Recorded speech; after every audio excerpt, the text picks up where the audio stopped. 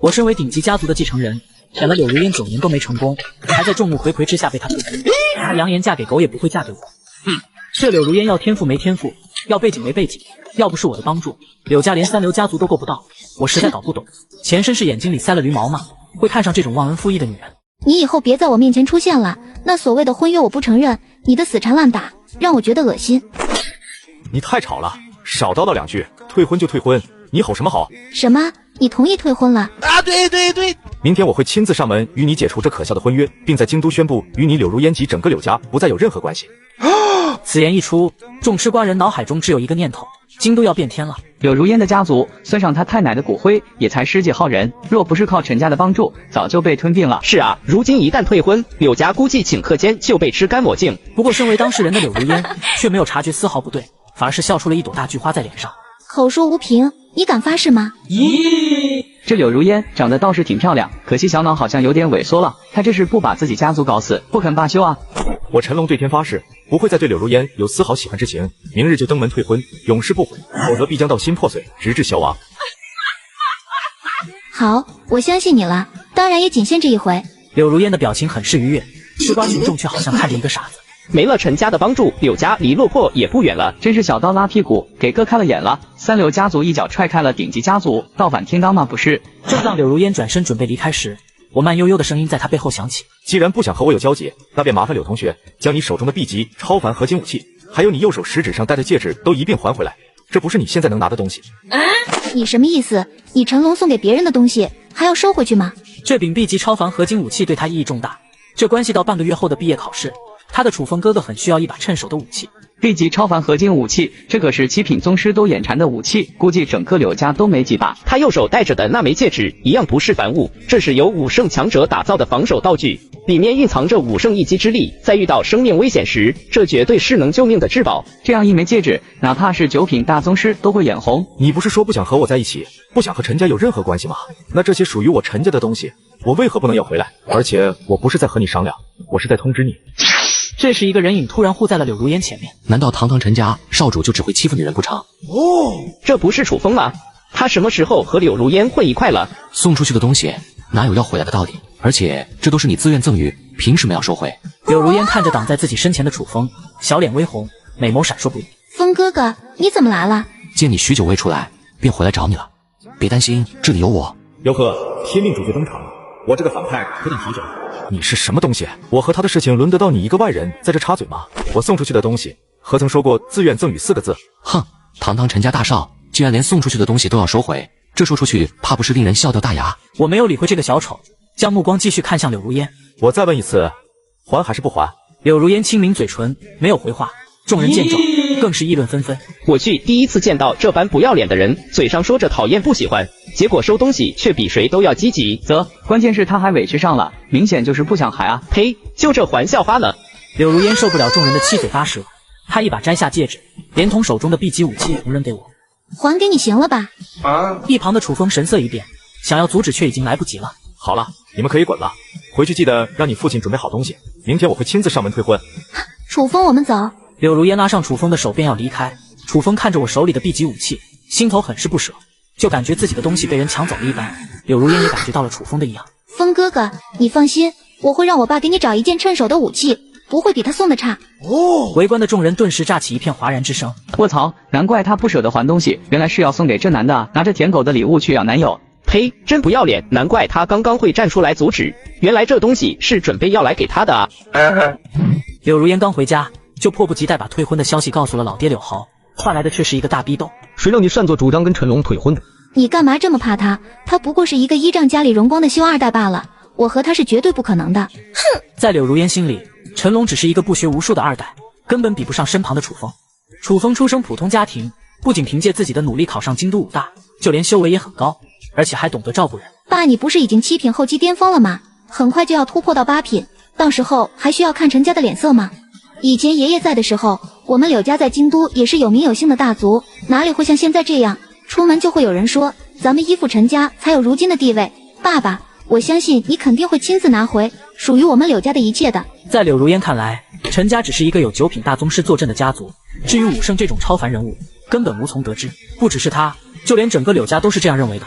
在他们看来，只要柳豪突破到8品宗师，那即便是9品大宗师，也会给他一些面子，完全不需要再依靠陈家。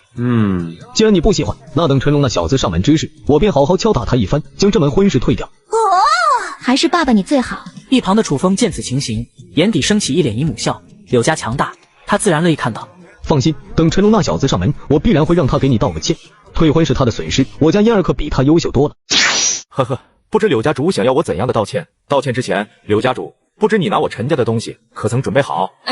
闻言，柳豪面色阴沉下来。贤侄，你所说的退婚我同意了，但是你昨天羞辱如烟之事，还需要你向他好好道个歉，否则我倒想登门拜访一下陈家，问问他们是如何教导你的。你一个小小的7品后期巅峰，装什么大尾巴狼？给你点脸，还真把自己当个人物了。此话一出，全场寂静，柳豪更是愣了许久。忽然一股惊人的威压在柳豪身上爆发。难道你家长辈没教过你，该对宗师保持应有的尊敬吗？切！你这三脚猫实力也敢自称宗师？陈龙，别忘了，柳伯父可是如烟的父亲，你就如此目无尊长，就这样的你也配喜欢如烟？陈龙，解除这所谓的婚约，我们家同意了，现在婚约作废，你可以走了。从此，我柳如烟和你再无任何瓜葛。柳家主可同意？这就是我的意思。既然如此，那便将我陈家当年给的订婚礼都悉数返还吧。8品元髓20斤 ，A 级武器3把 ，B 级武器3把，以及若干产业股份及各种修炼资源。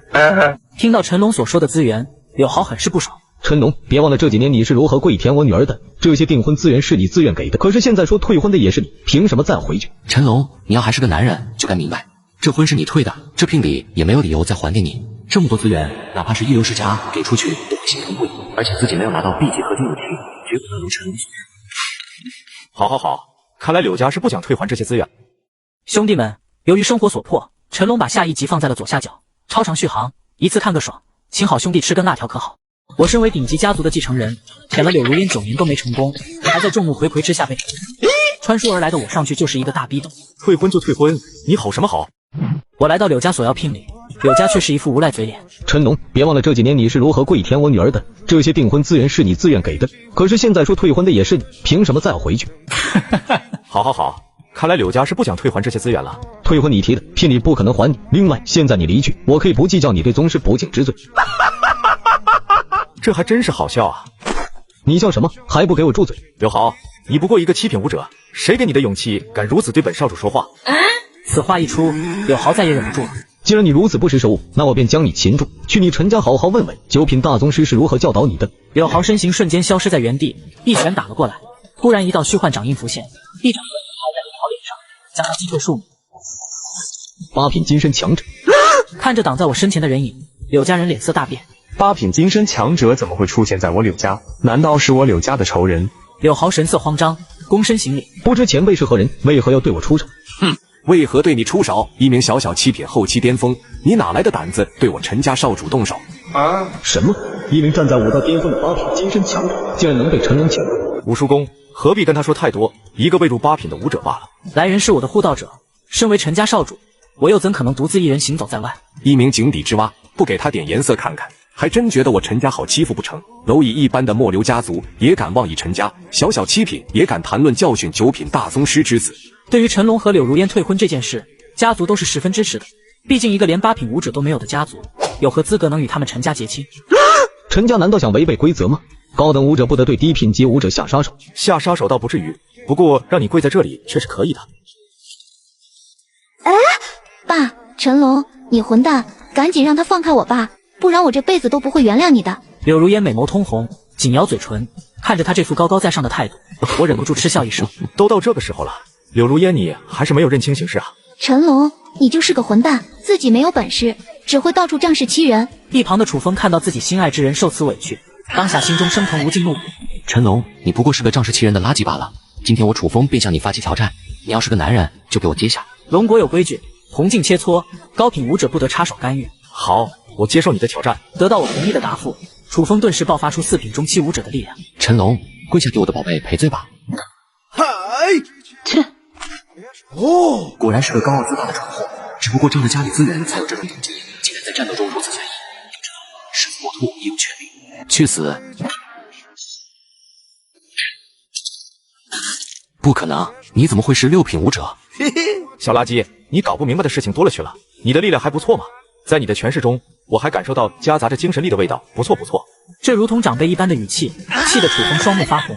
我不服。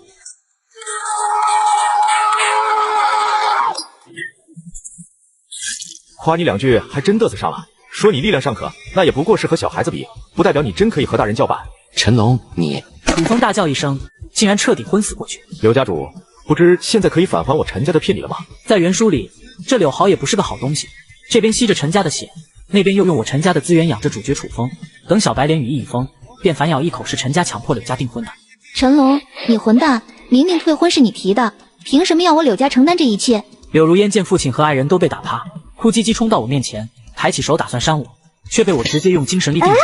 混蛋，陈龙，你干什么？快放开我！你要是不放开我，你这辈子都别想得到我的原谅，更别想我再和你说一句话。怎么和自己想的不一样啊？陈龙不应该站在原地挨自己的打吗？以前自己打他出气时，他根本不敢反抗的呀。这个时候还看不清形势的女人，到底凭什么成为第一女主啊？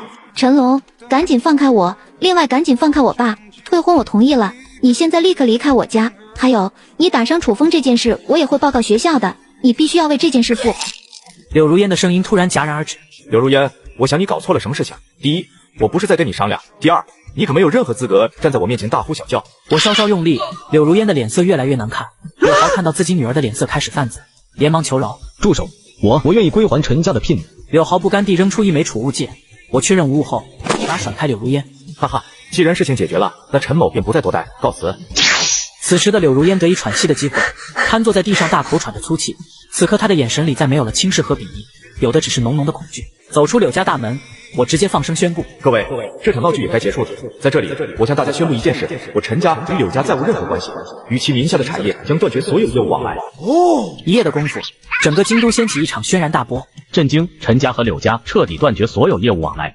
追求校花7年，一朝顿悟，陈家少主决定不当舔狗。我操！震惊陈柳两家决裂，另有内情。内幕爆料，柳家千金贤苏少主不行，转而在家里养了个男人。京都晚报，柳家帮助自家千金养男人，不顾未婚夫家族脸面，震碎3观。当天上午，柳家便被众多世家踏破门槛。柳家主，我唐家今日来是想和你柳氏集团断绝所有业务的。另外，关于赔偿一事，我们也要好好商议一番。柳家主，当初合作，你可是承诺会让我汤家和陈氏交好，这件事你看该如何解决？我墨家亦是如此。看着乌泱泱一大片的世家负责人，柳豪此刻才意识到自己到底做了什么样的蠢事。叮！恭喜宿主成功打击第一女主家族威严，成功截断女主家族气运，获得奖励 S 级超凡武器天渊剑3000反派值。这就是我为什么不直接干掉楚风和柳如烟的原因。反派系统，只要我改变剧情走向，打击天命之子，就能获得反派值，就可以兑换武圣都渴望的功法和武器。没过几天，学校通知所有大4学生返校，我便去了学校，没想到被柳如烟堵在了校门口。陈龙，你个王八蛋，你凭什么要这么污蔑我和楚风？你今天必须给我一个解释，否则我不会原谅你的。兄弟们，由于生活所迫，陈龙把下一集放在了左下角，超长续航，一次看个爽，请好兄弟吃根辣条可好。我身为顶级家族的继承人，舔了柳如烟9年都没成功，还在众目睽睽之下被穿书而来的我上去就是一个大逼斗。退婚就退婚，你吼什么吼？陈龙，你个王八蛋，你凭什么要这么污蔑我和楚风？你今天必须给我一个解释，否则我不会原谅你的。什么解释？你还在这里装傻？你为什么要在外面散播谣言，说我养小白脸？你知不知道这对我来说是多大的伤害？我一个女孩子的清白就这么被你毁了。柳如烟眼含恨意，这几天的经历让她都快疯了。她虽然对楚风很有好感，可她根本没跟楚风做任何亲密的举动。柳同学，请你注意你的言辞。首先，你没有任何证据证明是我传出去的，毕竟登门退婚之事，所有人都有目共睹，我也没说任何话。其次，你在有未婚夫的情况下，每天当着众人的面和楚风走得这么近，难道你就没有一点责任吗？虽然以我的身份不屑跟这个撒泼女主解释那么多，但为了反派值，我忍。我和她只是普通的朋友关系，才没有你们说的那么龌龊。和我有什么关系？现在我们2个已经没有任何关系，所以请你滚远点。就凭你，可没资格出现在我面前质问我任何问题。我直接爆发威压，惊得柳如烟后退2步，呼吸都忍不住停滞下来。陈龙，你这个混蛋，得不到你就要毁掉，你这个人渣！如果这是你想逼我就范的手段，你休想！我这辈子都不可能原谅你，更不可能和你在一起。哦，再见！吐出3个字，我不再理会，转身往学校里走去。那些围观的学员们也是纷纷嘲笑起来。真是笑死本小姐了！一个养小白脸的人还敢去质问陈少，真是不知所谓。真想不到平时看起来高冷的林大校花，竟然是这种人啊！吃着碗里看着锅里，关键还没那本事。周围人的窃窃私语让柳如烟的眼睛更红了。我的事情和你们有什么关系？你们凭什么骂我？我们说我们的，这又和你有什么关系？柳如烟立马看向说话的人，刚想开口骂人，却顿时哑火。我什么？你想跟我来场决斗？柳如烟没说话，愤恨地瞪了他一眼，随后狼狈离开。眼前这个女孩家里也有九品大宗师，她根本惹不起。切，怎么不骂了呀？骂我就有理由揍你了啊！算了，等毕业考核开始，再找个机会把这女人揍一顿，给陈龙哥哥出气。京都武大的学员大都是武道天才，大四学员在毕业前要进行天榜挑战，排名前列者会得到海量的资源。开会的时候，我注意到楚风昂首挺胸站在班级前，很是精神。5品后期，好家伙，真不愧是天命之子啊！这才短短几天时间，楚风竟提升了一个大等级，这个提升速度简直离谱！不行，不能太过放任楚风发育，必须得截胡机缘了。楚风则是4处挑战天榜成员，很快就登上了天榜第9，学员们都惊呆了。楚风他竟然打败了天榜第9。楚风他不就是柳大校花养的那个小白脸吗？没想到他是真有实力啊！收到这个消息的校领导立马开启了会议。这个楚风当时入学的成绩是徽省高考271名，不过他的精神力极为出色，所以便被当时前往徽省招生的导师特招推荐进入。在武大4年时间里，他的成绩都稳定在中游，并无奇特的地方。当然，也不排除他隐藏了自身实力的可能。毕竟我们京武并无探查学生底细的考核。之所以能引起这场小型会议，除了这次的考核比较重要外，更重要的一点是京武的前校长即将陨落，需要在本次考核里找到一名合适的传承者继承他一生武学。每个人都有自己的机缘，不管楚风同学是特意隐藏了天赋，还是他这段时间才得到的机缘导致他实力大涨，我们也不用去探究清楚，只需要确定他有这个资格就行了。领导们闻言纷纷诧异地看了说话的女人一眼，此人是原书中楚风的老师寒霜，那位突破9品大宗师后驾临苏家替楚风出头，将我一掌拍飞的副校长。在原书中，楚风和他这位师傅的关系可是有点暧昧。寒霜导师所言不错，如果诸位没有反对的，那就将楚风同学纳入考核对象吧。首座上的王校长也开口了，众人都不作声，你俩都打定主意了，他们还能反对什么？这时一名导师一脸惊喜地走了进来。各位领导，刚刚天榜上又发生了新变动，楚风挑战天榜第3的柳青，成功将后者击败。据说他将会在下午挑战天榜第1的叶青。整个会议室的领导都愕然了一瞬。呵呵，看来这届的天榜要冒出一匹黑马来啊！或许这届能再现30年前那个人的风光也说不定呢。当天下午，精武天榜决斗场内，陆天道。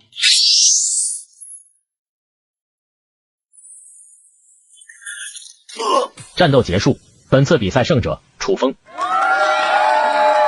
我知道所有人这段时间对我的看法都很差劲，认为我不过是个吃软饭的小白脸罢了。我不会去辩解，我楚风只会用实力证明我自己。所以在这里，我要以天榜第1的身份向他下一封挑战书。明天下午5点，陈龙，你若还是个男人，便来与我一战。我要让所有人都知道我配得上他，而你不配。所有人都目瞪口呆地看着楚风。楚风，战他！你配得上？陈龙出来接受挑战。这一刻，决斗场的气氛彻底被点燃，那些世家弟子却是露出了看好戏的神色。陈龙那个大舔狗，他敢来吗？他好像才5品初期的实力吧？这次陈家的脸怕是要丢完了呀！这边，一个靓丽的人影冲到了陈龙的宿舍。陈龙哥哥，不好了，出大事了！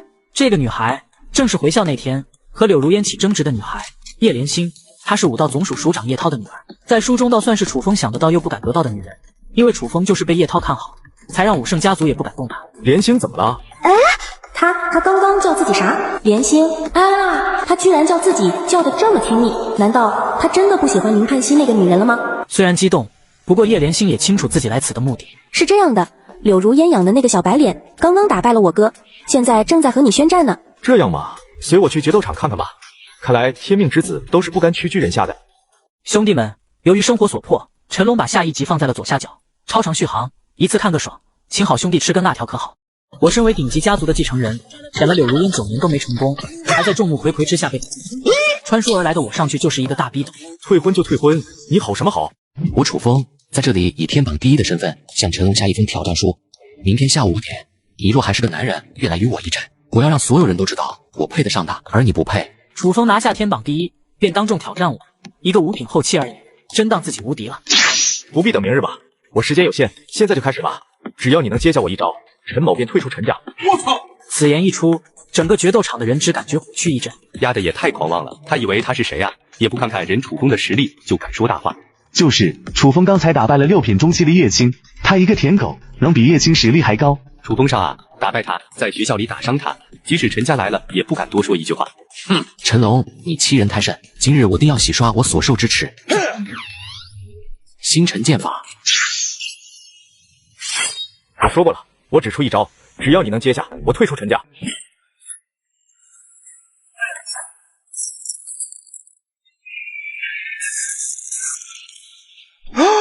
我去，这不是寒霜副校长吗？他怎么也来了？好飒呀，一手捏碎这么恐怖的攻击。那肯定呀，韩副校长可是5到8品金身境的强者呢，徒手捏碎刀是轻而易举。老师，听到楚风喊出老师的那一刻，那些跟来的精武高层也是神色古怪，怪不得这个冰女人会替楚风说话，原来是师徒关系啊。对不起老师，我给您丢脸了。没事，这不是你的错。陈龙，天榜挑战赛中下死手，你可知道你犯了规矩？哦，犯了什么规矩？如果我没有记错，天榜挑战赛鼓励学员全力以赴战斗，激发自身极限潜能，而且每场比赛都会有裁判导师守护。不知全力以赴战斗的我犯了哪一条规矩？韩副校长，麻烦你指出我的不足之处。当然，若韩副校长想肆意欺我，那便做好承接我陈家怒火的准备。陈龙，你知不知道你在和谁说话？难道你家长辈没有教你不能顶撞长辈吗？我陈家门风向来严谨，对长辈始终保持尊重，尤其是那些劳苦功高的前辈，陈某一直尊重且敬佩。不过，对于某些为师不尊的人，陈某并不把他们当成长辈来对待。好，我倒要看看是谁给你的勇气，敢和我这般说话。寒霜挥掌出击，却被一拳击退，一道身影挡在了我的面前。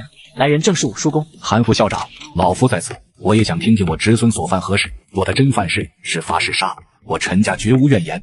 但你若说不出个所以然，那我陈家即便是冒着得罪叶圣之危，也要问你一罪。哼，这里还是精武吧？学员触犯学校校规，惩罚一番，难道不可行吗？惩罚自然可以，但韩副校长，麻烦你举例出来，我犯哪条规矩了？难不成学校说的天榜挑战赛可以毫无保留的下手？只是说说而已。寒霜被我一回怼，顿时连话都说不出来，因为他也明白，他所说的犯规根本不存在。此时校长王天明出现在决斗场中央。陈龙并无违规之举，此次比试获胜者是陈龙。寒霜还是太冲动了。虽然你被世家渣男伤过心，但这替弟子出头的理由太蹩脚了。韩副校长，既然陈某没有违规，那请问你要拿什么来教训我？武叔公释放气息，将寒霜锁定，只要他敢再强词夺理一句，便出手将其当场格杀。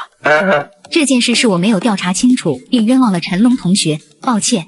哼，不接受。二叔公，一掌泯恩仇。谁敢偷袭我？嘿嘿，羞辱我陈家，真当是你一句不情愿的道歉就能就此接过的吗？九品大宗师。这一刻，所有人的大脑都仿佛炸开了一般。9品大宗师竟然出现在这种场合。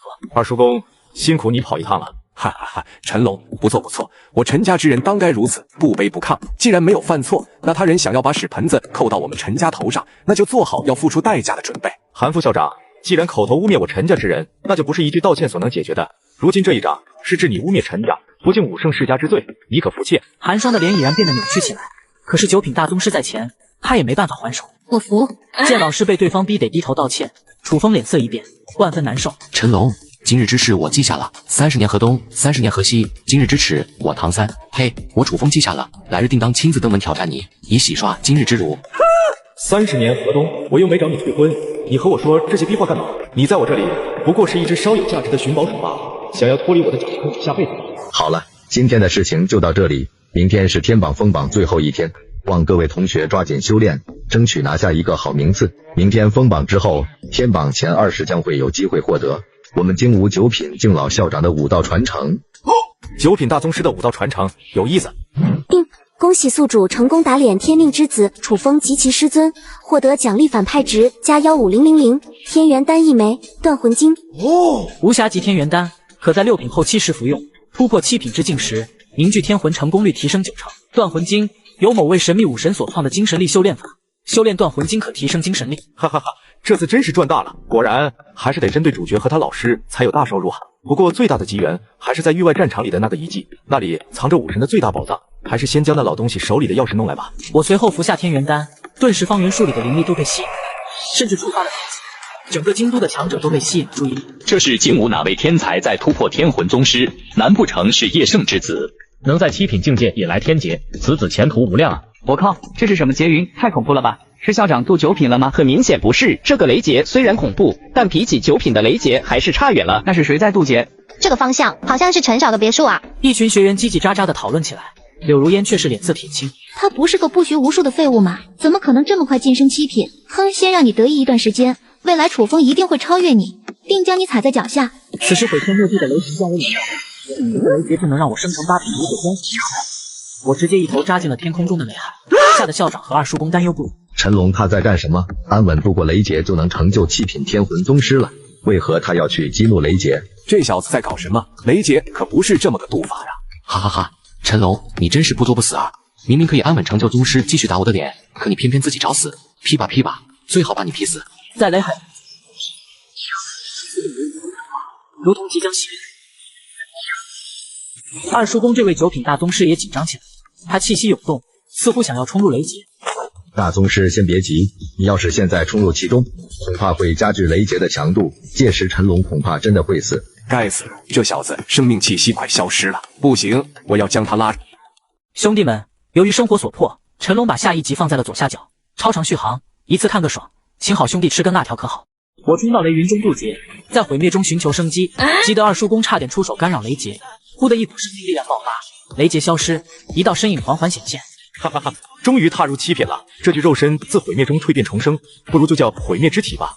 只要再获得一部分反派值，去商城里换出一些增强修为的物品，等到了域外战场，我一人便能宰了寒霜的老娘们。哈哈哈，臭小子，干得不错，武道修为稳固，气血浑厚，看来你的根基打得很好。二叔公见笑了，不过是压了许久的修为，如今一朝顿悟罢了，距离你们还差得远。对于陈家，我还是挺有归属感的，一人出事，全家出动。此时的柳家大厅，一名柳家弟子慌慌张张地跑了进来。家主，大事不好了！慌慌张张，成何体统？没看到我正火为家主商议要事吗？家主，刚刚收到消息，突破天魂宗师的那位天才是陈龙。柳豪大脑空白，脸色苍白。这个消息是真的吗？这个天魂宗师确定是陈龙？真的，如今整个京都都已经知道了。一旁那位二流世家的家主闻言也是惊惧起来。柳家主，收购仪式便就此作罢，我先告辞了。韦家主头也不回地离开柳家大厅，那速度简直比飞得还要快。柳家要完了，不行，现在必须不惜一切代价要取得陈龙那小畜生的原谅。有了，让嫣儿去谈，他爱嫣儿这么多年，只要嫣儿愿意去跪求他，他应该会放过我柳家。想到此，柳豪这急忙慌地拿出手机联系起柳如烟。学校这边，校长带着天榜前20来到了一处别墅。根据排名，我第一个进入了别墅。别墅客厅坐着一个佝偻的老头。哎，没想到我金武也出现了一位天魂宗师，只可惜我这份传承不适合你，所以我已有心仪的人选。不过我确实能在武道上给予你些许帮助，你有什么想问的？对于这番话，我也不意外，毕竟最适合老人传承的只有天命之子楚风一人，其他人可不合适。赵老，我要的不是这个。那你需要什么？钥匙。你知道他的秘密？赵老突然气息狂暴，仿佛要原地爆炸一般。他手里的神秘钥匙，在传闻中关于这武神的秘密。他如今大限将至，如果能得到武神的秘密，说不定能续命。知道，不过我可以很肯定的告诉你，里面的秘密和武神没有半点关联。当然没有关联，因为那是武神之上的强者遗迹。嘿嘿，老人眼里的光芒消散，看来是我太过执着了。既然不是武神，那你为何要我这把钥匙？里面有一样东西适合我，对我成就武圣有很大帮助。这座遗迹本身就不是为你们打造的。若是一般人在赵老面前说这些话，恐怕会被人嘲笑死。不过说这话的人是我，陈家传承1000年第一位如此年轻的继承人。原来如此，只是突破武圣的遗迹吗？要是我大限到来之前，倒是有成就武圣的可能。现在，既然你需要，那这把钥匙便赠予你吧。不过我有一个请求。赵老，请说。若是日后前往域外战场，在第19城有我一位故人之子，在遗迹那次，他舍命救我一次，他嘱咐我定要护他平安一世。他只是个普通人，在第19城生活终究不太好，希望我接他回兰心。但我食言了，这些年我自顾不暇，如今自感大限将至，也想找人替我完成这一心愿。若是你能答应用陈家的势力护他100年，这钥匙便是你的。我怔了怔，原书里赵老也是这般嘱咐楚风的。后来楚风找到以后才发现，这个人并不是什么普通人，而是一种极强的修炼体质。最后在楚风的帮助下成为男二，与楚风一同突破武神，前往宇宙开始新征程。截胡人脉，这不就送来了吗？而且还是这么大一个机遇。赵老，这个人情我结了，莫说护他100年，若是他有些许修炼天赋，我陈某以陈家名誉保证，陈家也会将他培养成才。见我答应的如此爽快，而且还以陈家名誉保证，赵老松了口气。既然如此，那钥匙就交给你了。赵老院将武圣机缘赠我，那个小小嘱托又算得了什么？这个也一并给你吧，我亦将死之人要了无用，未来造福我之后代1、2便可。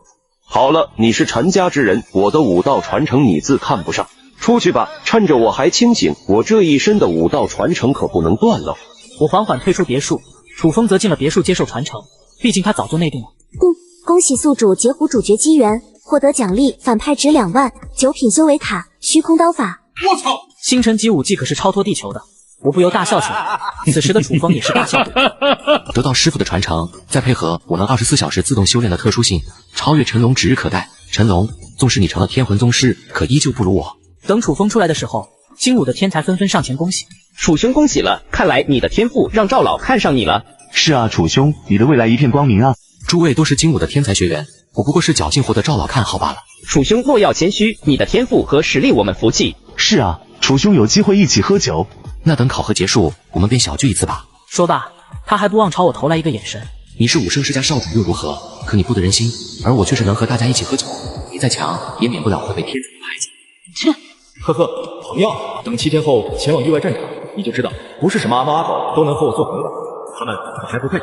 楚风转头就去了柳家，一众柳家高层和柳豪妇女笑得跟菊花一样。哈哈哈！诸位，我当初说过，我们柳家投资楚风定然不会错，那是你们可一个劲的反对我，送出一把 B 级超凡合金武器，如今你们可还觉得我送错了？楚风击败了武道总署署长叶涛之子，给他长大脸了。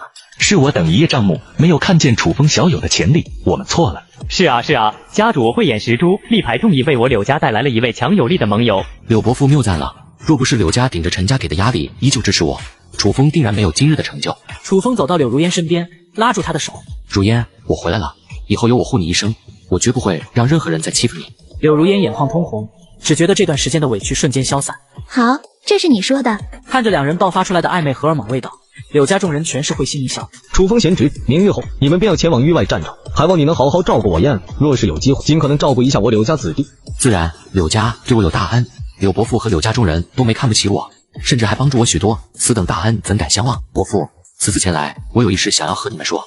但说无妨。如今陈家欺辱普通人的事情深入人心，我们精武大四学院大部分对他们都不满，所以我们联合起来，打算成立一个联盟，用于在域外战场对抗那些一流世家，免得他们欺负我们。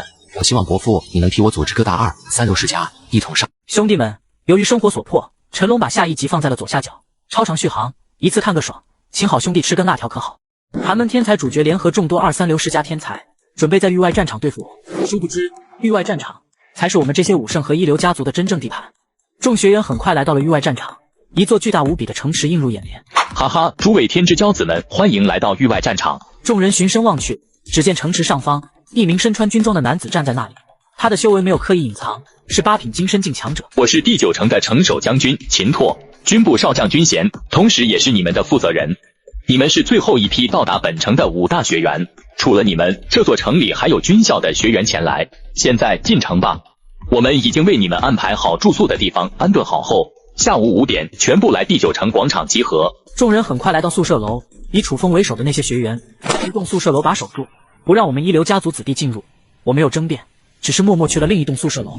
没想到到广场集合的时候，这些人还是这个态度。陈龙，既然来到了这里，那咱们也就没必要遮遮掩掩的了。我们这些队伍有些害怕你们武圣和一流世家，所以请你们离我们远一些，你们不介意吧？对，你们武圣世家欺行霸市，我们可不敢离得太近。虽然是同一所学校，但是以后见面还是收敛一点，我们不敢和高贵的武圣世家弟子称校友。众人你一言我一语的说着，言语中满是排挤。那些世家弟子虽然没说什么，但还是感觉很憋屈。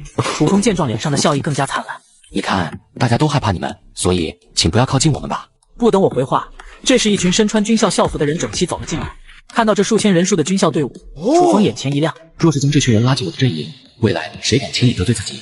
这可都是军部培养出来的真正天才。想到这，楚风当即向为首那人走了过去。你好，我是楚风，来自京都武大。今后4年时间，恐怕我们是要一起并肩作战了。军校方婷，虽然他对此人的第一感官有些不喜，不过伸手不打笑脸人，人家又那么热情，总不能摆着张臭脸吧。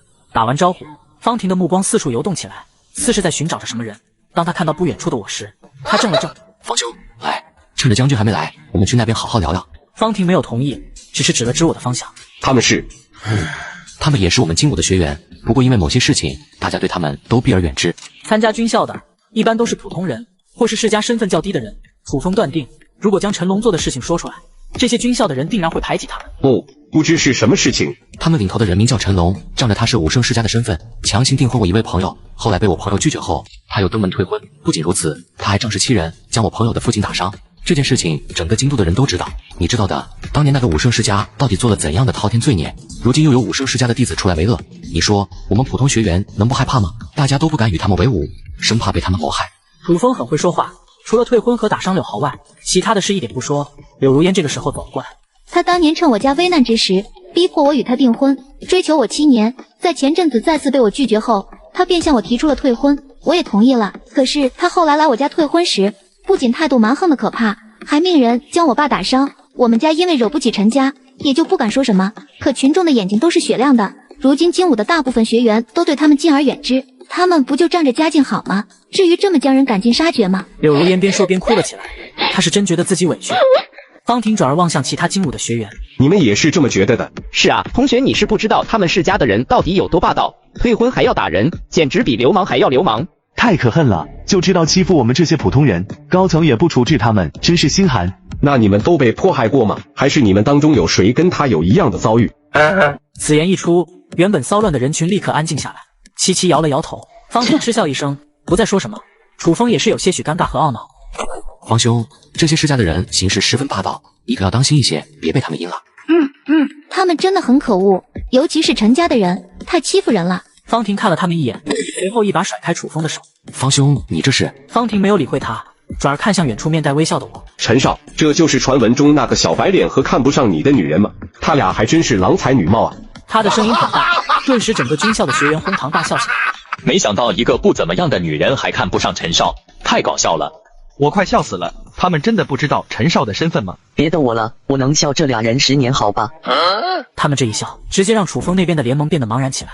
他们在嘲笑谁？方兄，你这是什么意思啊？没什么意思，我只是在嘲笑你和你旁边这女人罢了。至于你说的远离陈少他们，方婷忽然玩味的笑了起来。军校的兄弟们，回答他，你们信他还是信陈少？信陈少。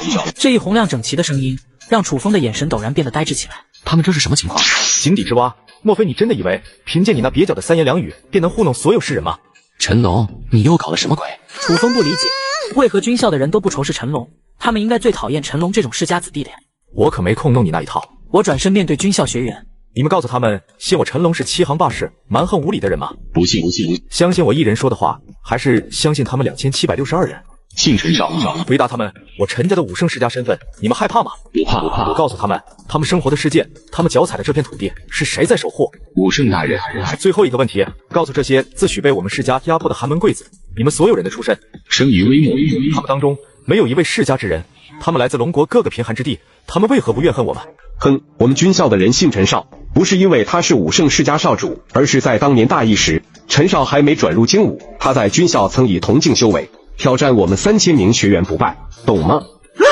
这番话让整个精武的学员猛地一颤，所有人都难以置信。你们口中的压迫和迫害，那更是无稽之谈。陈少曾给予我们地阶功法，玄阶武技，这才让我们摆脱大众功法，你们可懂？不然你们以为陈少的武圣之子怎么来的？若不是因为你这女人，陈少又怎会转校，蹉跎浪费数年光阴，最后更是被你们如此羞辱。一群精武小丑，没有自主思考能力，跟随一个小白脸和白眼狼学孤立。我呸！兄弟们，由于生活所迫，陈龙把下一集放在了左下角，超长续航，一次看个爽，请好兄弟吃根辣条可好？军校天才对天命主角不屑一顾，我这个大反派反而成为他们的光。检测到天命之子威望严重下滑，恭喜宿主获得奖励反派直加3000，聚元丹1颗。聚元丹，极品丹药，服用后7品宗师竟可提升1个小境界。好，又薅到楚风这头小肥羊的羊毛了。此时，秦拓少将来到了广场，同行的还有寒霜这位副校长，以及精武教导主任。诸位同学，首先欢迎你们来到域外战场。你们的任务是活着完成为期4年的毕业考核。在这4年里，你们除了活着，另一个考核点便是赚取积分。4年后，只有积分达标者才能正式毕业。明天，你们将会进入域外战场的原始森林。进行为期10天的历练。你们的考核便是尽可能斩杀凶兽，获取兽核，以此来确定积分和排名。排名前10的将会在半个月后前往第1城，参加全蓝星5大之间的交流赛，获胜者将有丰厚的奖励。开完大会，我就被秦拓叫到了会议室，是父亲要和我通话。父亲来了这里，便好好熟悉一下吧。这次叫你来，主要是想交代你一些事情。明天的凶兽考核你就不用去了，安心在基地修炼。这次全球5大交流赛，我想让你测试霓虹和黑飞的5大代表学员，他们异于常人的地方。根据我们得知的消息，这2个地区有投靠异族的嫌疑。若是他们有被异族改造的迹象，将他们全部击杀。事后，全球各国将会各自抽调1名武圣，一同移族。背叛人族可是死罪，一旦发现，便是全族鸡犬不留的后果。这件事情包在我身上啊！你不问点什么吗？我让你杀人，可不是杀1、2个呀！臭小子，如今的变化还真是大到连我这个当爹的都认不出来。若不是感应他的灵魂和肉体都会遗忘，我还真怀疑儿子是被人夺舍。我相信父亲的安排自有他的道理。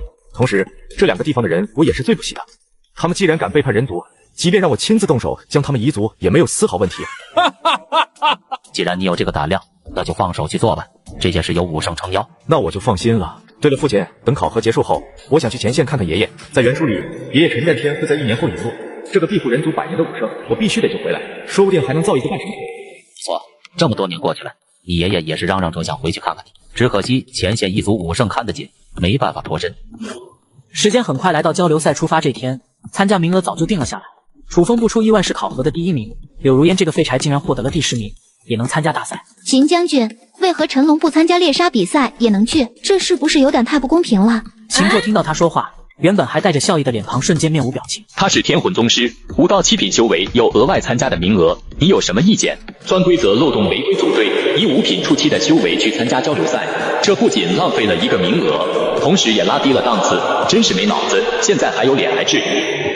柳如烟闻言一滞，不甘地退到一旁。来到武道赛场，这里已经聚集了全球各地的天才学员。我去第1城主府汇报，你们在这里和各地5大学员交流。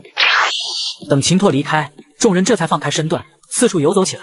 柳如烟一转身，就看到几名老黑对他指指点点，那眼神要多猥琐就有多猥琐。知不知道你们这个行为是很不礼貌，很惹人厌的。龙国的女人，你很好看，不过你才5品初期的武道修为，怎么会有资格参加交流会？是你们龙国武道界变弱了吗？不如这样吧，今晚我们找个安静的地方喝点酒认识一下，我们几个很喜欢你，也想和你交个朋友，我们畅谈一夜如何？老黑眼里的污秽光芒越来越盛，几乎要将柳如烟扒光一般。混蛋，你们去死啊！柳如烟想冲过去好好教训他们，却被身旁的楚风拉住。不要先挑起事来，先让他们活一阵子，等交流赛开始，我会让他们付出代价。敢出口调戏我的女人，他们也有取死之道。好，虽然有些感动楚风为自己动了杀人的念头，但他还是觉得委屈。他看了一眼周围，发现我闭目盘坐在那里，丝毫不受影响。这个陈龙以前口口声声说喜欢自己，要保护自己，可现在却坐在那里看自己出糗，他真该死。这个龙国女人真没意思，她这种低境界，我们能和她交朋友秉烛夜谈是她的荣幸，她竟然还不知足，还有她旁边的男人跟缩头乌龟一样。就在这时，传送阵光芒又亮了起来，一位让所有男人都为之着迷的女人走了出来，气场带着冷傲灵动，让人不敢靠近，更不敢亵渎。卧槽，好美！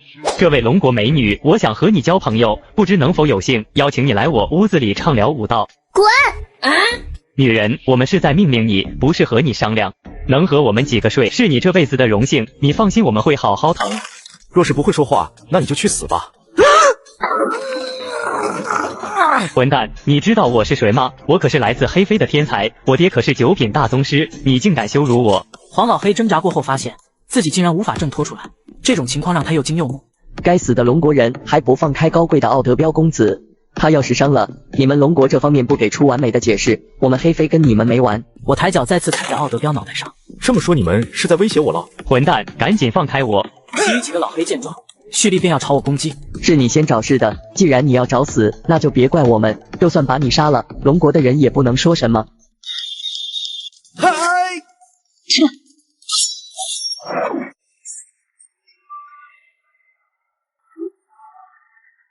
兄弟们，由于生活所迫，陈龙把下一集放在了左下角，超长续航，一次看个爽，请好兄弟吃根辣条可好？与赌毒不共戴天的黑飞天才当街调戏冷艳美女，却被身为大反派的我全部打趴。该死的龙国回球，你竟敢伤害我高贵黑飞的天才！你在玩火，你在找死！你等着，我要向你龙国官方投诉！你敢如此羞辱我，我定要你全家死绝！此言一出，整个龙国的武道天才纷纷瞪大眼睛。这小黑子要陈龙全家死绝，完了！让我全家死绝吗？那不如你先去死吧！你想干什么？不要死吧，垃圾！小杂碎，你竟敢伤我黑飞天骄，去死吧！一只暴跳如雷的黑色魁梧卤蛋出现在大家面前，可没等他冲到我身前，这头黑色卤蛋就被禁锢在半空中，无法动弹丝毫。混蛋！龙国的九品大宗师，你难道要公然违反蓝星武道公约吗？随着黑色卤蛋声音落下，一名身穿军装的儒雅中年脚踩虚空，漫步走来。正是第一城镇守将军杨震，九品大宗师境界。那萨比将军在交流赛场杀人可是不被允许的。至于你们黑飞武大被砍了双腿那几个天才嘛，你们练体的，重新接回去对他们影响不大。混蛋，这是断腿的问题吗？你难道看不见他想踩死奥德彪吗？你们这是公然挑衅蓝星武道公约，你们是在与全世界为敌。他可不会承认自己是想趁机击杀一位龙国的武道天才。杨震瞥见他脸上的疯狂和狰狞，他笑了。接着对身后跟来的各国军方将领笑道：“你们想要我龙国和全世界为敌吗 ？No， 龙国一直恪守武道公约，没有违规，又怎会是和世界为敌呢？”一众将领附和起来。毕竟龙国拥有12位武圣，是整个蓝星的1/3，还拥有全球唯一一位半神强者，谁敢得罪？不过霓虹的军方将领眼里闪过一丝黑芒，却又很快敛去。那萨比将军，你看，所有人都认为我龙国没有违规，你还有什么话说？那萨比脸色难看无比，要不是他肤色太黑，恐怕现在就是一副铁青的样子。好了，所有武大代表休整一番，然后便开始抽签决战对阵顺序。所有人退回自己所属城区的休息区域吗？我救下的那名亲王女孩竟然在隔壁。不过对方没有主动，我也不会刻意去认识对方，因为这样会处于一种被动的状态，不利于开展攻略。另一边，楚风看到我出尽风头还没死，很是郁闷。原本还想着让那几个黑飞天才多惹事些，自己再上场斩杀他们，这样就不用受到规则限制。谁知道就是这么扮猪一小会，陈龙就出手了，还屁事没有。早知道自己就上了，搞得现在如烟看自己的眼神都带着幽怨。该死的陈龙，整天就想着出风头，死装逼犯。抽签很快结束。开局第一场就让在场所有人表情微妙。第一场由第9城代表对战第36城。呸！小子，这场挑战赛我要让你死。好啊，前提是你有这个实力。可恶，该死的龙国畜生！选手准备，本场比赛为混战模式，直到任意一方投降或击败对方所有人方可胜利。比赛开始。诸位，我们来安排一下战术吧。对面的黑飞天才里，3个人都有武道6品中期的实力，剩余8个也都是6品后期，其中还有4个是6品后期巅峰的战力。他们主修肉身，不能与他们硬碰硬。想要以最低的损失战胜他们，我们只能先消耗对方。楚风侃侃而谈，打算好好表现一番。我可以缠住他们2个人，剩下的你们各自挑。方婷见楚风如此喜欢出风头，也是有些不服气，看了一眼我朝他隐晦的点了点头。楚风见没人反对，当即心中高兴起来。既然大家没意见，那就还没等他说完，站在边缘上的方婷却是走了出去。对面的星星人还在那里看你爹呢，不敢打就投降，跪下来叫3声爹，我们就饶过你。此言一出，全场顿时寂静无声。这特么开口这么毒辣的吗？虽然他们确实有点像星星，你也不能说出来吧。挑战台上的黑飞天才顿时被激怒，他们最讨厌的便是有人将他们称为星星人。闭嘴，龙国人，我们黑飞人可是人类起源，你懂不懂啊？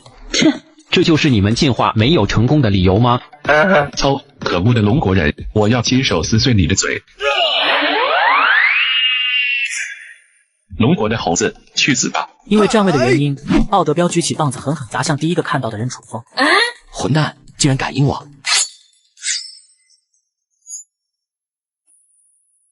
兽猴，给我滚开！我的目标不是你。楚风闻言，脸皮忍不住抽搐起来。这傻逼黑皮，你特么让我闪开，传音不就得了？非得特么喊出来是吧？你要杀高铁，那你直接杀过去啊！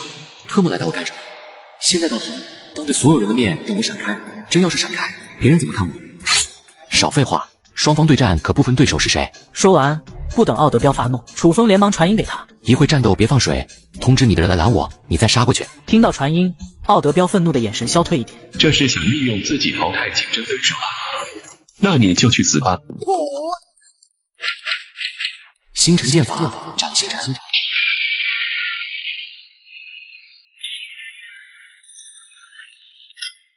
死猴子，竟敢羞辱我高贵的黑飞人族，你给我去死吧！切，星星人就是星星人，除了蛮力你就没别的了吗？场下众人不由倒吸一口凉气，这家伙到现在还在耍嘴皮子，真不怕对方彻底下杀手。力量尚可，不过这武器却是连我陈家幼儿的玩具也不如。兄弟们，由于生活所迫，陈龙把下一集放在了左下角，超长续航，一次看个爽，请好兄弟吃根辣条可好？小黑子奥德彪被激怒，抛出大门变之后回头。你是七品武道宗师？奥德彪的声音带着震惊和不解。刚毕业的武大学员能晋升宗师的屈指可数。陈少，接下来我们该怎么做？这些人族叛徒当猪，你们在一旁看着就好，剩下的事情交给我。哼，别以为七品宗师就能嚣张，敢捏碎我的大鼓棒，我要你用死来偿还！太弱，太弱！若是你的实力只有这点，那便去死吧！你们还愣着干什么？都过来，一起杀了他！余下的黑飞天骄迅速靠拢，强大的肉身力量引得空间震荡不已。然而一道霸道且带着回力之力的刀意席卷全场，将奥德彪几人直接斩飞出去。实力不行，连让我动用武技的资格你们都不配啊！黑飞肉身武者真是比幼儿还要弱小。既然你们没有更强的力量了，那我就送你们上路吧。陈龙这蠢货竟然想下杀手，果然是纨绔二代，丝毫不把大赛规则放在眼中啊！如果我能趁机阻止他的话，那我岂不是能收获黑飞的支持了吗？即便陈龙不听劝阻，执意要出手，但我的人情送到了，稳赚。想到这，楚风立马站了出来。陈龙，你要给我们龙国盲修吗？交流赛规则禁止杀戮。楚风的声音让围观众人有些不解。这人不是和陈龙一队的吗？他跳出来阻止队友干嘛？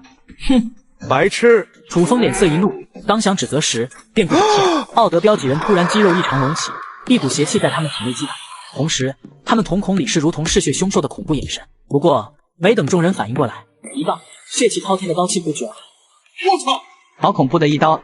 这是七品武者能打出的攻击吗？太恐怖了！这难道就是武圣苏家的成名武技灭神刀吗？霓虹的将领和那萨比对视一眼，同时一点头。下一刻，那萨比突然冲向挑战台。龙国杂种，找死！交流赛上竟敢公然下杀手，我要一击必杀，哪怕是死，也得把陈龙击杀，否则他的存在会威胁到圣神谋划的大业。突然的变故令所有人都惊了。杨震陡然起身，有勇气势爆发，他的身形刚消失在原地。结果霓虹国将领竟是出现在半空拦下了杨震。杨震将军，你们龙国公然违反交流赛规矩，难不成是想和全世界为敌吗？神代朝仓，看来你们果然有问题。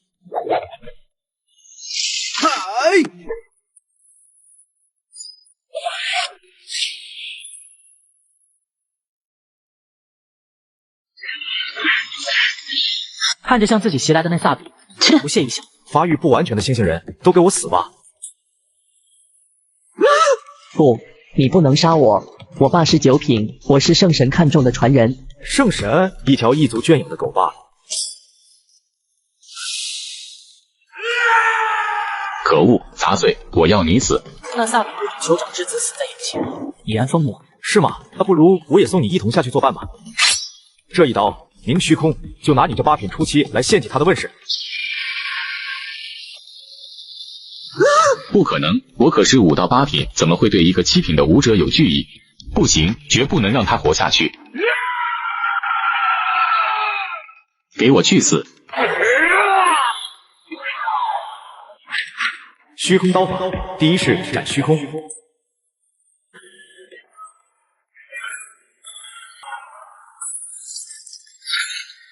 不，我是8品强者，你不可能！不。这一刻，全场死寂。7品逆斩8品，这几乎是绝无可能的事情。凭什么？凭什么我这么努力，却还是超越不了他？他都没有怎么修炼，为什么会比我强这么多？柳如烟目光呆滞，看着上方那道如同谪仙般的身姿。这一刻，他忽然有些悔意。8品，陈龙不到23，便已经有了斩8品的实力。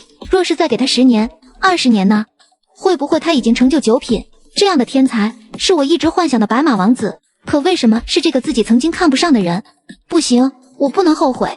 要是被陈龙知道，恐怕他会更加嚣张。楚风一定会比他更强。不过自己若是放低姿态和他说说，他应该不会再迁怒我柳家了。不能当朋友，至少也不要让他当柳家的敌人。哈哈哈，不愧是陈家少主，竟完成这等匪夷所思之事。神代朝仓，你们霓虹和黑飞的打算落空了，接下来就该轮到你了。神代朝仓脸色难看无比，他是没有想到，一个8品竟然被7品武者斩了。那萨比这群废物，黑飞的人果然只配和凶兽混杂。不过有我在这里，你们就翻不了身。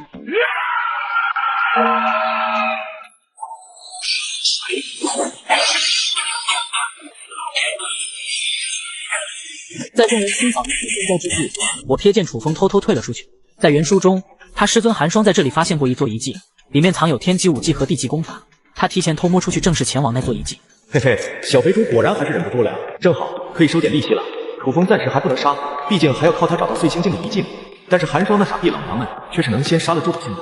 我去外面搜查霓虹和黑飞的探子，这里交给你们。交代完其他人，我便悄悄跟在楚风身后，来到一间酒店，寒霜正等在那里。老师，走吧，趁着遗迹还没有关闭。很快，两人便全速出城，往南方飞行100里后才停下。终于要换功法了，等我修习了新的功法。陈龙，这辈子你只配被我踩在脚下。兄弟们，我把下一集放在左下角了，想看的可以提前观看，感谢支持。天命主角楚风打算进遗迹寻宝，我直接使用9品修为卡，把刀架在了主角和他师傅的头上。这位前辈，不知晚辈哪里冒犯了您？寒霜90度弯腰，强压着心中恐惧。这傻逼娘们果然是个欺软怕硬的主，自己实力比他弱，他说什么也要教训自己，还敢对自己露出杀意。现在自己强过他，他直接就低头认错了。没事，只是我守护了数十年的遗迹被你这般打开，你这种行为和小偷无异啊。对不起，我不知此处是前辈的，烦请前辈饶过我们师徒，我们这就离开。师尊，这是我们发现的。闭嘴，这傻徒弟，看不出来这人要强战吗？这个世道，实力才是硬道理，我们弱小就得挨打，你懂不懂？这位前辈，此处遗迹是我们发现的，打开遗迹的钥匙也是我们的，请前辈理解。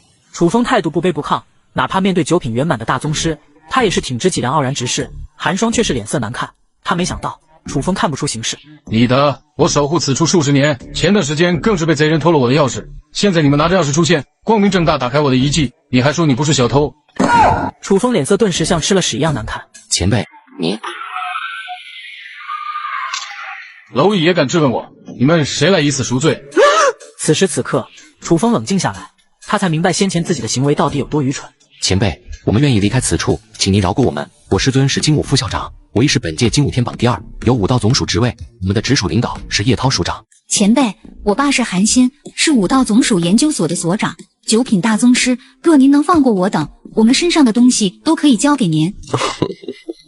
你们这些蝼蚁能有什么好东西？两人闻言一致，一张脸都有些骚得慌。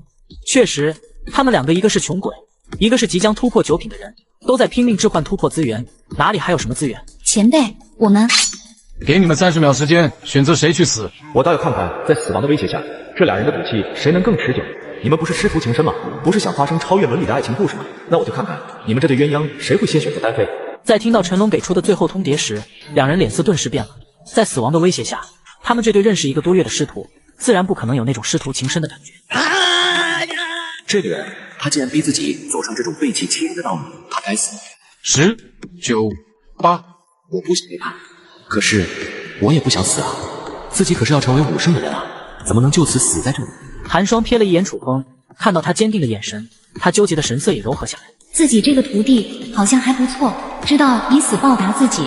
算了，自己还是成全楚风吧。也许未来自己真能成为武圣之师，或者半神之师呢？流传千古，好像也不错。时间到，你们做好选择了吗？我选择我老师，求前辈下手快些，别让我老师受苦。听到对方的选择，寒霜的眼睛瞬间瞪大，脸上写满不可置信之色。楚风脸色煞白，他没有料到，才认识1个月的老师，竟会选择牺牲他来保全自己。这一刻，楚风道心出现数道裂痕。为什么？你老师死在了我面前。好了，既然有人死了，那你便可以滚了。哈哈哈，真是一出好戏啊！看来唐某的性格还是大部分小说主角的性格啊，死道友，莫死贫道。楚风颤巍巍的起身，想要去为寒霜收尸。滚！在我没有改变主意之前，不然你也留下来。楚风不敢耽搁，转身全速离开。既然这位天命之子这么喜欢名声，那不如我再送你一个大礼吧。我随后踏入石洞之中，这里的机缘我用不上，陈家需要。此时被扔出去的寒霜突然轻轻颤动了一下。我还真是收了个好徒弟呀！武圣遗迹中，我来到一个石洞，一具尸骸盘坐在最深处。前辈还不打算出来吗？片刻之后，一个虚幻的身影浮现。没想到我南雄峰竟会栽在这里。霸占多年的圣位也该让出来了。原来蓝星的武圣之位并不是修为到了就能突破，是有数量限制的。只有在位的武圣生死道消，才能归还圣位。那些九品圆满大宗师才能突破武圣。呵呵，让出来！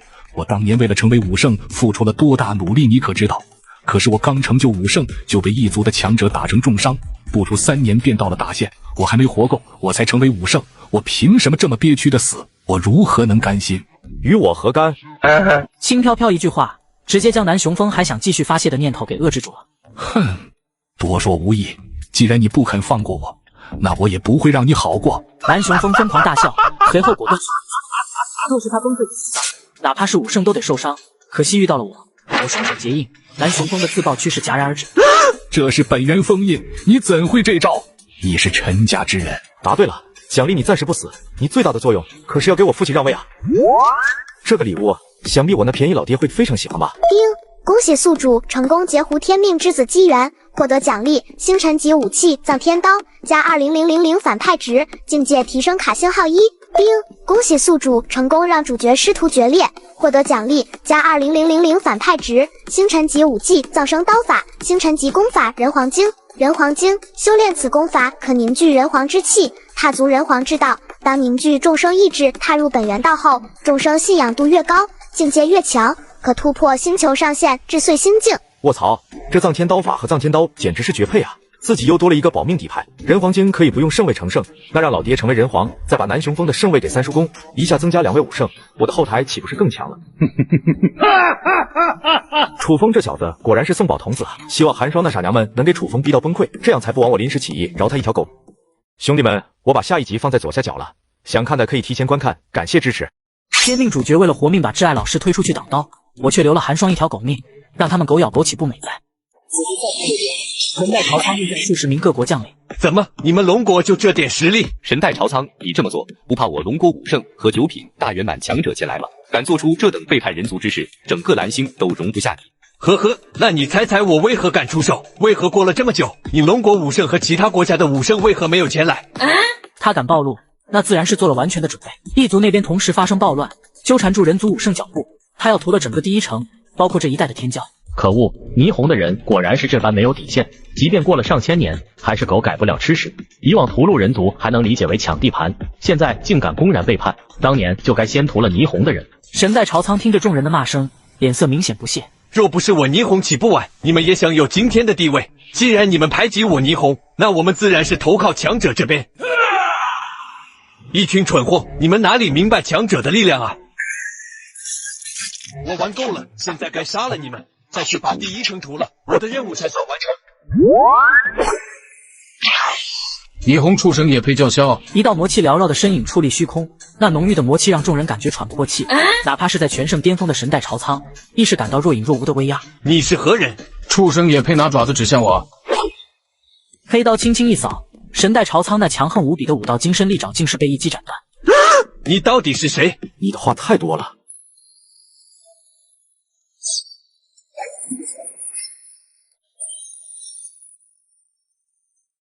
我操！我操！感谢前辈出手相助，不知前辈可否告知姓名？不必知道。卧槽！没有武圣修为就能运用空间之力，此人比我想象中的还要强。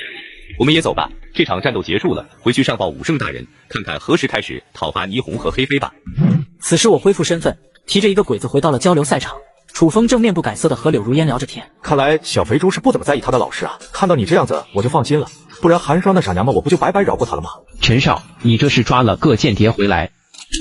怎么样，没有人受伤吧？没有，陈少你是不知道，这些个霓虹鬼子还真特么是皮贱啊！有些改造了腿，有些改造了手，特么有些连一身皮都给拔了换成一族的，真特么耐打。我们这么多人，还有好几个7品，愣是打了他们大半个小时才打死他们。放心，再过不久有你爽的时候。要和霓虹开战了，不过霓虹守城是在第31城啊，陈家范围在第5城和第9城，跨度有点大啊。陈龙，这个霓虹人交给我来处理，我这次来一件功劳也没立，你已经出了这么多风头了，这个就给我去交差吧，只要你把这个功劳给我，我可以原谅你，怎么样？我们重归于好吧。一个傲娇的声音出现，顿时吸引了在场所有人。看着傲娇的柳如烟，我都被气笑了。你柳如烟是听不懂人话，还是想来找点存在感？滚字我说了很多遍，已经不讲重复了，懂？陈龙，我操你大爷！你敢打如烟，我他妈弄死你！怎么你们一个两个都这么犯贱呢？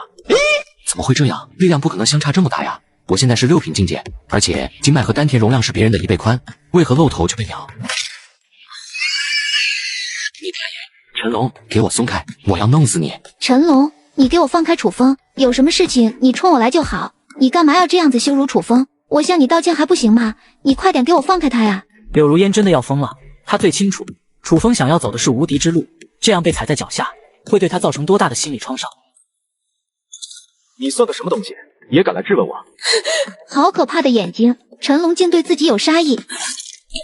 嫣儿，楚风见到这一幕，目眦欲裂，我一脚将他踢飞老远。滚吧，下次再敢冒犯，你的命我可不敢保证还有没有了。丁，恭喜宿主干扰天命之子楚风心境，奖励加3000反派值，清灵丹星号1瓶，清灵丹极品疗伤丹药，5胜只需1枚便可恢复所有伤势，包括隐疾。5胜之下，只要还有一口气便可恢复。丁，恭喜宿主成功抢夺天命之子楚风人气，获得奖励加4000反派值，不朽琉璃金身铸造法。不朽琉璃金身铸造法可在铸8品金身时，使用特殊方法凝聚不朽物质，强化细胞为不朽细胞，战力远超同境武者，不朽大成，可斩9品。哦，果然啊，还是留着小肥猪慢慢杀才好，留到过年杀，那吃的才香啊！自己升级路上可少不了小肥猪的供给啊！解决完赛区的事情，我便前往前线第5城。父亲陈宇正是第5城城主。来到营帐，我突然发现父亲的左袖空荡荡的，气息十分虚弱。司令，您这是如何上道的？领我过来的李将军见状，脸色顿时大变。无碍，浪费点资源就能恢复了。李少将，既然你来了，那你便去第5集团军里辅助统计伤亡情况，同时负责医疗资源的调动。是司令。等到李少将离开营帐，我直接把1颗丹药扔进父亲的嘴里。父亲，我们陈家如今有多少9品大宗师在这里？三叔公在不在？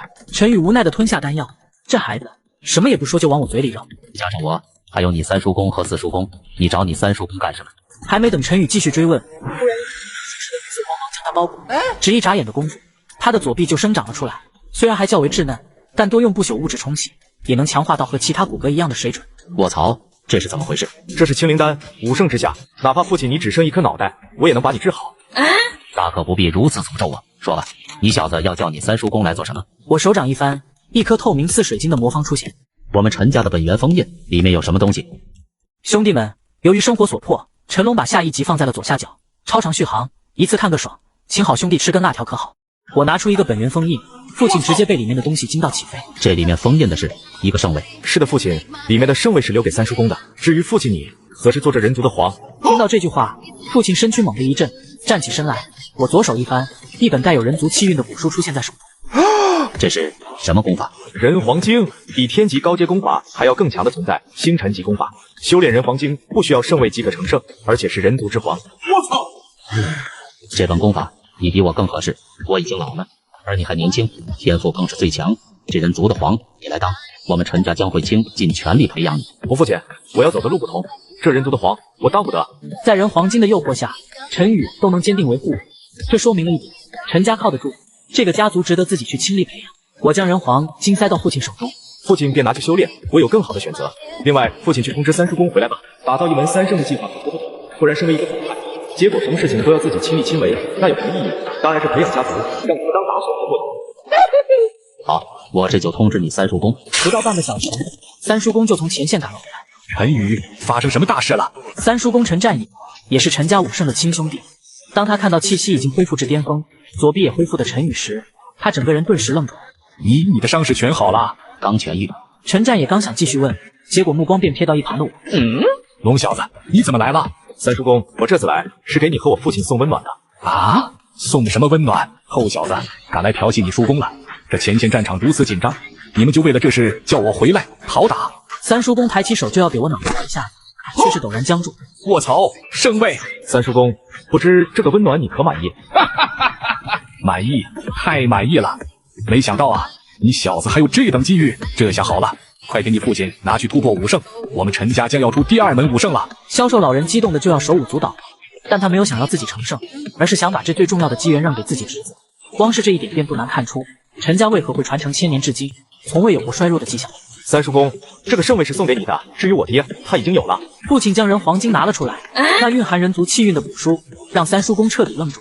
人皇之气，好小子，干得好！陈宇，接下来你在这里安心突破，前线我去镇守，就算是死，我也要给你拖到城上。三叔公，你和父亲在此安心突破，剩下的事情交给我就好。不行。他们拒绝的话还没有说完，一道令他们都感受到压迫的气息从我身上升起。有我在，你们放心突破便可，一族一步也推进不了。龙小子，你怎么就9品了？两个长辈惊得目瞪口呆，要不是感觉到血脉没问题，还以为我被夺舍了。侥幸获得一个遗迹，里面有个前辈送的点礼物。他死之前将他的气血利用特殊手段封印在我体内，不伤根基，却能动用他的修为。现在还能动用10来个小时吧。你们放心突破，我去了。来到前线战场，我直接戴上面具，身形逐渐化为父亲。既然要父亲成为人皇，那我便替他聚拢足够多的人族信仰，助他成圣。我化身父亲，在战场上划出惊天一刀，拦住了一族13位9品，一条足足有100里长的深渊被劈了出来。我操！城主无敌，城主无敌，恭迎城主回归！人族大军的欢呼声响彻云霄，每个军人眼中带有炽热的光芒、尊崇、敬畏。陈宇，新仇旧账，今日便用你的血来偿还吧！胆敢一人托大，前来干扰我们，简直自不量力。那就要看你有没有这个实力了。一起出手，将他斩杀在此处，其他人族将再无反抗之力。刹那间，13尊一体中锋星灭神刀法终章，一尊庞大到令人窒息的虚影浮现，令所有生灵的灵魂战栗。不好，撤退，快撤退！终章灭神。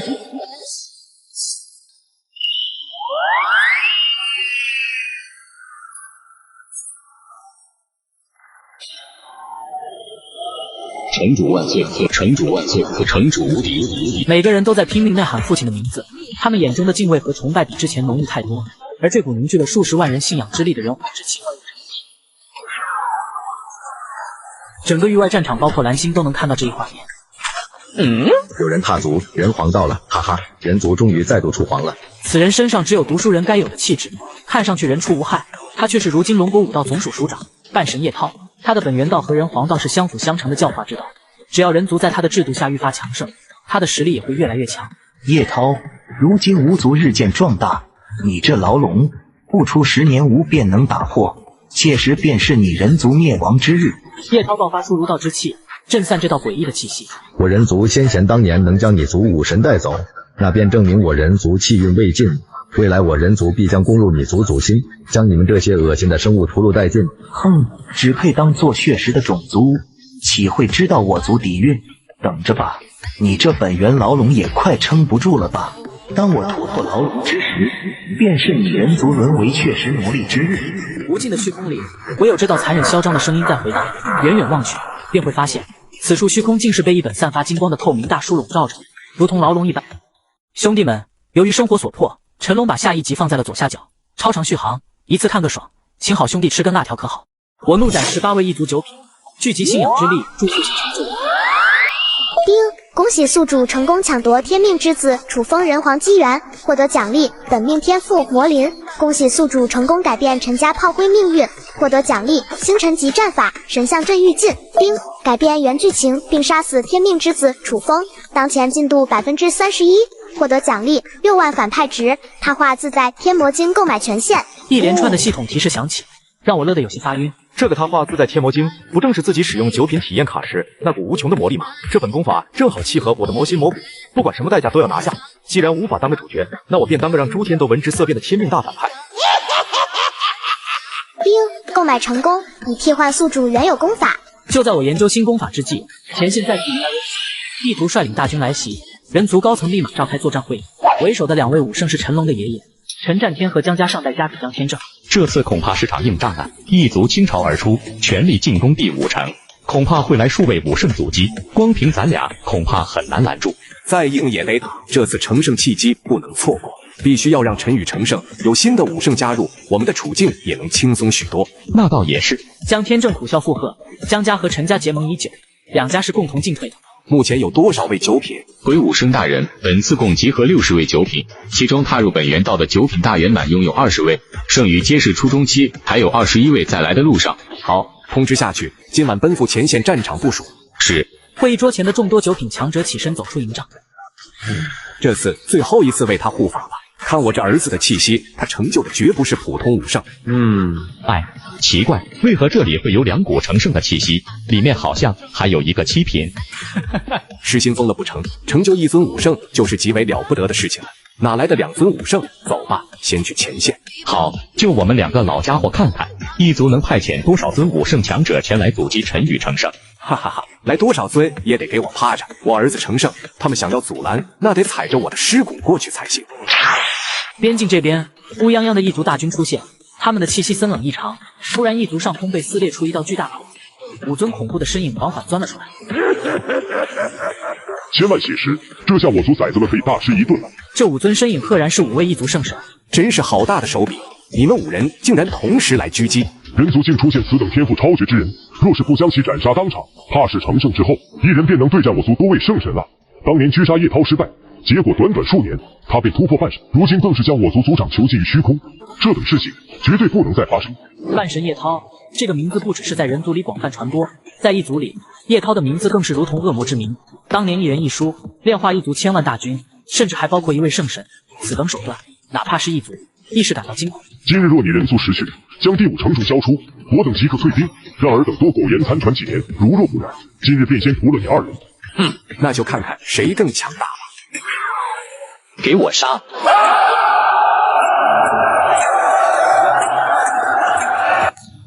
靠，这些该死的异族还真是头铁啊！哈哈哈，队长，赶紧拿刀吧，不然我怕异族没杀几只，你手就先废了。就是队长别逞能，队长啥时候逞能过？他打不过就逃，他们有谁能追到他？也对，队长上去干死他们，我们军校出来的也不能太丢脸啊！这支异族小队必须全歼了他们才行。你们在这里趴着，等老子将前面那头7品异族的脑袋摘下来，给你们当球踢。方平十分兴奋地冲入异族军队里，到处收割7品异族的头颅。突然，一道惊人的威压将他笼罩。卧槽，8品，自己一个7品不到的武者，怎么会惹到8品异族？血石被你杀了数位指挥使，也算你有些本事。不过到此为止了。8品异族抬起利爪朝方平喉咙割去，一记刀光闪过，异族的脑袋被直接整爆。卧槽，陈少你来了！刚到一阵，好了，这里太不深入，退回去吧。是，我这就走。方平也不墨迹，直接朝外围冲出去。路上遇到异族前来阻拦，他一拳下去，异族的脑袋都会瞬间炸裂。不错不错，这么狠才符合我反派小弟的身份。等战事结束，也要好好培养这帮人才行。转过身，我看到半空中数百尊8品正奋战在一起，破灭之力几乎冲到天空。高端局暂时打不了，那这一屋子8品就来给我打打牙祭。李少将，快走！李少将正是那日带领陈龙来军营的第5城守将，他整个人彻底昏死过去，气息微弱。就在这时，惨叫声再度响起，又有1位8品中期强者被异族偷袭重伤。这下看你们还怎么阻挡我族步伐！吞了强者心脏，这尊受伤的异族强者身上气势再度暴涨起来，竟然突破到了8品后期巅峰。结，都给我去死吧！这2个孙者，就让我族小崽子们进化吧！操！快来人自保拦住他！一旦让他把的少将和孙少将的尸体撕碎，那么我们就麻烦了。却是个异族8品，所有人愤怒，一个个真是变得更加强烈。就在众人绝望的注视中，一道白色光芒一闪而过，那尊异族8品的身体一分为2。伤我人族者，杀无赦！兄弟们，由于生活所迫，陈龙把下一集放在了左下角，超长续航，一次看个爽，请好兄弟吃根辣条可好。异族大举入侵城，我一刀斩杀8品巅峰异族，惊呆众人。龙小子，你来此处作甚？赶紧给我回去！这里不是你能来的地方，这是战场。武叔公一脸怒容瞪着我，若是我在这里出事，不提我父亲，光是他头上的几个哥哥就不会放过他。直接爆发接近8品的气息，武叔公顿时瞪大了双眼。你快要突破8品了。武叔公，我陈家千年来从未惧怕战场，以前不会，到了我这一代更不会。陈战渊张了张嘴，想要说什么，最后却只能化作悠悠叹息。随你吧，保护好自己。说完，他重新回到战场，和一尊8品后期站在一起。我的视线忽然定格在一只长相奇特的异族8品身上，他头上长角，这是异族圣神后裔的标志。就是你了，圣神后裔是吗？那便看看你有什么特殊的吧。他身上有着陈战天的气息，我要吃了他！大脚异族冲向陈战渊，忽然一道恐怖刀气爆发，将其利爪齐根斩下。圣子，快来保护圣子！一时间，附近8品异族全都围了过来，保护圣子。异族和人族不同，他们圣神的子嗣地位高于所有人。若是圣子折云此地，他们这些8品回去全都得死。啊！我的爪子，杀！都给我上！给我杀了他！我要让他死！数尊八品后期的一组形成那明天的乌鸦瞬间爆发，将周围的人全都震散出去。难搞了。虽然这里聚集了10几尊一族，可每个8品强者依然对付着至少2尊8品一族，根本腾不出手来战斗。龙小子，快逃！你二叔公在上面。面对五叔公的喊话，我仍然无动于衷。五叔公，你下去休息吧，这里交给我便好。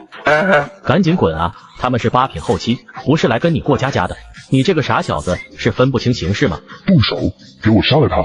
数尊8品瞬间攻向我，空间颤抖都被强大的力量震得破碎。该死！你这是要害死我！陈战用脸色身上的气息却是隐隐有种自爆的感觉。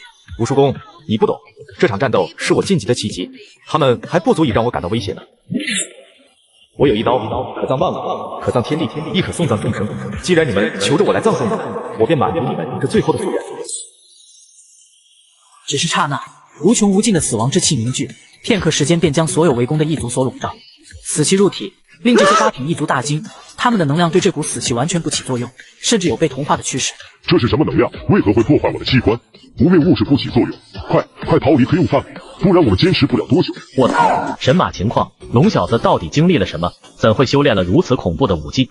自己离开他不过大半个月，怎么他一到域外战场就能战8品呢？此时藏天刀上死气萦绕，缓缓在空中凝聚一条黑雾巨龙。就由我来为尔等送葬一程。葬神！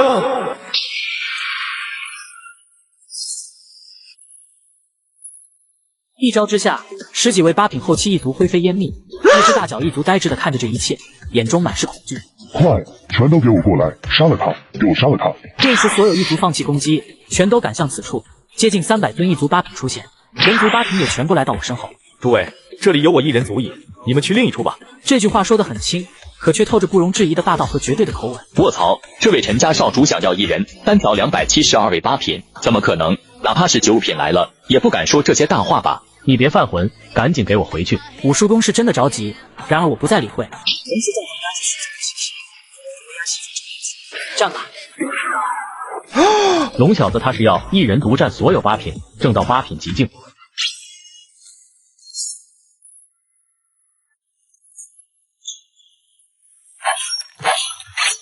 我了个指音哥，太强了！这就是陈家这一代的少主吗？比陈宇城主当年更凶狠，绝对的武圣种子。若是让陈龙少主成圣，未来定能和叶涛署长那般晋升半神。杀！给我杀了他！你们这些废物还处在这里干嘛？等着他上来杀吗？大脚一族浑身都止不住的颤抖，他不想死，他还有大好前程。50年后，族中有新圣位产出，他还想要成圣神呢。上！他的头骨还没淬炼，砍他头部！身后突然出现20多个一族，朝着我脑袋狠狠砸去。陈龙小心！就在这时，一道伟岸的神像虚影瞬间凝聚，给人一种能踏碎此方天地的感觉。神像镇玉镜，一吼碎星辰。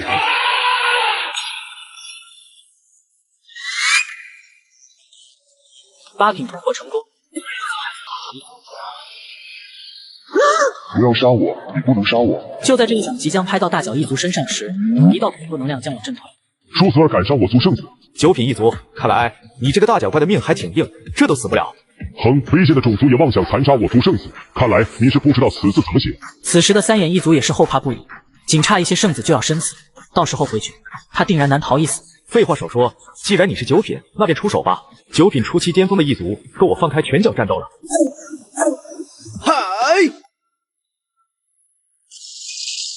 马都找死！我一个真王境的强者，竟然在一个半步尊者境手里吃了个暗亏，简直是奇耻大辱！哈哈哈，来得好！兄弟们，由于生活所迫，陈龙把下一集放在了左下角，超长续航，一次看个爽，请好兄弟吃根辣条可好？晋升8品的我横扫数百万，没想到引来了9品一族。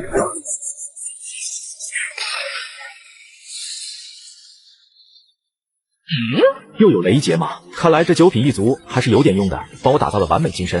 哈哈，危险的血石，这次看你还如何猖狂！等到雷劫落下，便是你的死期。我没有理会这傻叉，直接冲进了雷云之中。哼，小虫子，想借助我手突破尊者，今日就让你死在这雷气之下。 9品一族也冲向雷云，一股庞大的力量汇聚。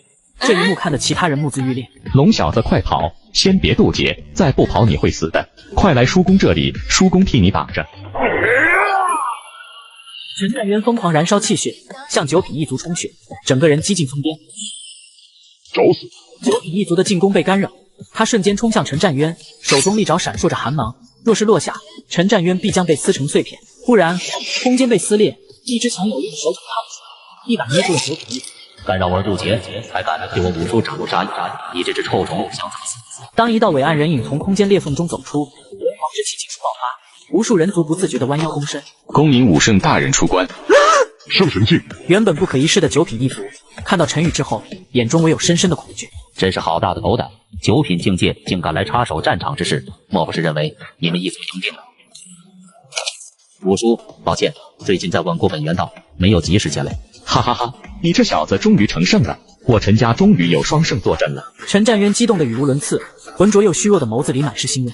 五叔，你回去歇诊，父亲那边交给我吧。这场滑稽的战斗也该结束了。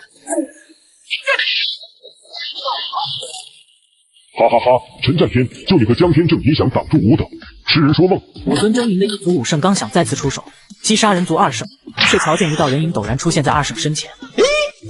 陈宇，你成圣了，你的武圣天劫呢？他们万分不解，为何陈宇能悄无声息地成为武圣，而且气势还如此稳固？武圣天劫，那可是至尊天劫，几乎每一道雷霆都能劈死一尊走出本源道的九品。可他们并没有嗅到天劫的气息。儿子，你换道了。我走的人皇之道，无需渡劫。江天正和陈战天顿时倒吸一口凉气。人皇道，这不是叶涛之前说的吗？人族要有人成皇，才能对抗异族。本以为会是几十甚至几百年之后，没想到。哼，陈宇，你也不过刚刚成就武圣，也敢来参与战斗，找死！谁来送死？好歹！一尊被生武士的一族武圣瞬间冲向陈宇，却被一枪击退。二段本源，陈宇初步成圣，竟然能做到如此地步，竟是让你躲开了。多年不曾用枪，看来技法生疏了些。不过这一击你可躲不过去。望云想不好，这一枪若是接不下来，我会死。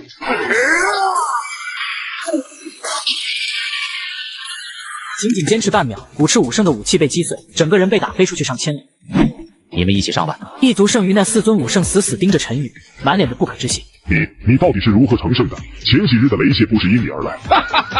谁跟你说成圣雷劫是我引动的？不是你那还有谁？成圣雷劫是老夫的，你们有什么意见吗？话音落下，一个消瘦老人悍然从虚空中走出，正是三叔公。在他头顶上，一团雷云也随之出现。看到他，陈战天和江天正也是彻底亚麻呆住。阿爷，你怎么也成圣了？侥幸获得一个机缘，等我渡完劫，回去再跟大哥你详说。三叔且安心突破，有我在这，谁也无法阻止你突破武圣。我操！陈家1个月内一门3圣，直接跻身无敌。好，陈战也当着武尊一族武圣的面，一头冲入雷云当中。杀！一定要阻止人族再度成圣。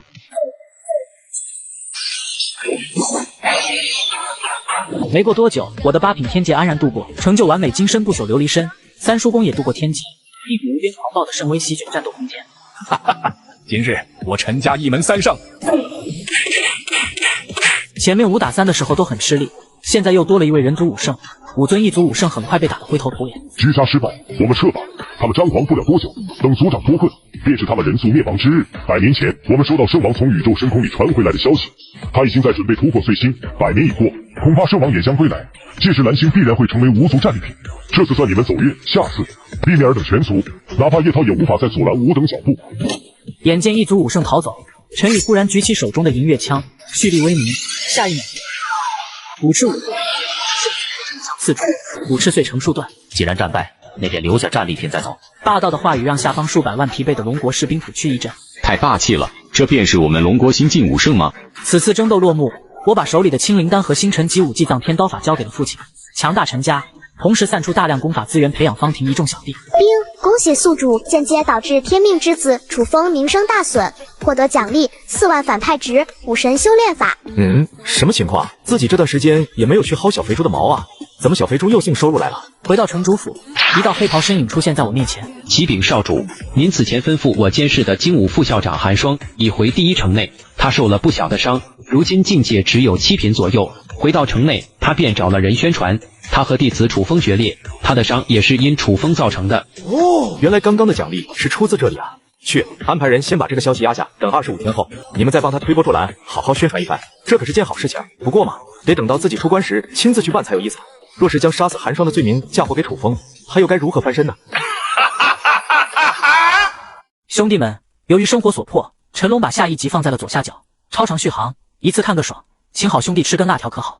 天命主角楚风被刺死的老师，害得老师流落街头，自己却过得风生水起。哇，这么多极品兽核，不愧是楚风老大，出去1个月就猎杀了这么多极品凶兽。我操，这根枯血藤可是炼制极品祭血丹的重要材料啊！楚风老大不愧是我们新时代联盟的领袖，实力远超童代和林同学两人，真的是郎才女貌，十分般配啊！在广场一处交易角，许多学员围在此处，眼里满是惊叹之色。楚风和柳如烟面对众人的夸赞，脸上带着淡淡的骄傲。呵呵，各位，这些我都以低价出售给我们新时代联盟的人，也可以拿6品中后期需要的资源来换取。这些上交上去，毕业考核的学分绝对能修满了。除了新时代联盟的人，其他一律不卖。说着，他们还特意瞥了一眼不远处的世家弟子。切，嘚瑟什么啊？不就是点兽核吗？至于在这里耀武扬威吗？诸位，半个月后我将突破宗师，欢迎各位前来观摩。届时我会为大家讲解突破宗师的感悟，以及关于精神力增长上面的问题。哦，听到他的话，顿时全场炸开了锅。卧槽，真的假的？楚风老大，你也要突破天魂宗师了吗？楚风老大不出手则已，一出手便是巅峰啊！天魂宗师数十年都难遇一个，上次成龙突破，愣是没有将任何感悟分享出来，真是差劲。是啊，楚风老大，我们都支持你，到时候一定来。感谢各位信任，楚某定然不会辜负大家。好，不愧是我寒霜收的好徒弟呀！突破宗师，呵呵，真是好大的排场。听到这则声音，楚风脸色大变，眼中浮现出难以置信之色。老师，怎么会是你？寒霜披头散发，脸上血迹斑斑，面色十分狰狞。呵呵，还真是我的好弟子啊！半日，你可真是给了为师一个好大的惊喜啊！此等对话，围观的人群一时反应了过来。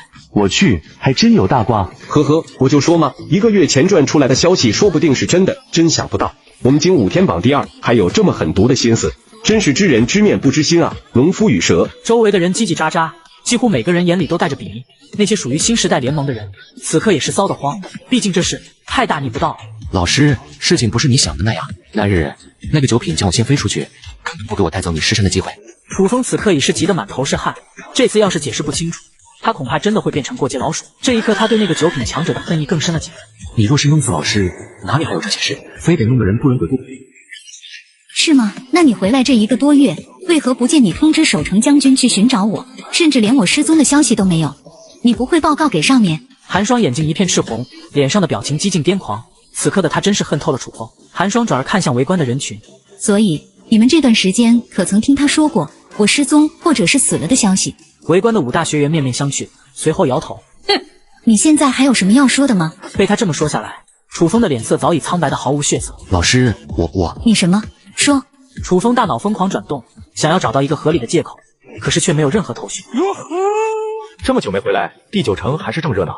听到这声音，所有人齐齐转头，随后便看到我缓缓走来。卧槽，是陈少啊！陈少你太牛批了，在战场首次8品，听说你已经晋升到8品金身了，是真的吗？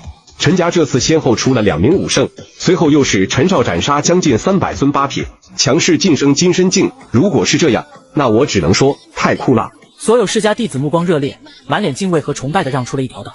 韩副校长，怎么1个多月不见，你变成了这个鬼样子？哼，这你得问我的好弟子了。现在他对我都没多少杀意了，只想干死自己的好徒弟楚风。楚风同学，你把你老师怎么了？与你无关。老师，今日这里有诸多不便，我过些时间再去和你解释。你放心，你的伤势我会去寻药修复。我已经打听到了，如今的武圣手上有一种丹药，能够修复任何伤势，我会不惜一切代价去为你求得一美。说完，楚风便洒然转身，伸手想去拉柳如烟，却是拉了一个空。嫣儿，在他对面的柳如烟脸上多了几分抗拒。楚风，我想去逛逛，你自己走吧。说完，他也不等楚风说什么，转身自己离开。这一刻，楚风彻底傻眼了，自己这是彻底洗不清了吗？嫣儿，你等等我给你解释。楚风追着柳如烟的步伐，飞快逃离了这里。寒霜死死盯着楚风离开的背影，冷哼一声也转身离开。诸位，如今世道变得艰难，龙国武道沉寂太久了，所以我父亲陈宇决定将我陈家的地级功法和天级武技以及所有顶级玄技，不日将向龙国全面免费公布，所有人皆可学习。我操！于是人在世界里，感谢武圣大人馈赠天级武技、地级功法。我的天啊，陈家是真为我们这些普通家庭考虑啊！他真的，我哭死！嘤嘤嘤。蓝星啊，这些人族可都是自己的宝库，你们可是我征战星海的大军啊！想到这里，我的心情十分愉悦，眼眸余光一瞥寒霜消失的地方。韩副校长，敌人的敌人就是朋友这个道理你也懂的吧？所以为了能让我们共同的敌人吃瘪，今晚就委屈你去死一死好了。晚上，楚风走出第9城，在城外等待。老师应该能看到自己消息吧？他应该会出来吧？楚风要私下和寒霜解释清楚。刚好他知道一株能酝养经脉丹田的灵药位置，本想着突破天魂宗师用的，但现在只能先助寒霜恢复了。好弟子，你还有什么想狡辩的？看到已经梳妆打扮好的清冷师尊，他心头一痒，但还是强压下这股冲师念头。老师，那日确实是我不对，不过我也是事出有因。还有，今晚叫老师出来，是想让老师和我去取一株灵药，能修复您丹田和经脉损伤的高阶灵药。带路。他已经决定，只要恢复8品修为，第一个就弄死楚风。两人一前一后离开，躲在阴影下的我差点笑出声来。小肥猪果然还是懂我的心的，这下都不需要我用红尘面具去骗寒霜的老娘们了。兄弟们，由于生活所迫，陈龙把下一集放在了左下角，超长续航，一次看个爽，请好兄弟吃根辣条可好？天命主角为了弥补被他背叛的师傅，带他寻找疗伤的天才地宝。老师，里面有一株玄樱花，能酝养经脉，丹田，对您的伤势有很大好处。不过里面有条堪比7品后期的7级凶兽守护，所以需要我们合力拿下。没骗我？不会。楚风现在只想帮助一下寒霜，也许能挽回一些声望。好，最后信你一次。老师，您相信我便好。您在这里等着，我去将那条大蛇引出来，您趁机进去摘取玄樱花。话音落下，楚风一头冲入溶洞当中，不出片刻时间，楚风带着一条体型庞大无比的黑蛇窜了出来。寒霜立马溜进了溶洞，里面有一潭湖水，湖中一朵散发着莹莹光泽的花朵灿烂开放。玄樱花，这下我受伤的经脉丹田终于可以修复了。这时，湖中忽然窜出一条18厘米的飞蛇咬向他，寒霜随手一击，这条黑蛇便被他剖成2半，随后迅速离开。等那条体型庞大的黑蛇冲回山洞后，却发现自己的孩子被人斩成2截，顿时整座石山都颤抖起来。老师拿到了。那老师您先恢复，等您恢复好后，我再来向您解释。那老师，我便先走了。楚风转身离开，他知道在寒霜没有恢复之前，对方是不可能和自己说太多的。呵呵，还真是会装啊。不过也仅限于此了。等自己恢复以后，说什么也不能让他活下去。真以为给自己拿到一株玄樱花就够了吗？不可能。寒霜随后带着期待返回第9城，很快来到森林外围。呵呵，马上就到了。等我恢复之后，便是时候让楚风付出代价了。这时突然一道剑芒激射而来，对他径直斩断前方一座小山。是谁竟敢在此处偷袭我？老师，你果然不安分，本想让你活着，没想到你却是自己要找死啊！话音落下，我虽然受伤，但也是7品宗师境界，你一个6品后期也想拿捏我？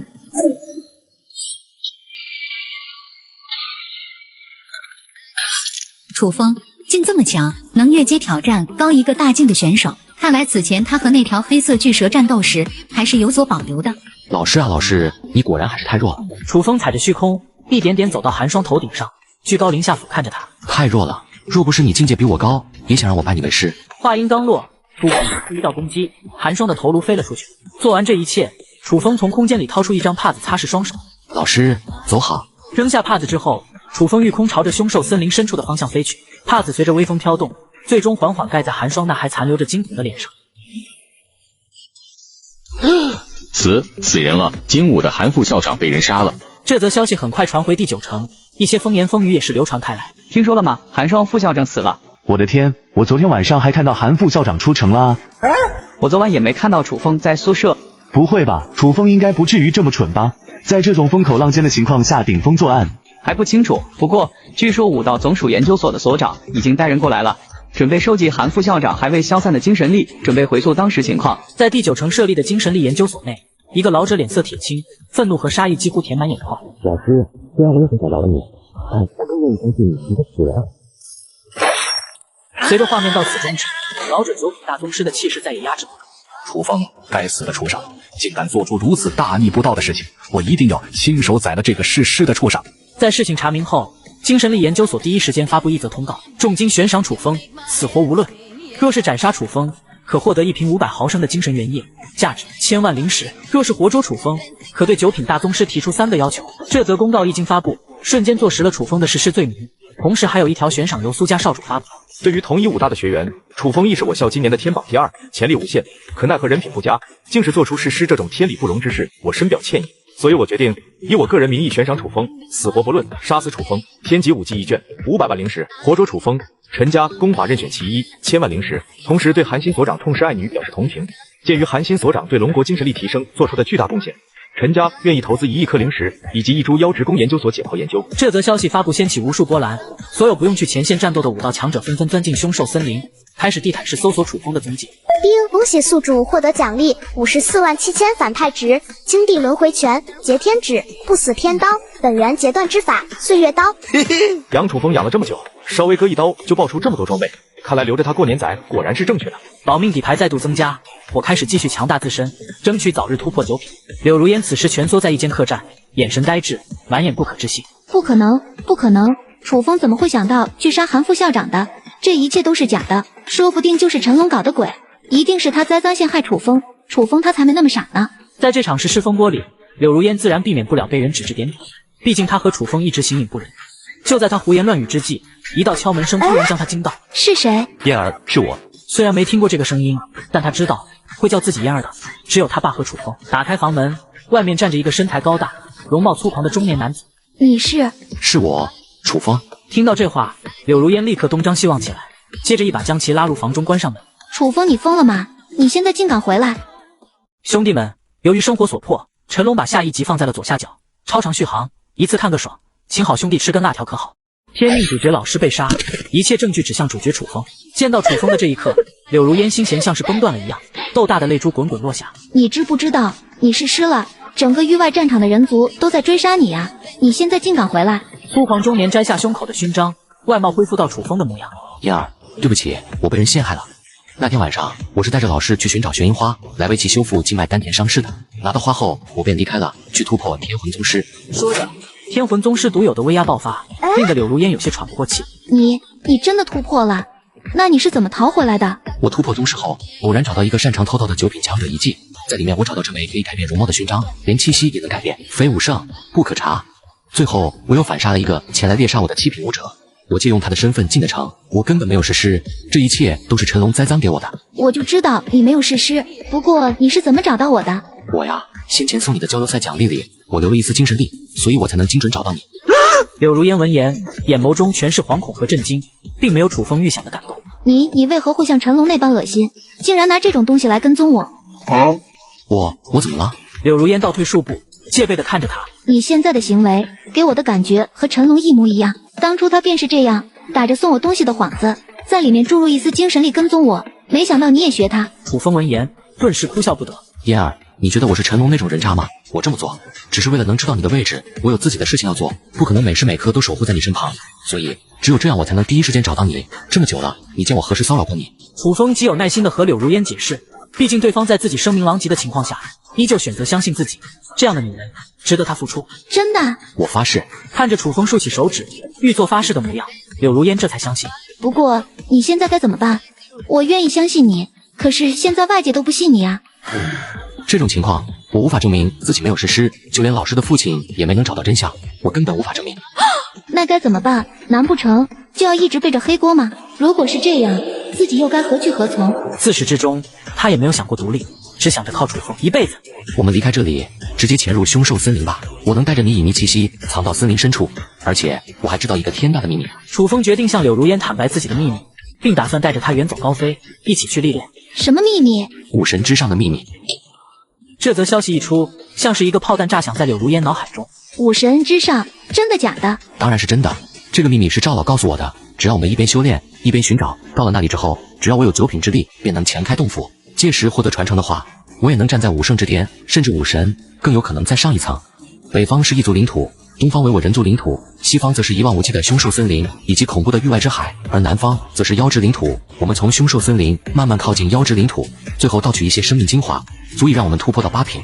届时我们便有能力去寻找这座遗迹了。楚风将当前的情况看得清晰无比，也规划好了自己未来要走的路。燕儿，你愿意吗？被楚风注视着，柳如烟一时沉默了下来。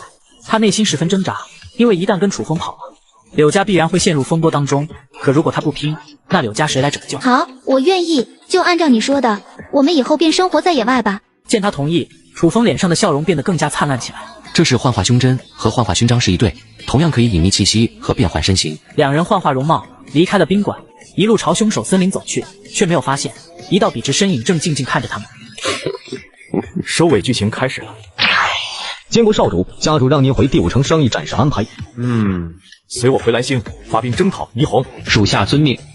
来到城外驻扎的军营，里面已经坐着4名九品，以及父亲和3叔公。自己这便宜老爹身上的人皇之气愈发浓郁了。看来之前把陈家武技分享出去，让国人对他的信仰越来越强了。等龙国武道进入井喷期，怕是能在2年内进入半步武神。小龙，此次回防南星，有你3叔公坐镇，鹰将和毛雄也会派兵辅佐。这次清理人族叛逆，是经过各国商议后的决定。毕竟任谁都不想让南星有一颗炸弹潜伏，不清理掉他们，难保不会被偷奖。根据调查，霓虹由神代家把持武道，寻常普通人已无反抗之力。其麾下有宫本家、工藤家、雪代家，共称神手30家。他们把持霓虹武道，如今已然将整个霓虹封锁，准备利用普通人献祭给异族。我操！听到这，众人无不感觉毛骨悚然。我们和鹰将毛雄商议之后，决定先从外围斩断神代家麾下的神手30家，最后再发起总攻。不，我们直接进攻就行。神手世家自然会回防，真要分散兵力，反而对我们不利。可是这样，我们损伤会很大呀。要破坏霓虹的防御和炼化法阵，可不是一件简单的事情。真要硬冲，虽然能行，但伤亡绝对惨重。是这样，不过我有办法磨灭他们的阵法，我们只需要直指神代家的大本营即。兄弟们，由于生活所迫，陈龙把下一集放在了左下角，超长续航，一次看个爽，请好兄弟吃根辣条可好。霓虹国勾结异族，龙国联合鹰将和毛雄打算肃清蓝星叛徒。出战之前，叶涛之子叶青找到了我。陈少，我想请你帮个忙。叶青，你怎么回来了？你要我帮你什么？叶青看着我，一时间有些失神。才过去多久，陈龙便已是5到8品的强者，而自己却要回武道总署担任一些职务，美其名曰是准备接替武道总署署长的位置，可实际上这是大家对我的保护。我想请你帮我一个忙，这场战役能不能带我一块去？我距离7品还差一些感悟，若是没有生死战斗，我恐怕还要等上1、2年。另外，我还有一位堂弟，他的天赋有些奇特，原本平平无奇的他，这2年时间，竟是从5到3品到了6品后期。他也想来战场，可以吗？是生是死都和你没关系，不会连累到你。平平无奇的小堂弟，2年从3品到即将破5到7品之境，同时又星夜，很好，主角棒都叠满了。看来叶青这位堂弟很有弃刃之子的潜力，我可以带你去，后天早上来这里等我。好。见我答应，叶青重重点头，眼里闪过一丝喜色。回到偏院中，一个和叶青年纪相仿的青年正盘坐修炼。小陈，青哥怎么样了？陈少愿意带我们去吗？同意了，你准备一下，后天早上。好，我知道了。那你继续修炼，我先出去准备了。等叶青离开偏院，叶晨忽然对着空气开口。莫老，我堂哥怎么样？未来如果蓝星抵挡不住异族，能否带他一起离开？小陈放心吧，蓝星还有20年时间。如果你大伯能突破武神，兴许还有转机。好了，这个问题太遥远了。这次去参加战斗，你要记住，一定要彻底放开禁锢。只有这样，你未来才能在星海立足。你的天赋很高，哪怕是在银河联邦数以百万计的成员国里，你也能算得上天才。只有先活下来，未来才能报仇。叶晨苦笑点头。好吧，20年嘛，这20年里自己只要拼命去战斗厮杀，说不定能率先大搏一步，踏足武神行列也说不定。毕竟我的本命天赋是只要杀戮就能变强，也不知道陈少主是怎样的一个人啊，好想见见他。位置8品能斩杀上百一族8品，太厉害了。切，一个偏僻的蛮夷低等生命星球，再天才也没有乾隆级的天赋，你不要太放在心上，未来你会比他更强。莫老这种看乡下人的语气，叶晨早已习惯，也不再理会，直接进入修炼状态。到了出发这天，叶青带着叶晨来到我面前。走吧，大军都已经去了港口，我们也快点过去吧。叶青点点头，而在其身旁，叶晨则是好奇地打量着我。切，平平无奇。就在这时，速度之快，直接冲破阴障，澎湃如海的气血压得叶青和叶晨2人心惊不已。监测到身亡种子出现，正在整理数据反馈。身亡种子监测完毕，数据正在串输失败，正在修复串输。刚准备动身跟上的叶晨，忽然听到脑海里响起刺耳的警报，脸色大变。莫老，怎么回事？这次脑海里的莫老沉默了许久才说话。我的传输程序激活了，在我的程序设定里，一旦检测到有超越真龙级的种子，便会立刻向银河联邦发送信号，然后不出50年，联邦那边就会降临，将超越真龙级的种子带走。若是遇见反抗，很有可能毁灭星球。原来莫老并不是一个强者老爷爷，他只是一个系统引导程序，辅助那些拥有天赋的种子修炼，带他们去往银河联邦。而这次被他选中的，便是叶晨。一颗低等蛮夷星球，不应该只能产出一尊真龙级吗？为何还有一个超越真龙级的存在？那怎么办？这么大的事情，你为什么没跟我说过？一直以来，他都当莫老是半个老师，可谁曾想，这个有自主意识的莫老，竟还是有事瞒着他。没事，程序修复没那么快，想要传输程序出去，至少也要100年后。我受伤严重，能源早就不足了。你放心，100年时间够用了。只要未来这尊神王种子离开，蓝星也会没事。莫老知道自己闯祸了，这个好不容易对他放下戒备的小子，很有可能再次警惕起来。100年时间，我靠，这是逼着自己去屠戮啊！为了能挽救蓝星，看来我只能开启疯狂杀戮模式了。很快，两人来到了我身后，抬起头，前方是矗立在海面上的舰队，以及几艘庞大无比的巨型航母。一时间，两人皆是感到震撼。钢铁巨兽，真正的钢铁巨兽啊！人族工艺经过上千年的积累，如今早就能造出巨大的航母，足有1000米之长，庞大到跟个怪物一样。登船之后，来到甲板上，三叔公眼神像是着火一样，直勾勾地盯着叶青和叶晨看。臭小子，你带这2个来干嘛？他俩要是在战斗里受点伤，叶涛那混蛋可不会善罢甘休，少说也得敲诈咱们几千万灵石。半神叶涛，这个风评在普通人里极好，可在世家里却是咬牙切齿。当年叶涛晋升5圣，将所有5圣和一流世家挨个打劫了一番，搜刮了数10亿的灵石出来，然后创办武道总署，普及公法。知道就知道呗，一场小战役都能死了，他们也配成为天骄？叶涛知道我们带他儿子去历练，他指不定还得感激我们呢。气运之子肯定会感激自己，就是不知道这个气运之子的特殊性是什么。陈战也嘴角微微抽搐，看着这3个沆瀣一气的小年轻，也是气得胡子都要飘起来了。随你们胡闹去吧。等到三叔公离开，我率先盘膝坐下，闭目进入修炼状态。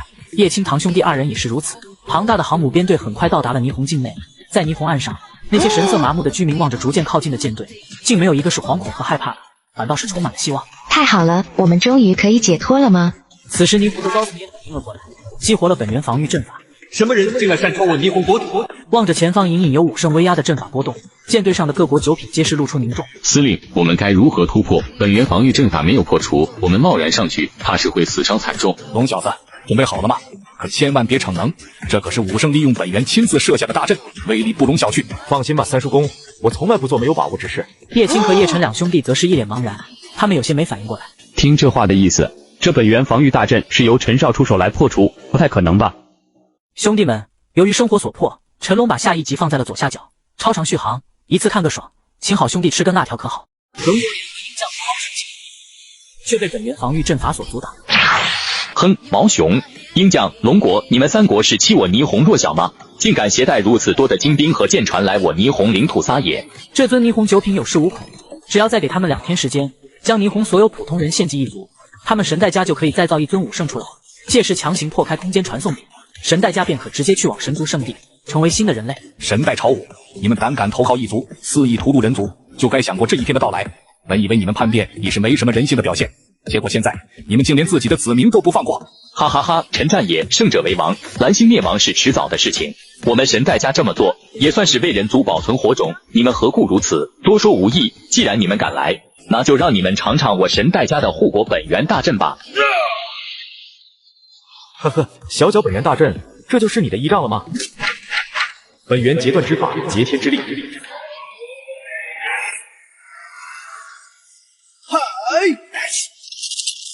卧槽，这是什么力量？难不成这位陈家少主也已晋升5圣了吗？他才多大，怎么可能进阶5圣？很显然，陈家少主拥有能破除本源大阵的方法。此时我的精神和能源迅速流失，我毫不犹豫地使用最后一张境界提升卡。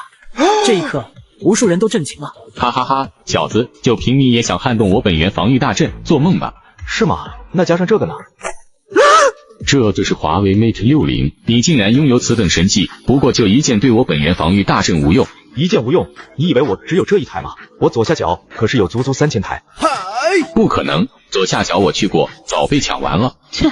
听说华为 Mate 60被兄弟们抢完后，我便立马联系左下角厂商，额外给大家追加了3000个名额。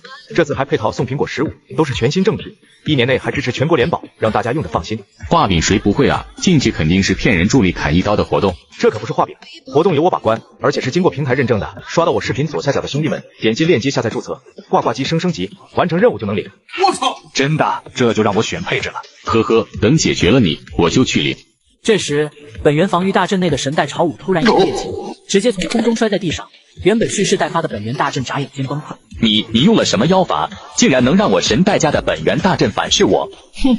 全军登陆，给我将神代一直一灭。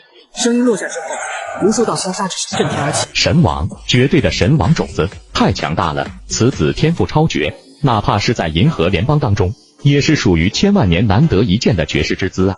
不行，不能让消息传送出去，否则这颗神王种子就要毁了。莫老虽然只是替银河联邦培养天骄而设计的系统程序，可在无数年流荡中，他也逐渐觉醒自己的意识。他对这颗星球早就充满好感，也不愿意蓝星被毁灭。莫老，您怎么了？什么是神王种子？和莫老认识这么久以来，叶晨还是第一次见到莫老如此失态。小陈，你要记住，千万要跟在这个男人的身边，他未来的成就绝对会超出你的想象。神王种子，那是银河联邦初代统治者才达到过的境界。若是让联邦的人发现了他，你们这颗星球必亡。我接下来的时间要自主沉睡了，防止信息发送出去。当然，我控制不了多久，顶多10年。你要记住，你的天赋是神级的杀戮之心，杀戮的越多，你就会越强。你可以掠夺被你杀掉的人的能量和一些特定记忆。你要注意保持本心，不要被杀戮吞噬心灵。未来，你也有机会成为碎星之上的存在。随着最后的声音落下，莫老彻底陷入沉眠。莫老，我会跟随陈少成为绝代天骄的，就利用这场血战为我突破7品打下根基吧。这次杀戮过后，想必我也能进入7品后期，甚至是8品吧。未成型的天命之子叶晨对宿主忠诚度正30%，当前忠诚度35%。当天命之子对宿主忠诚度达100%时，即可收服对方，获得奖励30万反派值，境界提升卡星号1，天魔至尊骨。什么鬼？这还未成型的天命之子就向自己臣服了，看来这个叶晨很识时务啊。龙国和毛雄兵将的军队已经登陆横滨，预计在20分钟后就能抵达东乡。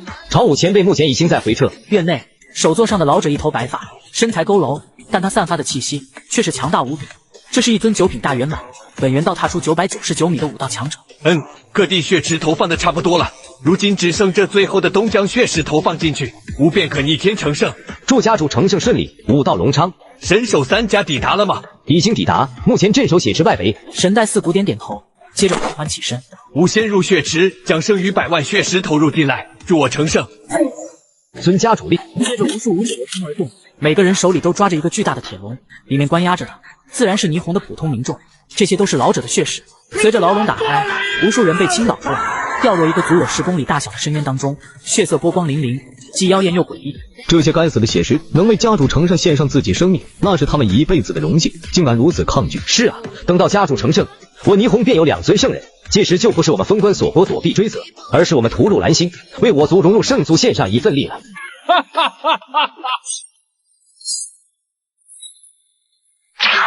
前方为我神代家地盘，来者止步，否则杀无赦。还未等高傲的他说完，遮天地所有千里之巨的神像虚影显现。下一秒，这名9品放肆！此乃无族领土，尔等竟敢擅自闯入，找死！一个1.5米浑身肌肉的老头冲上天空，他怒视着三叔公，眼神不屑。一段武圣也敢来我神代家撒野，看来你们这是嫌活的不耐烦了。此人正是神代家的武圣强者，神代中继2段武圣。神代中继，你这个死老鬼，这么多年过去才是2段武圣，看来一族拿了不少好东西给你啊！陈家的小畜生，看来你爹的死也没让你陈家凋落啊！不愧是武圣世家。话音未落，陈战爷手中陡然多出一把长刀。天屠，天屠，这一刀天屠远比孙武展出的威力要大出100倍不止，甚至比1000万当量的大1万还要强横。整个霓虹范围皆是感受到这种强对之力。司天掌。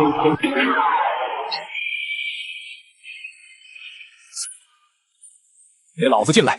今天看我不把你这老畜生的屎都打出来！神代中继被一只金色巨手拉进虚空当中，两人的战斗逐渐白热。四叔公，你也不用守着我，去战斗吧，我还有事情要做。我打算将这座本源大阵的阵眼拿下，并且利用劫天之力彻底抽控整个霓虹的天地能量。不行，你三叔公让我照看好你，要是出了点差池，我可会被他揍死。四叔公苏占玄，这人特别犟，答应下来的事情很难改变。我只能下点猛药。四叔公，你大可不必跟我，你太菜了。你小子说什么？今天不给你点教训，看来是不行了。四叔公9品后期的威压瞬间显露，冲到我近前要揍我，却被我随手甩了出去。我现在可是使用了9品境界卡的，实力9品大圆满。四叔公得罪了，改天小子再来赔罪。卧槽，这死孩子竟然连我都随手拿捏，自己身为9品后期，有那么一瞬间，竟然在他身上感受到了死亡的气息。我从战场下来，落在神代家的院子中，感应到院子里潜藏着几尊令人心悸的强大存在。我露出一抹笑容，看来主控阵眼就在这里了。只要拿到阵眼，我便能转化这座本源大阵，抽空整个霓虹天地能量，以千里天地能量为基，用以天魔至尊骨为本，成就第一具他化天魔真身。敢在神代家上空露出杀意，去死吧！数尊半人半妖状态的九品腾腾而起，却被一根硕大无比的手指咬抓。不过坚持了几秒钟，就被指头问成基本消散失踪。这个血池数量还真是恐怖啊！投放了近2亿人的血池，足以将一名2段武圣推至3段巅峰。而现在神代家竟只是用于制造第2尊武圣，真是大材小用。既然都已成定局，不如就让我来画出这第一具真身吧。说着，我手上出现一节魔气缭绕的脊骨，天魔至尊骨。这节脊骨应该是想让我置换的吧？不过既然拥有他化自在天魔经这等超越品阶的功法，这节天魔至尊骨还是拿来制造化身吧。化身和真身并无二致，哪怕本体死了，化身也依旧是我。现阶段我凝聚不了太多化身，可这一具足够了。这具就是我的第2个身份，魔皇。屠戮一族的事情自己不好做，可魔皇却没问题啊。我随后将天魔骨投入血池，同时注入精神力，我的灵魂很快与天魔至尊骨里的精神力产生一丝关联。成了，哈哈哈！这次我才是最大的赢家。我得意大笑之际，四叔公瞬移了过来。龙小子，搁这搞啥呢？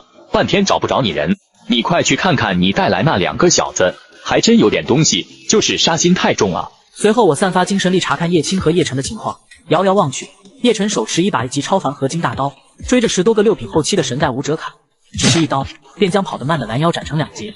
随着敌人被斩杀，一股股气血意识被他吸收进入体内。原本处于6品后期巅峰的他，隐隐有破开7品屏障的味道。还是不够啊，天魂宗师还差一些。现在唯一能让我提升的，只有斩杀7品后，吞噬对方的天地之力来强化己身精神力，只有这样才能塑造天魂根基。想到这里，叶晨眼神再次坚定起来，握紧手中1级大刀，毅然冲入7品战场。神代家的小日子们，图你神代7品者是你陈爷。叶晨一刀将一位7品霓虹武者劈成2半，随后将对方精神力一把抓住，蛮横地塞入体内。下一秒，他的气息变得更加狂暴起来。今天小爷就替1000年前的先辈们报这血脉深仇。天生的杀胚，为杀而生啊！这样的人最适合自己了。这小子还喊出了1000年前的血仇，看起来他们也没忘记1000年前霓虹坑害龙国武者的事情啊。这小子路走宽了，虽然他掠夺的气血和精神力十分驳杂，若是止不住杀心，怕是会成为一个只知道嗜杀的怪物。不过有自己在，他尽管杀便是。比起叶晨这个杀胚，身为半神之子的叶青表现的却是平庸了些。遇到敌人，下手不敢往死里去打。或许是受到他那位教化之道的父亲影响了吧，认为人该儒雅一些。算了，谁让你妇道道士辅佐我那位便宜老爹的呢？就让我来帮你一把，日后你爹做文明人，你做屠夫。我屈指一弹，一道魔气钻入叶青体内，叶青立马一剑砍翻了一个6品武者。这是怎么回事？我怎么会想着杀光霓虹所有人？不可以，不可以！我要学父亲那般做个教育者，我不能有这种杀意。叶青原本就不适合走教化之道，但一直以来压着自己渴望正血战斗的欲望，现在魔气让他疯狂战斗杀戮，一股锐利的锋芒和武夫该有的气血冲劲爆发开来。擦，老子不当文明人了！神代家的小鬼子，给我死来！看到叶青砍瓜切菜般屠戮小日子，我这才满意的点点头。这才像样，蓝星武道有你爹一个文明人就够了，其他只需要武夫。此时血池最深处的神代四骨突然睁开了双眼。是什么在吞噬血池能量？这2亿人之血打造的血池，刚好能够助我污染蓝星武道的本源。眼下血池能量骤降，若是长此下去，恐怕还没等我突破成圣，血池能量便会被掠夺吞噬一空。这一刻，他眺望远方，只见血液中一团魔气正肆无忌惮地吞噬着血气。神代四骨抬手打出一道劲气，这道足以让9品中期强者当场毙命的攻击，竟只是将魔气击飞出去，并不能影响对方吸收气血。该死的东西，竟敢阻我成圣！兄弟们，由于生活所迫，陈龙把下一集放在了左下角，超长续航，一次看个爽，请好兄弟吃根辣条可好？霓虹强者血祭普通人助他成圣，却被我截取能量用来化出魔身。神代四骨左手猛然变成尖锐利，带着破灭一切的威压，却被一股浓郁到极点的魔气抵挡住。神代四骨被魔气吞噬，眼里的暴怒和杀意愈发强盛。该死的东西，那就看谁吸得更快吧！无法动用全力的神代四骨盘膝坐下，和魔骨抢夺着血气，感受到化身不断变强的气息，我也是没了看戏的心思。当即出现在神代府邸当中，3尊9品后期巅峰的武道大宗师盘坐3个方位，共同镇守这座府邸。第一式血斩虚空。一级上都全力以赴，不要掉以轻心，这一刀足以斩本源了。3人纷纷打出自己最强一击去对抗，3色刀芒一看是体现在血之中高起，仅仅坚持了15秒，3道身影便重重砸落在地上。这就是你们的忍者武道吗？有些不堪一击啊！八道，你是何人？竟敢辱我霓虹忍者武道！3位家主冲出废墟，全身肌肉隆起，已然激活了一族血脉。我笑而不语，举起不死天刀，一股生死之气。周围的绿树景观逐渐衰败，树叶以肉眼可见的速度发黄。这一刀可斩时光，斩万物，斩寿元。大成之时，哪怕时光亦能斩出万年断层。虽我只是刚入门，实力尚且弱小，但是杀尔等足够了。这是什么邪术？我的生命力在流失！快出手打断他，千万别让他蓄力完成，否则我们都得死。此刀名为岁月，刀气划过空间，没有掀起丝毫波澜，但他气息蔓延过后，只留下一具森森白骨。3尊9品大宗师就这么化为白骨，解决了守护本源大阵的3个老灯。我直接将本源大阵逆转为劫天大阵，辅助魔身吸收血气、怨气，甚至是霓虹的国运。没过多久，血池便不复此前浓稠恶心的腥臭味道，宛若一潭干净澄澈的湖水一般。下方那团魔气之中已有人形凝聚，看其身形和模样，与我别无二致。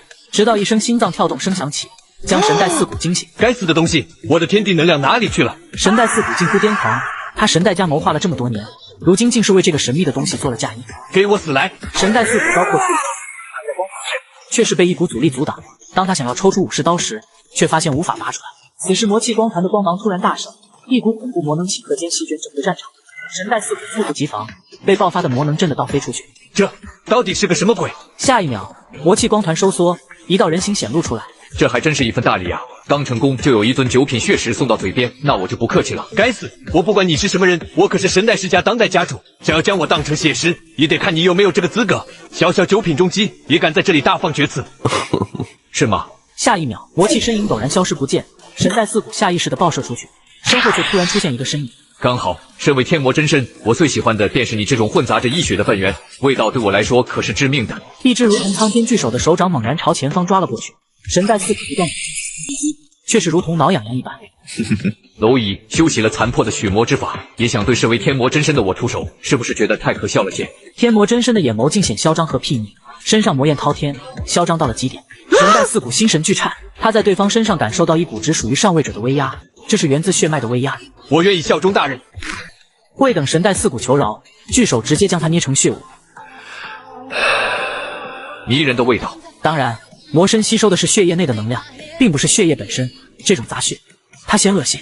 从今天起，我便叫做段九幽。段九幽，这名字还挺合适你。我脸上挂着丝丝笑意，他化天魔真身却是一身黑袍，目光嚣张。我拿出一枚储物剑，同时还有红尘面具，这些东西便是你的了。以后你自主修炼发育吧。有了他化天魔真身，自己行事将再无顾虑，一切由段九幽来善后。那我先去解决此番战场了，正好还未曾吃饱。去吧。魔身戴上面具，变成一个俊朗非凡的男子，瞬间消失在废墟之中。他的目标直指上空9品战场。屠罪灭种段九幽，温文尔雅陈少主，这就齐活了。有了段九幽，自己行事起来便方便多了。没过多久，空间传来一阵剧烈的波动，一个狼狈的身影从虚空中钻了出来，竟是神代中继。嗨，陈战也，你们2个想杀我，也不是那么容易的。老夫若是想走，你们可还挡不住？在他前方，虚空震荡，2具身影自裂缝中出来。老匹夫，真以为你是2段武圣，我就没办法斩了你吗？不过是损耗根基罢了。真惹急了我，老子现在就斩了你！神代中继目光一扫下方战场，看到神代家的兵力千不存一时，他的眼眸顿时一明。很好，将我神代家差点屠戮的干净。他手一招，将剩余不到5000的神代后裔抓住。日后域外战场再见，便是你龙国王族灭种之日。扔下这句话，他直接划开空间，带着剩余的神代族人钻入其中。陈战也刚想去追，却是被一旁的霸道青年拦了下来。见他如此，陈战也是放弃追逐的想法，毕竟他也不是真像表面那般没事。先饶他一条狗命，多谢道友出手。无妨，我也只是想吞噬他，先走了。当真是魔道无敌呀！9品中期也能将那条老狗伤到，太凶悍了！兄弟们，由于生活所迫，陈龙把下一集放在了左下角，超长续航，一次看个爽，请好兄弟吃根辣条可好？我逆转霓虹血祭大阵，画出魔身段九幽，打得霓虹武圣抱头鼠窜。神代中继带着残兵来到星空战场。该死的龙国人，等去到圣族，未来必要将尔等王族灭种。神代中继眼眸含恨，胸腔装满了滔天怒火。儿郎们，随我前往圣族，未来再报此次的血海深仇。神代中继话未说完，突然发现前方出现2道如同神灵一般的身影，正用戏谑的目光打量着他。神代中继，恐怕你们去不了一族了。卧槽，陈宇！拿下了神代家族，我便跟随舰队回到了龙国，一场盛大的欢迎晚会也是随之召开。陈龙，你过来一下，我有事要和你说。我闻声扭过头，脸上的笑容变得古怪起来。柳如烟的老父亲，说起来自己还没打算去屠了柳家，这家伙倒是率先找到自己，让自己记起这茬来。看来得找个时间将柳家宰了，给柳如烟这个第一女主送去惊喜才行啊！柳家主找我何事？有什么事在这里说也是一样的，还想让自己过去？呵呵，这老逼灯有点不要脸了。他拿什么压自己？一个不入籍的八品。柳豪见我没有过去找他的举动，他也是忍着一股气来到我面前。我想和你说些事情，自己怎么说也是个八品，他凭什么这么不尊重自己？大家都是同级。说，我听着。嫣儿只是走错了路，希望你能动用陈家的关系，替他压下和楚风跑路这件事，不然对他影响太大。怎么说你也爱过他。停，我没兴趣听这些。况且我陈家是镇守域外战场的世家，他跟一个欺师灭祖的家伙跑了，你来找我干什么？难不成你认为是我让他跑的？至于爱过，那是以前的事，跟现在的我有什么关系？听到这番话，柳豪气的现在就想好好教育我一番，却还是沉下气，好声好气的道：陈龙，不要再耍脾气了。我知道你对嫣儿的感情很深，这样只要你能替他压下这件事，我可以让嫣儿再给你一次机会，如何？你是想笑死我是吧？还给我一次机会，你们配吗？你们有什么背景和天赋吗？什么都没有的破小家族也敢说给我机会？我说话的声音很大，将周围人的目光全都吸引了过来。来，跟我说说，你有什么条件资格命令我？又有好戏，这个好像是柳家的家主吧？听说前段时间进入八品了。还不错，8品勉强可以混个大校或少将了。周围人的窃窃私语和指点的样子，让这位一直骄傲自大的柳家主有些受不了。你难道真不怕嫣儿彻底和你决裂？决裂？难道你不知道我在全球5大的交流赛上扇了你女儿一巴掌吗？况且就算决裂又如何？你柳家要封杀我陈家还是怎的？另外，我才记起来，柳家主貌似已经10年没有去域外战场了吧？龙国武道可表明了，7品及以上的武者5年需去一次，作何解释？柳家主，既然你已突破8品，想必再给你10天稳固时间，应该能去战场了吧？迎上我那冰冷锐利的目光，柳豪顿时如坠冰窖。你这忘恩负义之人！嫣儿怎么说也与你订婚有3年时间，现在他有难，你却不肯出手帮忙，还想让我上战场，你这是想逼死我柳家？周围的人听到他这番言论，一时惊呆了。卧槽，好厚的脸皮，这特么都能怪得了陈家少主？因为你进入8品，我就不敢对你如何，真要动起手来，我一个长辈教训你个晚辈也是有理的。今天我就把话说清楚了，即使退婚了，也不代表你没有责任，你最好快点去救嫣儿，否则别怪我在龙国各大报刊将你所做之事全都抖露出来。老杂毛，真以为我陈家的人都好脾气是吧？随着烟尘散去，便看到一名老者神色愤怒地踩着柳豪脑袋骂骂咧咧，是四叔公陈占玄。马德，老杂毛，真以为我陈家人脾气好是吧？当年让你跪1天1夜，你是不长记性，吃了我陈家诸多好处，现在也敢对我陈家少主这般恶语相向，你算老几？要不是这场庆功晚会还挺有意义，信不信老子现在一脚踩死你？陈家5胜5兄弟，就陈占玄脾气最为暴烈。当年得知对方收下他送给我的资源，他一气之下直接杀上柳家，让柳豪和柳如烟跪在门口1天1夜。他可不怕什么。四叔公，别生气，为了一只蝼蚁生气不值当。龙小子，你慌什么？身为陈家继承人，怕一个鸟人作甚？这种人若是扔到域外战场，怎么死的他都不知道。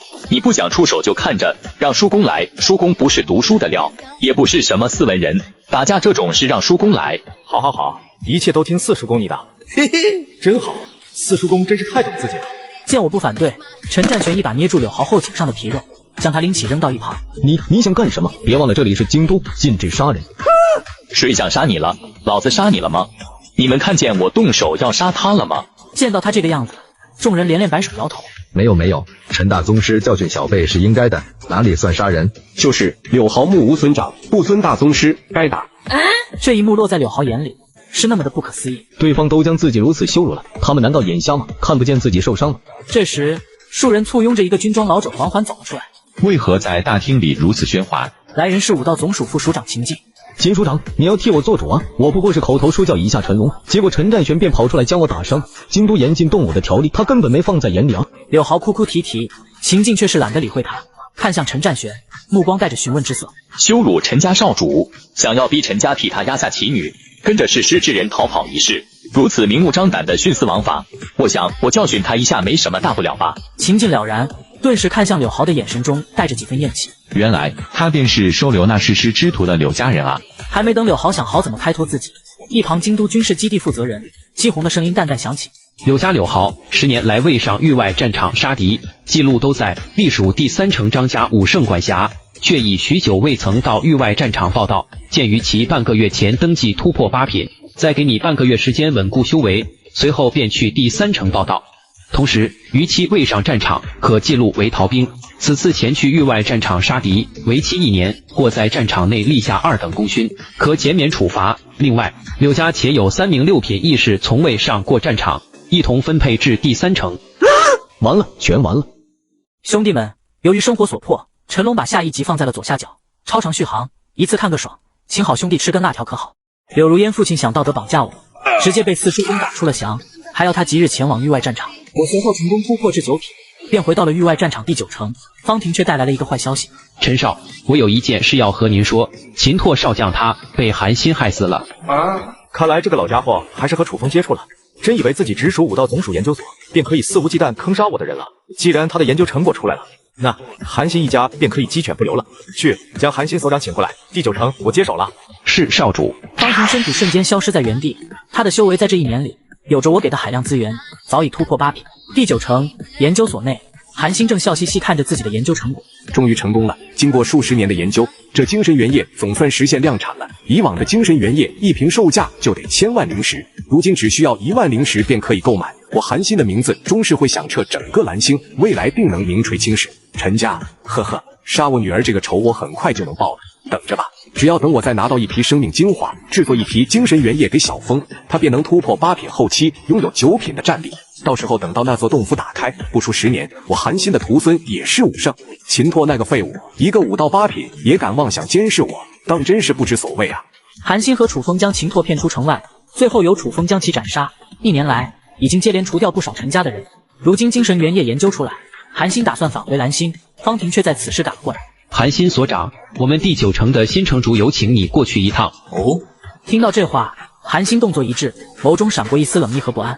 新任第9城城主，为何自己从未听到有这个风声？韩信转过头，只看到一脸冷漠的方婷。好，老夫收拾一下就到。韩信所长，不着急，毕竟就一下子的事情，回来再收拾也不迟啊。对于韩信老狗坑杀秦拓之事，方婷和一众暗卫皆是深恶痛绝的。若不是没有实力，他早就冲上去杀了他。好，那老夫便先去见新城主一趟。虽然心中有些不安，不过韩信也没太过在意。身处第9城，谁敢在没有证据的情况下杀他？很快，韩信便随着方婷来到城主府。这位新城主是谁？竟然也是9品实力，难不成是陈家派来的？少主，韩所长已带到。随着新城主转身，韩信顿时眼眸一锁。陈龙，而且这第9城的军校第1天骄竟然称呼陈龙为少主，那岂不是说对方是陈龙的下属？原来自己除了被秦拓监控，还有这个第9城军校的天骄也是在监控自己，甚至恐怕很多事情陈龙都已知晓。再待在第9城，自己怕是很难活下去。韩信见过城主，想必城主是想要与韩某交接第9城的诸多事宜，韩某定会知无不言。韩所长客气了，此次叫你过来是想询问一下我陈家投资的精神原液量产计划进展如何了。韩信闻言愣了一下，他没有料到陈龙竟是没有提起任何关于秦拓的事情，反倒是先询问起进度。陈少主，研究进度已经快要接近尾声，只要再给韩某1个月的时间，实现精神原液量产这件事便能彻底实现了。好，那韩所长可想好要给谁署名了？这个自然是给陈家署名，毕竟这个项目能够成功，与陈家的投资有很大关系。且等自己回到蓝星，署名便是立即填上楚风和胡家武圣的名字，陈家可还不配。原来陈龙返回蓝星后不久，楚风便主动找上了韩星，并拿出一系列证据证明自己的清白。他也是彻底相信楚风被冤枉了。至于证据，便是那朵陈龙没有拿走的玄樱花。韩所长能如此大意，也是难得。不过，韩所长，你可否告诉我，为何我陈家投了如此多的资源给你，你却是还要坑杀我陈家之人以及秦拓将军？我希望韩所长可以好好回答我这个问题，否则今日你便死在这里吧。迎上我那寒冷如万年冰川的眸子，韩信佝偻些许的苍老身躯猛地一震。他这是要算账的？他难道不怕精神原液的研究成果毁灭吗？韩所长，怎么你不该给我一个解释吗？这个我也是听到外面有楚风出没的消息，想让秦将军出去查探一番，可谁曾想却是遇到了8级凶兽埋伏，是我害了秦将军他们啊！我愿意拿出精神原液的一部分分红赔偿秦将军一家，就当是我的弥补。韩信捶胸顿足，一脸的悲痛，看着这个老狗拙劣的演技，我止不住的冷笑。果然是成天待在研究所里的废物，连做戏都不会，也敢在这里演戏给自己看。若是他真能考虑如此周全，早在秦拓生死之日，他便该宣布这一则消息，这样不仅能笼络人心，也不会被人怀疑。可惜了，他舍不得这精神原液的分红。陈少主放心，我等会回去便去宣布，绝不会让秦将军白白受死。3言2语之间，他便是将自己责任划分出去，而且嘴里3句不离精神原液，好似是在点醒我一般。这事最好就这么过去，不然闹到后面大家都没有肉吃。呵呵，那韩信所长有这份心，便先回去吧。见到这一幕，韩信顿时松了口气，紧绷的身体也是悄然松懈下来。那韩某先走了。说完，韩信也不等我说话，快步走出大厅，飞行离开城主府范围。少主，难道我们就让这老狗这样走了吗？他可是坑杀了秦将军啊！还有陈家10多位精神力研究员。急什么？先让他蹦跶一晚上，等他今晚亮出他的底牌，他韩信便可以下去跟他女儿团聚了。我会亲自出手，当着第9城所有人的面将他杀了几天。我倒要看看韩信能找到谁来替他撑腰。不过无论韩信找到谁，都阻挡不了我当众灭韩家的决心。不可，陈少，若是没有证据便杀了这老狗，怕是会让有心人揪住不放。虽然方婷也很想杀了韩信，可若是真的当众宰了他，我绝对会被世人口诛笔伐。这不知道。无妨，我自有打算。即使被世人所唾弃不容，也不妨碍我捏死这只蝼蚁。况且我也不惧被人唾弃啊。来人，前往第5城，将这封信件交给我父亲。是少主。除了城主府传出信件，韩信在回到研究所后，亦是奋笔疾书写了一封，然后命人送去第13城，那里正是武圣胡家坐镇的城池之一。兄弟们，由于生活所迫，陈龙把下一集放在了左下角，超长续航，一次看个爽，请好兄弟吃根辣条可好？天命主角伙同师祖坑杀我陈家之人，我直接叫来人皇父亲，准备对韩家斩草除根，而韩信的求援信也送到了胡家武圣手上。哈哈哈，韩信这老小子是被逼急了，竟然舍得放弃所有精神原液的产权。也罢，那我便保你一条性命。传令，第13城军机政务交由副司令代理1天，我要出去一趟。此时的韩信收拾了实验数据，打算通过传送阵偷偷离开，却被10数尊身影拦住。成龙，他怎么在这？韩所长，这一大早是打算去哪里呢？还把研究所搬空了，挺好。成龙，你这畜生，杀了我女儿还在这里虚情假意，真以为老夫好戏弄是吧？胡家武圣已经赶来了，在这大庭广众之下，你敢杀我？韩星大宗师气势瞬间爆发，咆哮不断。你真以为陈家势大就能压过来了吗？告诉你，做梦！只要老夫还活着1天，你们陈家就不要妄想能洗脱罪名。小畜生，等着吧，你们一家早晚死绝！韩星的咆哮声亦是让周围围观的群众听了个真切。什么鬼？韩所长怎么会说杀死韩副校长的人是陈少？就是啊，录像带当初是他亲自放的，明明那人就是楚风啊！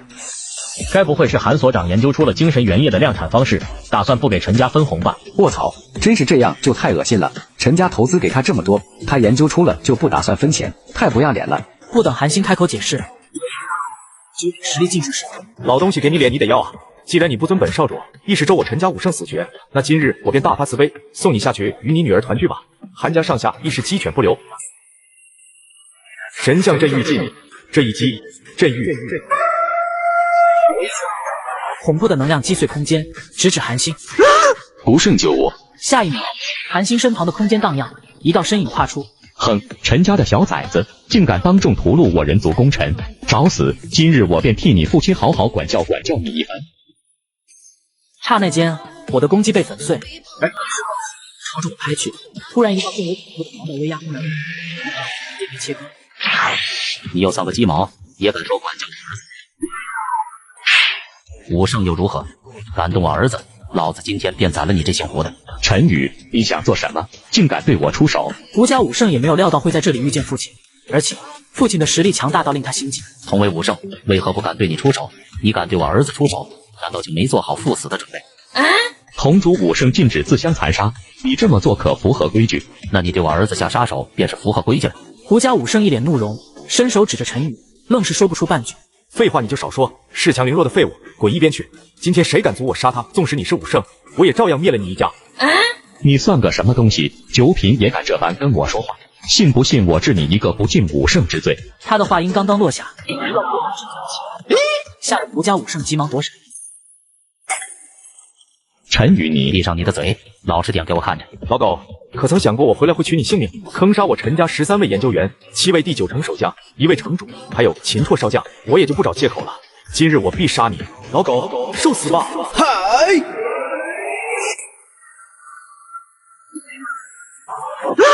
不胜救我！精神原液的研究我已经成功了，接下来我什么都不要了，全部将研究成果交给你，救我！胡家武圣身体一震，眼底涌出一缕贪婪之色。精神原液若是能全部给我，只要捂着10年，全力攻击自己家族，怕是能造就众多8品和9品出现。不管了，必须把研究成果。住手！人族城池内禁止杀人。胡家武圣身体刚动的瞬间，陈宇身体便是陡然消失，想捏住胡家武圣喉咙。老不死还想动手？等姓韩这狗东西死了，你也下去陪他吧。看到这一幕，韩星面如死灰，一脸惨然。成龙，你这小畜生太猖狂了，终有一天会有人让你陈家跌落神坛的，我在下面等着你。父亲，他也杀了吧，今日杀个痛快再说。至于日后谁敢妄议，一定杀了就是。今日为父为你斩圣，庆贺你入九品级境。陈宇，你敢？我可是人族武圣，坐镇一方的人族圣境，你敢斩我？不怕人族对你群起而攻之吗？没有我的镇守，一族了。一个小小3段武圣，我斩了你又如何？莫说我陈家镇守千年域外战场这件功劳，单凭你想杀我儿子，杀我陈家未来家主，光是其中任意一条，便足以判你死刑。况且谁敢对我出手？这一刻的陈宇，纵然不当人皇，也必须护住自己的儿子。今天我便当着天下人的面斩了你这老狗，崛起300年的武圣世家，拿什么和我千年陈家相提并论？今日便将你胡家武圣钉在这第9城池之上，包庇人族叛逆，为一己之私对我而出手，辱我千年陈家，数罪并罚。你胡圣今日必死。陈家可以灭了。我一声令下，陈家所属很快行动了起来。第9城外凶兽森林深处，楚风突然惊醒。怎么了？师祖死了。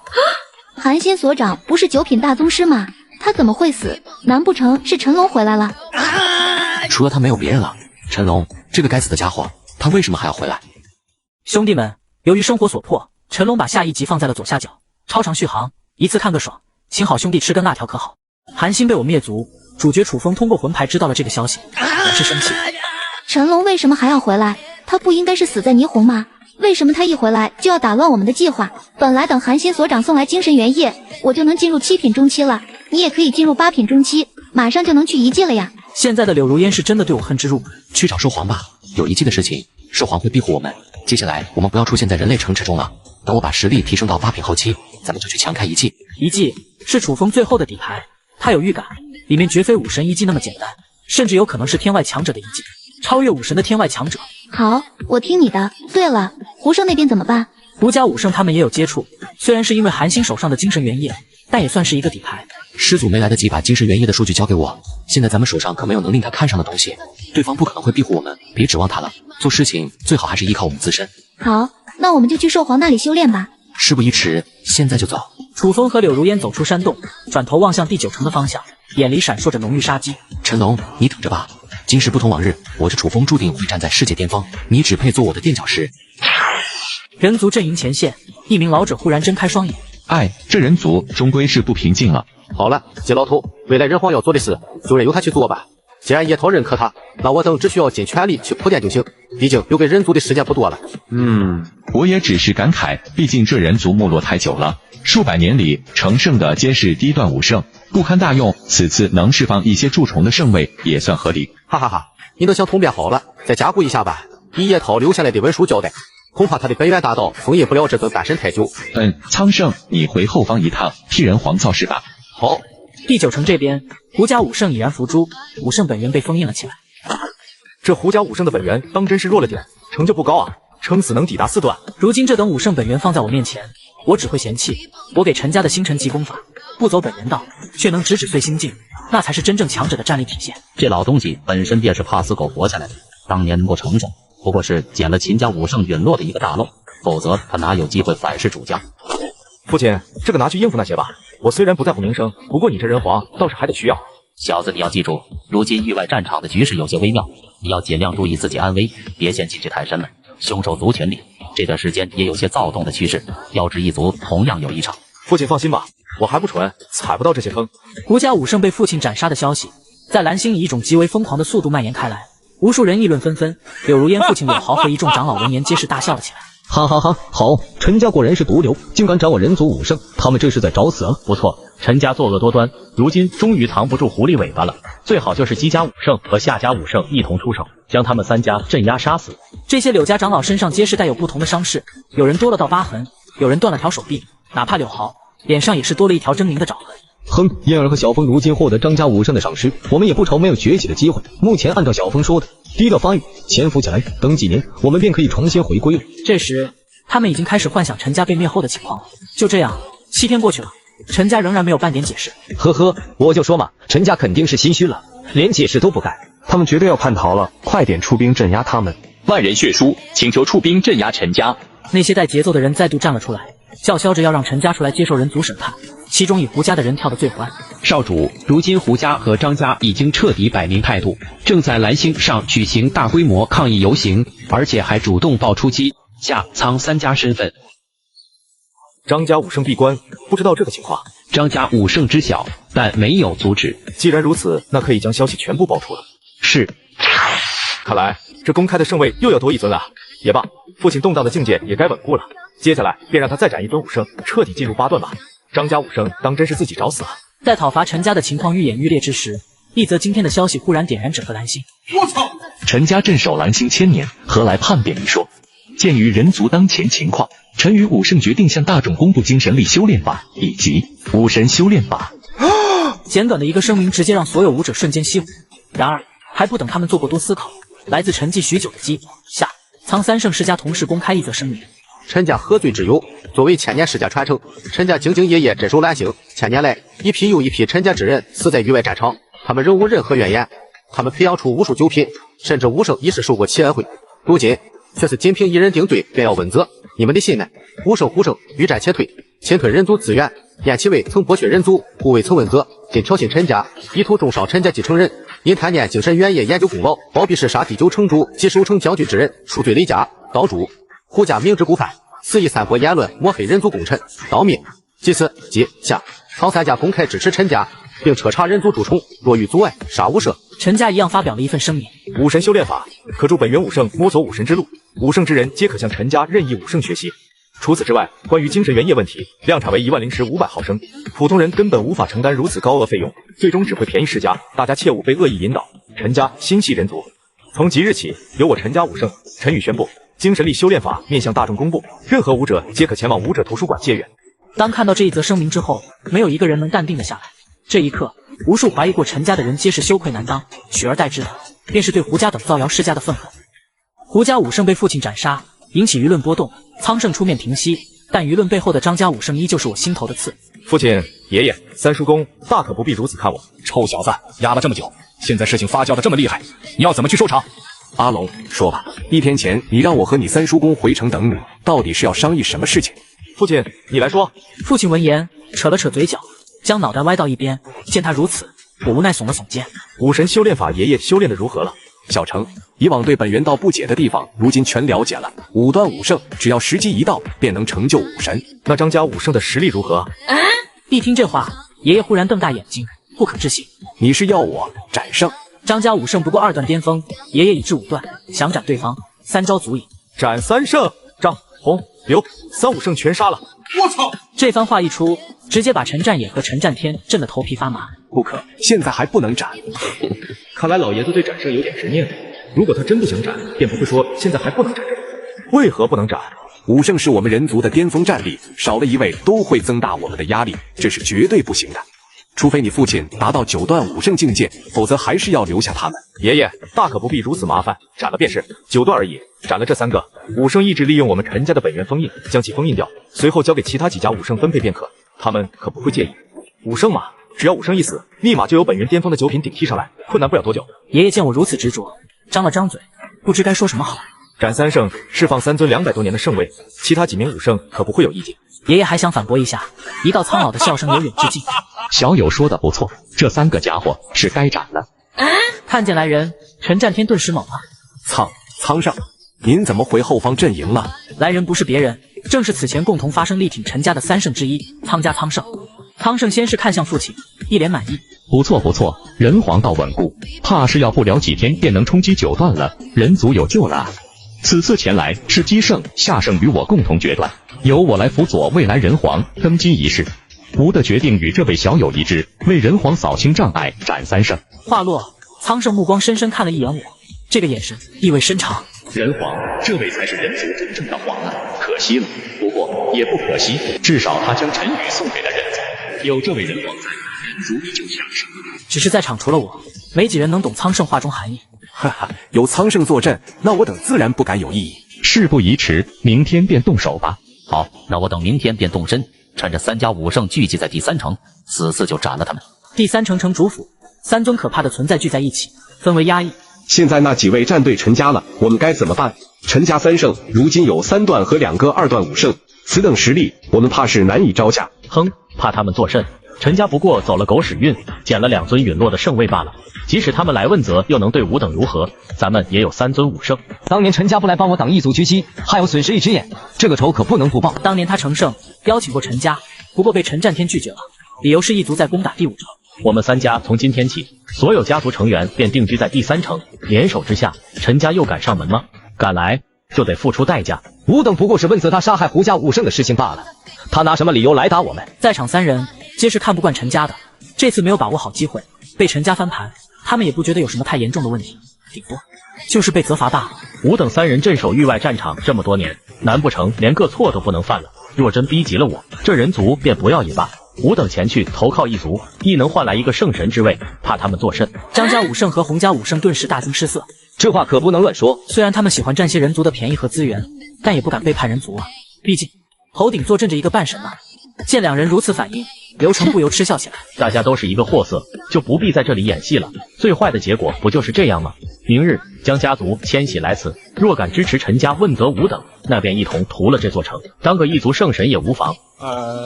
对了，那个之前得罪了陈家少主的柳家，我记得如今也在第3城吧？他们如何了？他们一群贪生怕死之徒，上个战场畏畏缩缩，混起来的最低等8品，毫无任何价值。那你为何要庇护？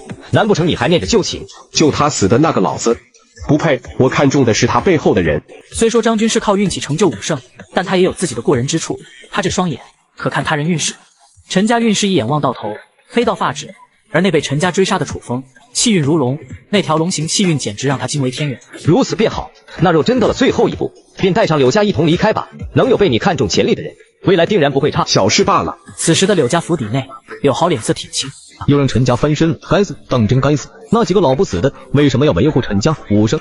当真无法扳倒吗？爸，你不用生气，先让陈家再猖獗一段时间便好。柳豪瞬间抬起头，大门那里站着2人，正是柳如烟和楚风。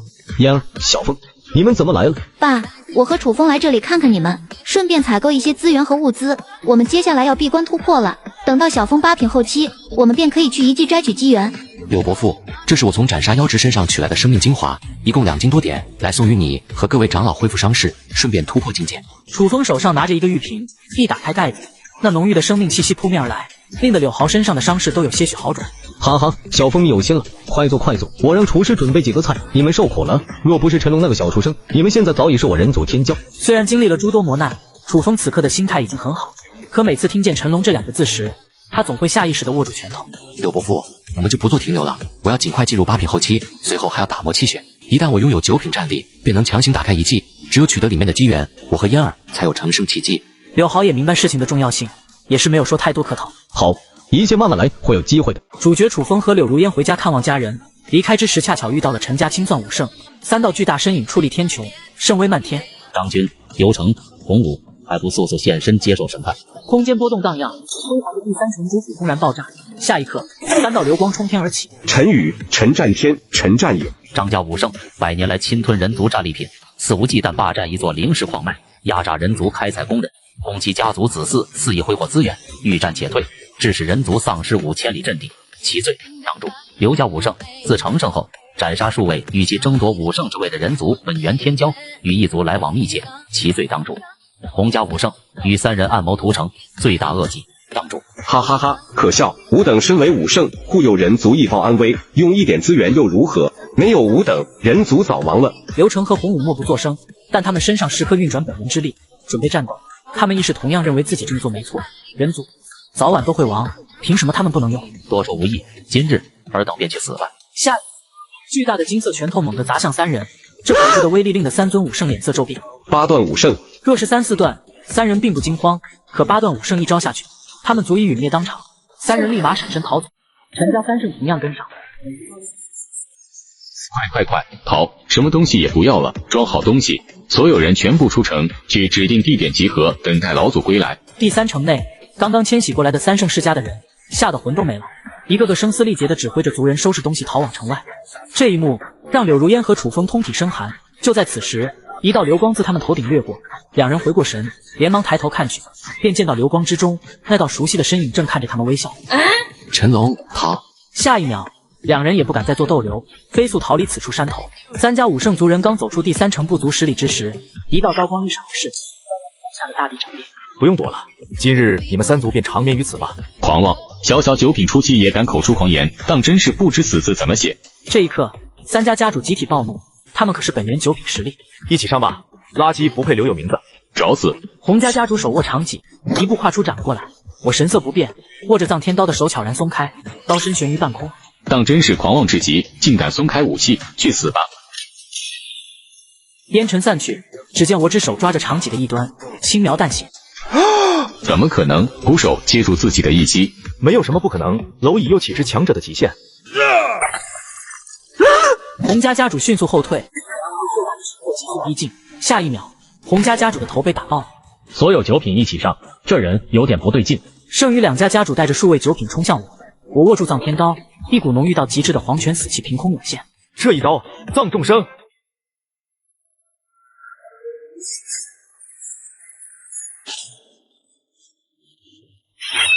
龙国不需要蛀虫，我更不需要敌人。在底下，2道身影看到我一拳打爆本源9品强者之时，皆是脸色苍白无比。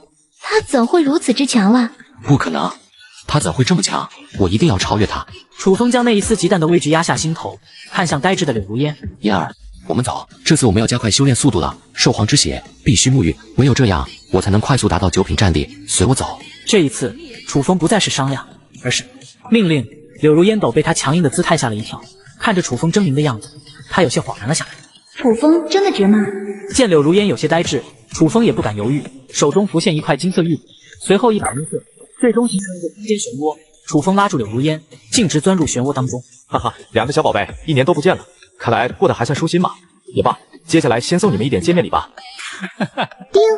恭喜宿主获得奖励80万反派值，本源融道之法，星辰9变，境界提升卡星号1，混沌青莲种子星号1，本源融道之法，星辰级战法，由中等生命星球碎星境强者所创，可拿本源于体内，提升气血战力。星辰9变，恒星级功法，由某星系神王所创，每一变代表一境，非气品感悟天地之力者不可修。混沌青莲种子，由混沌而生，吞服者可修青帝长生体。我操！青帝长生体，宇宙至强体质之一。我此前以雷霆为饵，以杀劫生机为引而成的毁灭之体。若论等级，也不过武神境界封顶。但青帝长生体不同，长生之体是可以成长的。看来又要闭关了呀。而武圣这边，战斗也落下帷幕，3枚武圣本源送到了苍生的手中。3位多谢了，这3颗本源，吾便先回收了，等过几日再商讨他们的归宿。无需商议，苍生你们觉得谁最有潜力，该给谁就给谁，我陈家没有任何意见。早在来之前，我便和父亲等人说过了，能不成为本源武圣，最好不要成为本源武圣，局限性太大了。我们要走星空武道，而不是世界武道。4圣随后回到第3城，苍圣苍老而宏大的声音在全城居民耳边响起。第3城城主张家武圣、张军及刘家武圣、洪家武圣，意图谋反人族，侵吞人族资产长达100年，罪大恶极，今日尽数伏诛。此后，第3城由守城将军代管理。还未等3圣陨落的消息引起巨大恐慌之时，又是一通重磅消息席卷整个龙国。3圣陨落，圣位空缺，龙国所有本源9品大宗师，3日后可自行前往第5城参加考核，考核通过，可得圣位。当消息传出之后，数十位走出本源道的9品大宗师尽数疯狂。陈家清算完武圣，回到第5城城主府。这门功法名为星辰9变，超越星辰级的功法等级。父亲让陈家所有达到7品以上的武者开始修炼吧。爷爷、三叔公和父亲3人皆是一脸目瞪口呆，目光死死看着我。野战大虚空法可以培养死士，但星辰9变则是我陈家目前的根本，而且没有7品宗师的实力，可无法修炼成功。另外，这是本源融道之法，父亲、爷爷、三叔公，你们也该考虑融道了。融道？为何要融道？本源武道限制太大，遇见专斩本源的武者，你们暴露在外的本源大道足以致命。另外，要成为武神，融道是必须的。何为武神？将大道融于自身当中，以身为道，方可成神。父亲，融合人皇道，你也该成武神了。哦，确定能成吗？如果我可以成为武神，那这一族危机将彻底解决，人族当血食的日子也将彻底不复返。10成把握。听见我说出10成把握时，父亲整个人瞬间变得精神抖擞起来。那就闭关，融道成神。五叔公，你将星辰9变修炼成功后，我便传你一门功法，一门掠夺他人本源之力的逆天功法。四叔公也一样，二叔公则是暗系修炼者，还是维持大虚空法，也是最契合您的。您吞噬几尊异族本源，便可冲击武圣。在场几位叔公都安排妥当，我便回到自己居住的地方。出来吧！一道浑身缠绕霸道魔气的身影缓缓浮现，这霸道身影竟是和我一模一样。段九幽，看来这段时间你也吞噬了不少武圣残魂啊。九撇后期巅峰了。也罢，待我闭关之后，交给你个任务吧。可第3城柳家尽数屠戮，送给可爱的小肥羊们一份见面礼吧。不好不好，还是扔到凶兽森柳的兽皇领地，否则光听传闻，又怎能比得上亲眼看见尸体的刺激感呢？好，让柳如烟自己看见父亲的残状，而且还是被凶兽吞噬，看他还能和楚风心心相印吗？那便如此了。接下来我会进入闭关状态，以便负责清除人族的隐患，同时你突破也要大量能量，凶兽、妖值、异族都去吞噬吧。他化天魔真身点点头，身影缓缓融入空间当中。此时的柳家府邸，以柳豪为首的一众柳家长老，神色皆是如丧考妣。家主，我们的服刑时间已经满了，接下来我们怎么办？回去吧，在这里不知道什么时候会死。见识过陈宇的武圣之躯后，柳豪心中想要报复陈家的斗志彻底湮灭，此刻他只想回去苟起来。柳家一行人刚走出大门，却发现一道魔气缭绕的身影拦住去路。你是柳家主，何必着急离开呢？我这就带你去找你女儿。柳豪在睁眼时发现自己竟是身处原始森柳当中，周围凶兽的咆哮不断响起，很快便有2道人类武者的气血气息正往这边疯狂赶来。发现这一幕，魔气青年脸庞上勾勒起一抹怪异的笑。柳家主，你的乖女儿来了，下去找她吧。魔气青年抬手将几人扔下去，他一脚踢开空间之门，钻入其中，下方也是响起凄厉的惨叫声。不久，数道流光降临此地，女孩瞧见前方正被凶兽撕咬的人时，脸色瞬间煞白起来。爸，嫣儿，救我！柳如烟刚有动作之时，那巨骨凶兽直接狂暴撕咬，将柳豪的残躯吞进腹中。柳如烟的身体陡然僵在原地，突然脚下一软，重重摔倒在地。楚风见到这一幕，一股愤怒油然而生。你这该死的畜生！楚风饱含愤怒的一击，竟是直接粉碎了空间，将巨骨凶兽直接化作齑粉湮灭。楚风，你在做什么？你杀死他不就行了吗？为什么要将他打成粉屑？我爸他……此时柳如烟的眼睛一片通红，充满恨意的看着楚风，他最信任的人，竟然把他爸最后生的希望斩断了。我爸被你杀了呀！听到柳如烟的话，愤怒的楚风如同被浇了一盆冷水，瞬间清醒了过来。不是这样的，嫣儿，我刚刚只是看到这头巨虎朝你扑过来，所以你就将它轰成灰烬是吗？你杀了我爸，你到底是救人还是要灭口啊？柳如烟泪如雨下，脑海里只有父亲死亡前的梦。我对你好了5年，我有的资源你也有，我爸还有整个柳家也对你礼待有加，哪怕我没有，只要你想要的，你需要的，我都会想办法为你寻来。陈龙送我的资源我给你了，你想要的武器、功法、武技我也给你了，哪怕没有，我也愿意替你去向陈龙开口索要。可你呢？你却是像你应得的那般，享受起一切来毫无任何心理负担呐。如今我柳家为了站在你这边，声名狼藉，我为了你抛弃一切，跑到这凶险无比，稍微走错一步便会万劫不复的凶兽森柳当中。为了你，我受人唾骂，被人指指点点，不敢以真面目示人，这些我可曾埋怨你一句？听着他一连串的质问，楚风张了张嘴，竟是没有任何反驳的理由。对不起，嫣儿，刚刚我也只是担心。不，你不会担心我。如果你真的担心我，便不会站在这里，更不会看到这一幕，也还会下那么重的手了。我知道你的想法，无非就是想让我从此只能和你相依为命。你认为只有我爸死了，我接下来才会真正依靠你。你若是真的为我着想，你刚刚便是出手救下我父亲，而不是……说到这，柳如烟痛苦的闭上眼，那哽咽在喉咙的话始终都说不出口。对不起，嫣儿，是我的错。楚风就这样跪了下来，柳如烟却是怨恨的站起身。楚风，我不见你的，你能做这么绝，那我们从现在开始便是仇人。楚风一拳打碎了柳如烟复起生的希望，导致柳如烟决定与他决裂。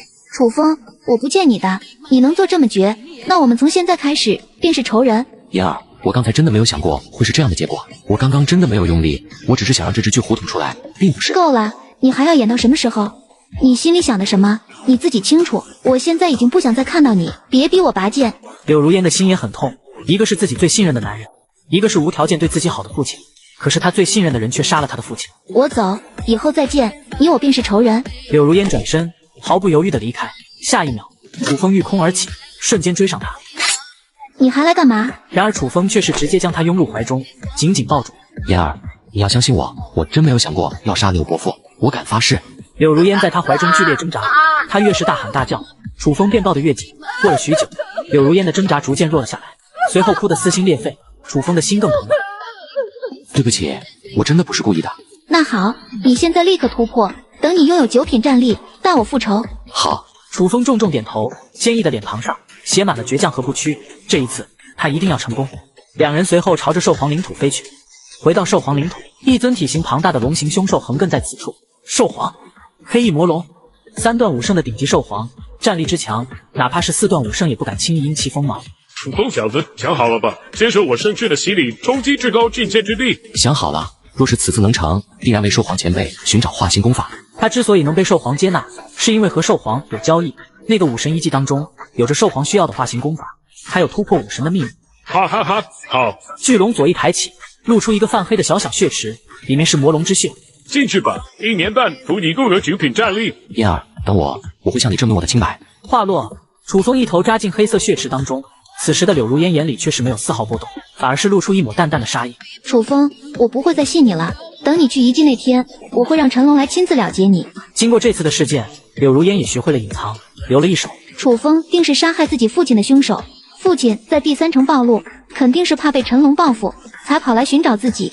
然而路上却是被8级凶兽盯上，好巧不巧，就是在自己父亲被巨虎凶兽吞噬掉之后才出现，并一拳打死巨虎。柳如烟此刻已经被仇恨所填满，她将自己现在的委屈全然归算到楚风头上。如果没有他，陈龙应该还是自己的未婚夫吧。一想到陈龙如今的成就，柳如烟彻底后悔了。我一定要挽回陈龙，拯救柳家。这一幕全然被黑翼魔龙看在眼里，那双树瞳里有着人性化的玩味。有意思。凶兽森柳深处的情况，陈龙并不知晓。就这样，1年时间悄然过去。这1年当中，异族开始发起猛烈进攻，首当其冲的便是第9城的军事阵地。陈战天以及陈战野以及江家5胜3胜镇守。这1年里，死了数位9品，上百万大军。此时第9城外的军事基地内，陈战天右腿的裤子空荡荡的，身上气息更是虚弱到了极点。龙小子，再不出关，你爷爷跟你3叔公可就真死了啊！你身怀魔功之事，藏不住了啊！楚风一拳打碎了柳如烟不起身的希望，导致柳如烟决定与他决裂。原来自陈龙闭关开始，这1年内，异族9品忽然遭遇惨烈打击，上百位异族本源9品被劈成干尸，本源更是被打散。这件事引得异族圣神震怒。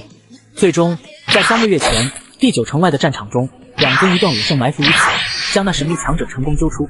没想到此人以9品之力硬汉武圣，最终更是在2尊5胜成功逃出。而他使用的一招武技，正是整个人族中唯有陈龙才用过的一招绝世武技——岁月刀法。那一刀一斩一族5胜9百年光阴寿命，至此举世震撼。于是，这从3个月前正式打响的2族战争便开始了。大哥，先恢复吧，异族下一波进攻天亮前定会到来。这时，陈战也走了过来，左眼空荡荡的，脸上皮肉更是被削去大半，看上去像只厉鬼一般。不过，他身上如今的气势也与1年前截然不同，5段5胜。无妨，真到了最后一步，我们还有本源吞噬之法可以动用，就是这样我们撑不久啊。哎，还是等龙小子出关吧，实在不行就让陈玉出关。这群异族怪物，当真以为我陈家好欺负不成？真要到生死存亡时刻，将陈玉唤醒，让他出来斩了他们。当然，这么做会终止陈玉突破武神的进度，他也只是嘴上说说，毕竟陈家出武神，那是能名存万古的大事件，他就是死，也不可能真叫醒陈玉。报，北欧神庭传来消息，齐将军，何事？司令，北欧神庭传话，如今人族遭受惨烈战况，接引我们龙国庇护魔宫修行者。他们说，让陈家交出魔宫，并将所有天级以上的功法共享出来，否则便不再抵御异族。该死！敢威胁我陈家！陈家天级以上的武技可以共享给龙国，其他想都不要想。将精神力修炼法以及武神修炼法共享给蓝星武道，已经是极限，他们还敢得寸进尺。龙国9品及以上武者，皆可修行虚空刀法，这是我陈家欠龙国的。但北欧受到的冲击都未曾有多少，哪来的脸敢说他们战况惨烈？龙国因为魔宫修行者这件事损失惨痛无比，陈战天便共享了虚空刀法给龙国。让他们滚！敢让异族入蓝星，我屠他满门！是。等到祁连昭离开，陈战天拿出最后2颗清灵丹，并将其中1枚扔给陈战野。八爷，吃了它，恢复到巅峰战力。这次死战不杀他异族1尊圣神，这次我们就不要回来了。这次我陈家押上满门7品之上的武者来赌，无论是陈宇还是龙小子谁成，我们陈家依旧能长存于世。好，此战若成，陈家万古长青；若败，也有他们为陈家兜底，回前线。段九幽吞噬异族本源被发现，异族大举进攻第9城，陈战天带领陈家拼死抵抗，邪，陈战天，陈战也。今天便是你们第9城的末日，修炼吞噬本源之法，你们必然不能再苟活了。异族阵营前，4尊万米之高的血色金身降临，这一次让你们死。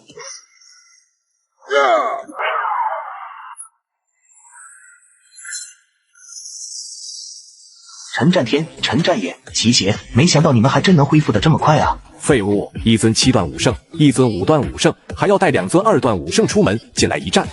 这次我们可不会怕你，今日屠你陈家满门，若非过继叶涛，嘿嘿，这域外战场我也给你打碎。废话这么多，去死吧你！陈战天一刀劈开空间，闪身冲了进去，一族武圣紧随其后，很快突破，不断有雷霆，但是战斗发生了巨大的空间外的战斗也打响了，异族和人族战士陷入大混战，忽然无数异族汇聚起来，一个9品人反应直接吞噬了无数豚族入体，气息爆裂，很快达到了武圣境界。哈哈哈哈！人族血尸，你们的末日来了！第9城的人族武圣都已进入空间大战，紫色异族武圣便是外界最强战力。待我将那能吞噬本源的异类血尸揪出，再回来对付你们。今日终是我异族胜利仇。下一秒，卢赤直接划出一道空间之门，踏入其中，转瞬就来到了第9城城主府外。找到你了！紫色巨人来到城主府上空，一道苍老身影突然出现，挡住了这一击。是武叔公，他脸色苍白，显然是强行出关导致气息不稳。给我滚！我家小子在闭关，即使这条老命不要了，我也绝不允许你打扰到他。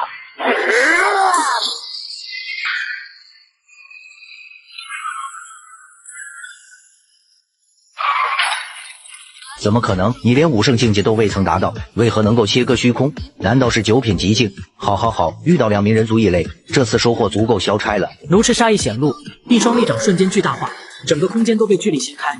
陈战渊神色一变，用刀横亘在身前，直打自己。没想到这是这不赖子刀砍斩刀轰然退路，陈战渊也被砸落在第9城外。未成武圣，终究是凡人之躯，你该上路了。等你死了，那个吞噬本源的异类也会来追随你的脚步。紫色巨人身上光芒大盛，一股恐怖的威能在其体内积蓄，好似一个煤气罐一般，马上便要到达极限。血阳将士，看到这一幕，陈战渊缓缓闭上眼睛。武叔公，今天是中秋，阿龙好想父亲和爷爷呀。阿龙，中秋是团圆之夜，不过我们家要守护很多人，所以团圆和我们无关。当然，或许哪天你可以在重阳那天为我们点燃一盏孔明灯。为什么？因为当你点上孔明灯时，便代表我们已经死了。不过武叔公会护你到成年的。我不要，我要成为强者，守护大家。段九幽吞噬异族本源被发现，异族大举进攻第9城。我不要，我要成为强者，守护大家。好，我们家阿龙定能成为武神。武叔公，快点带阿龙修炼，阿龙不要吃月饼了，我要成为武神，我不要给大家点孔明灯。龙小子，这次武叔公护你最后一程，明年记得给叔公点一盏孔明灯啊！叔公不怕死，但是我怕无人挂念呢。话音落下，陈战渊眼中祥和瞬间消散，取而代之的便是一股极致的疯狂，燃烧气血，一瞬间便让他的力量冲上巅峰。来吧，拼上这条老命，我也要将你留在此处。怎么可能？9品燃烧气血，怎么可能会冲破武圣屏障？哈哈哈！武圣有生之年能体验一次武圣战力，我也知足了。虽然只有3分钟寿命，但能把你拖在这里等到救援也值了。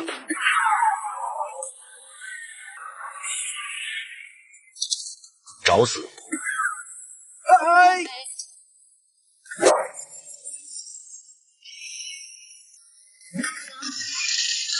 呵，很好。若是真让你成为武圣，说不定今日我还真要死在这里。不过3分钟的气血燃烧也该到头了。若是再给我30秒，必然能让你死在这里。陈战渊心有不甘，根基坏太久了，哪怕拥有武圣战力，也不是奴吃这尊待在9品巅峰上百年的强者的对手。没有那么多做事，给我去死吧！小阿龙，叔公啊，没那么久可以活了。倘若有天我死了，等你长大，记得要给叔公烧些值钱，给叔公敬一杯最爱的烧酒。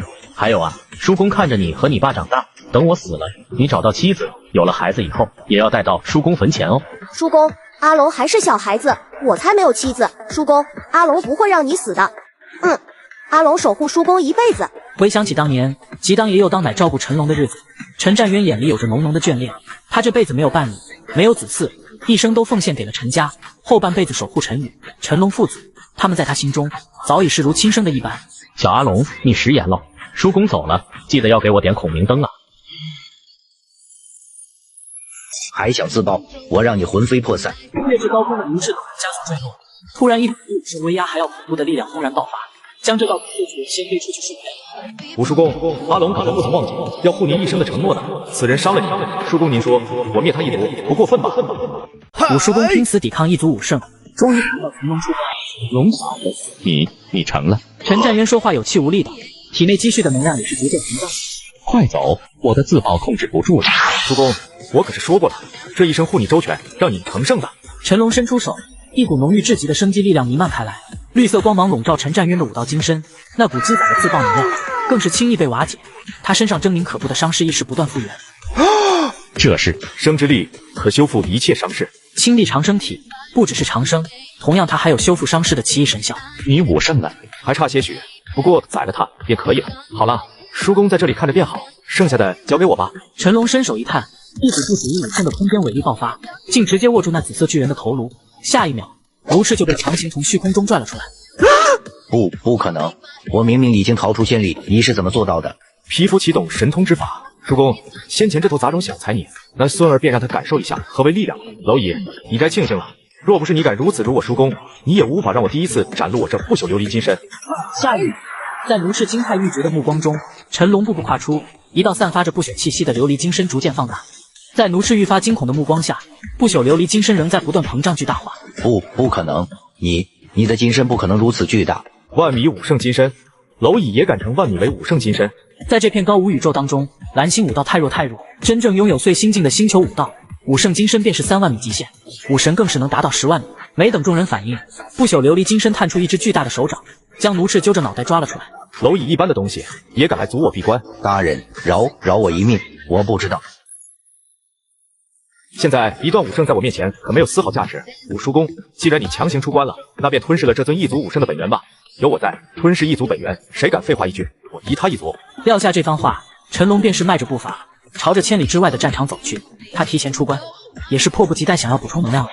异族本源之力刚好，战场上人族与异族的大战仍在继续。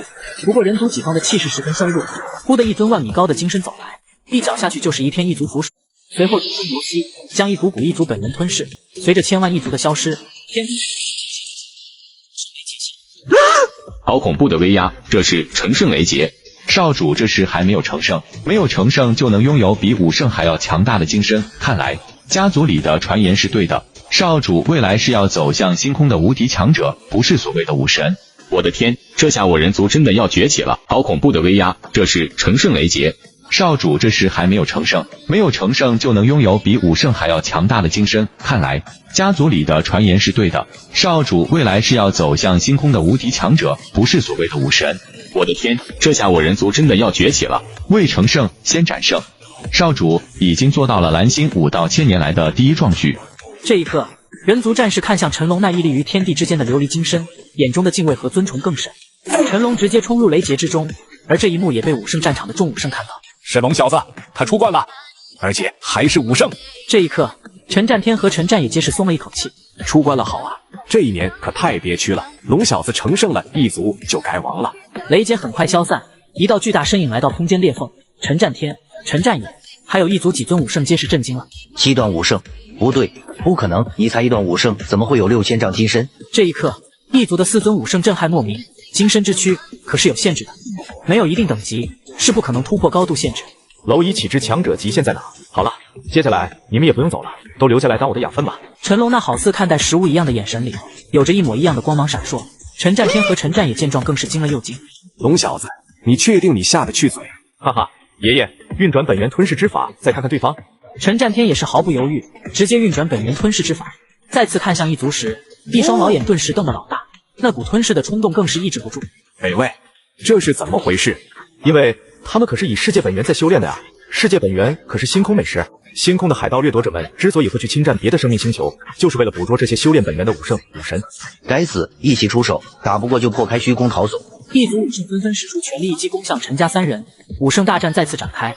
然而陈龙的万米金身可不是泥捏的，不出几个回合就将一尊异族武圣擒住，随后大口一张就将异族武圣的本源吞噬。味道还不错呢，接下来就该你们了。剩余3尊异族惊恐逃生，忽的一尊神像虚影出现。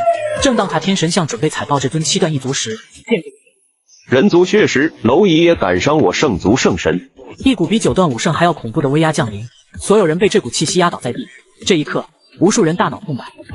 半神降临了。蒙神是异族此代族长，也是异族最强的半神强者，只差一步便可进入武神。当初叶涛晋升半神，就是将他困在虚空深处，没想到他竟然破封了。姐姐刚冲破封印就遇上这么多血石，当真不错。蒙神伸手揪出那2尊奄奄一息的异族武圣。族长是无等无能，没能完成族中谋划。哼，还好这次计划没有出现太大差池，让我成功打破叶涛的本源之书。若是失败了，你也别想活着了。训斥完7段武圣，蒙神瞥向另一尊已经重伤濒死的5段武圣。姐姐既然已经重伤，就不要浪费本族资源了，让本座吞噬恢复体力吧。蒙神的话让对方神色大变，吓得他吱哇乱叫起来。族长饶命啊！我还有用，我死不了的。族长求您再给我一次机会。不等他求饶结束，蒙神大嘴一张，将其吃了个干净。哈哈，消耗了这么多年，终于是有一成饱腹感了。异族半神蒙神破封，上来就把自己家的5段圣神吞噬了。消耗了这么多年，终于是有些一成饱腹感了。吃完转头看向琉璃金身巨人，口水哗啦啦的往下滴。好血肉啊！吃了你，我定然能突破武神！哈哈哈！怎么，畜生成精了，就想着吃人了？这尊蒙神当真是一株绝佳的大毒药，浑身上下全都是本源的气息，那些被他吞噬的本源根本没有被他炼化。哈哈，希望你接下来也能这么嘴硬。叶涛署长看戏这么久，也该看够了吧？呵呵，读书人的事怎么能叫看戏？这叫锻炼我人族天骄临危不乱的能力啊！话音落下，一本金灿灿的本源大书瞬间笼罩整片空间，将所有人罩住。一个儒雅中年一步一步踏着虚空走来。署长，是署长出手了。天哪，这就是咱们武道总署的署长叶涛吗？太强了！叶涛，蒙神，怎么刚逃出来就迫不及待想要被我重新封印回去吗？哈哈，叶涛装模作样可不好玩啊！被我破了你本源大道一脚，我可不信你一点伤势都没有，本源外泄了吧？切，些许外泄算不得什么，但是你信不信我即使受伤了，也能将你重新打回虚空，再困个10年？听到这话，蒙神顿时笑不出来了。当然相信，不过你也会死。死又如何？只要将你带走，那我人族接下来百年无忧。这个时间段足以让我人族再出半神，你想试试吗？威压弥漫天地，蒙神身边的7段武圣被这威压扫过一遍，一口猩红的血液喷出，眼中的惊恐之色更浓。这就是半神吗？我一个7段武圣，竟是连对方威压都扛不住。操，被他给装到了，我还真不敢拼。哼，你以为就你敢拼吗？想让我族就此收手也可以，让我吃饱，否则这场全方面的战争便不会停止。还有，将他献祭给我，待我突破武神，可留你人族10万人，让你带领他们逃亡星空。蒙神自诩只要几年时间，便足以成为武神。他觉得叶涛不会与他彻底翻脸。对上蒙神的注视，叶涛沉默了下来。放心，将这尊古怪的武圣交给我，我绝对会留你一条命，让你人族不至于灭。操你大爷！我龙国可不是卖同胞的软蛋，龙国人族纵使灭族，也不会出卖一个同胞来换取所谓的一线生机。给老子死来！真是给你脸了，让你滚还敢提条件？今天不弄死你都不行了是吧？老子都说了，我是读书人，要文明，可你他妈给脸不要脸啊！非得逼我跟你这老狗翻脸，老子特么弄死你！一族半神蒙神破封，上来就把自己家的5段圣神吞噬了。靠，叶桃发什么疯？真不怕本源大道反噬是吧？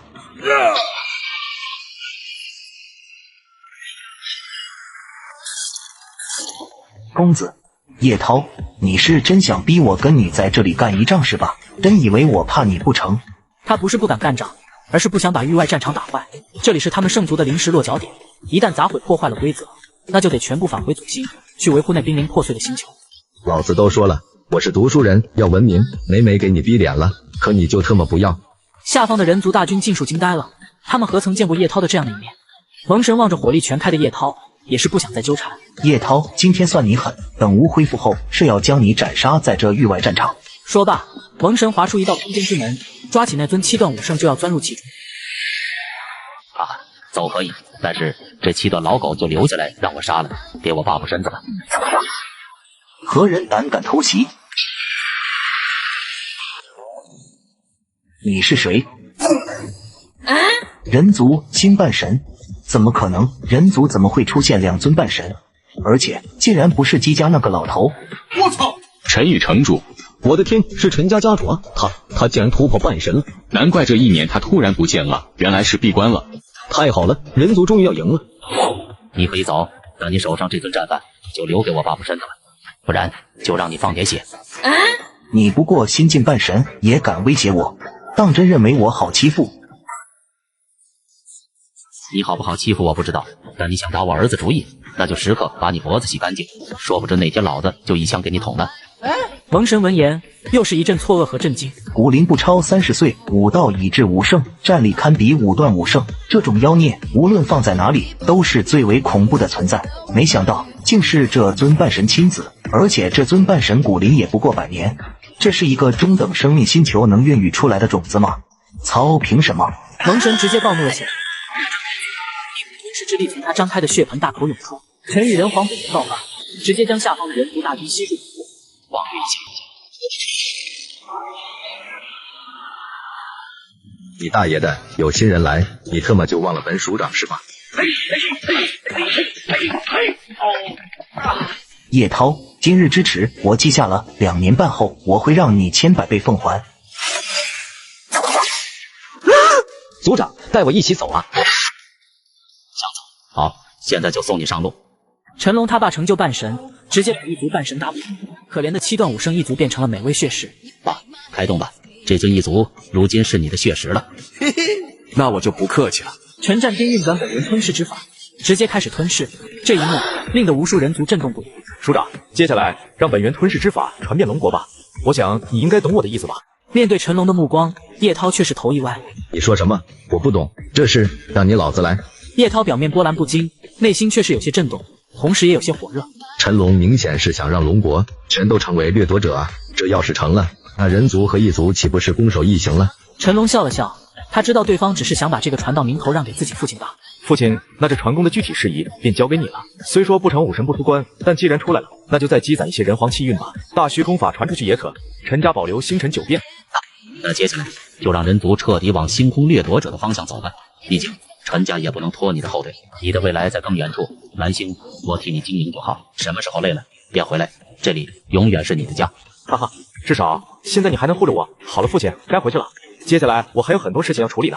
哈哈哈，走吧，我龙国将士，今日我们大胜，所有人返回第9城，我陈家将为大家送上最为丰厚的资源，以及天级之上的礼物。异族不是将我们人族当成血食吗？那么接下来就让我们去吞噬他们。杀！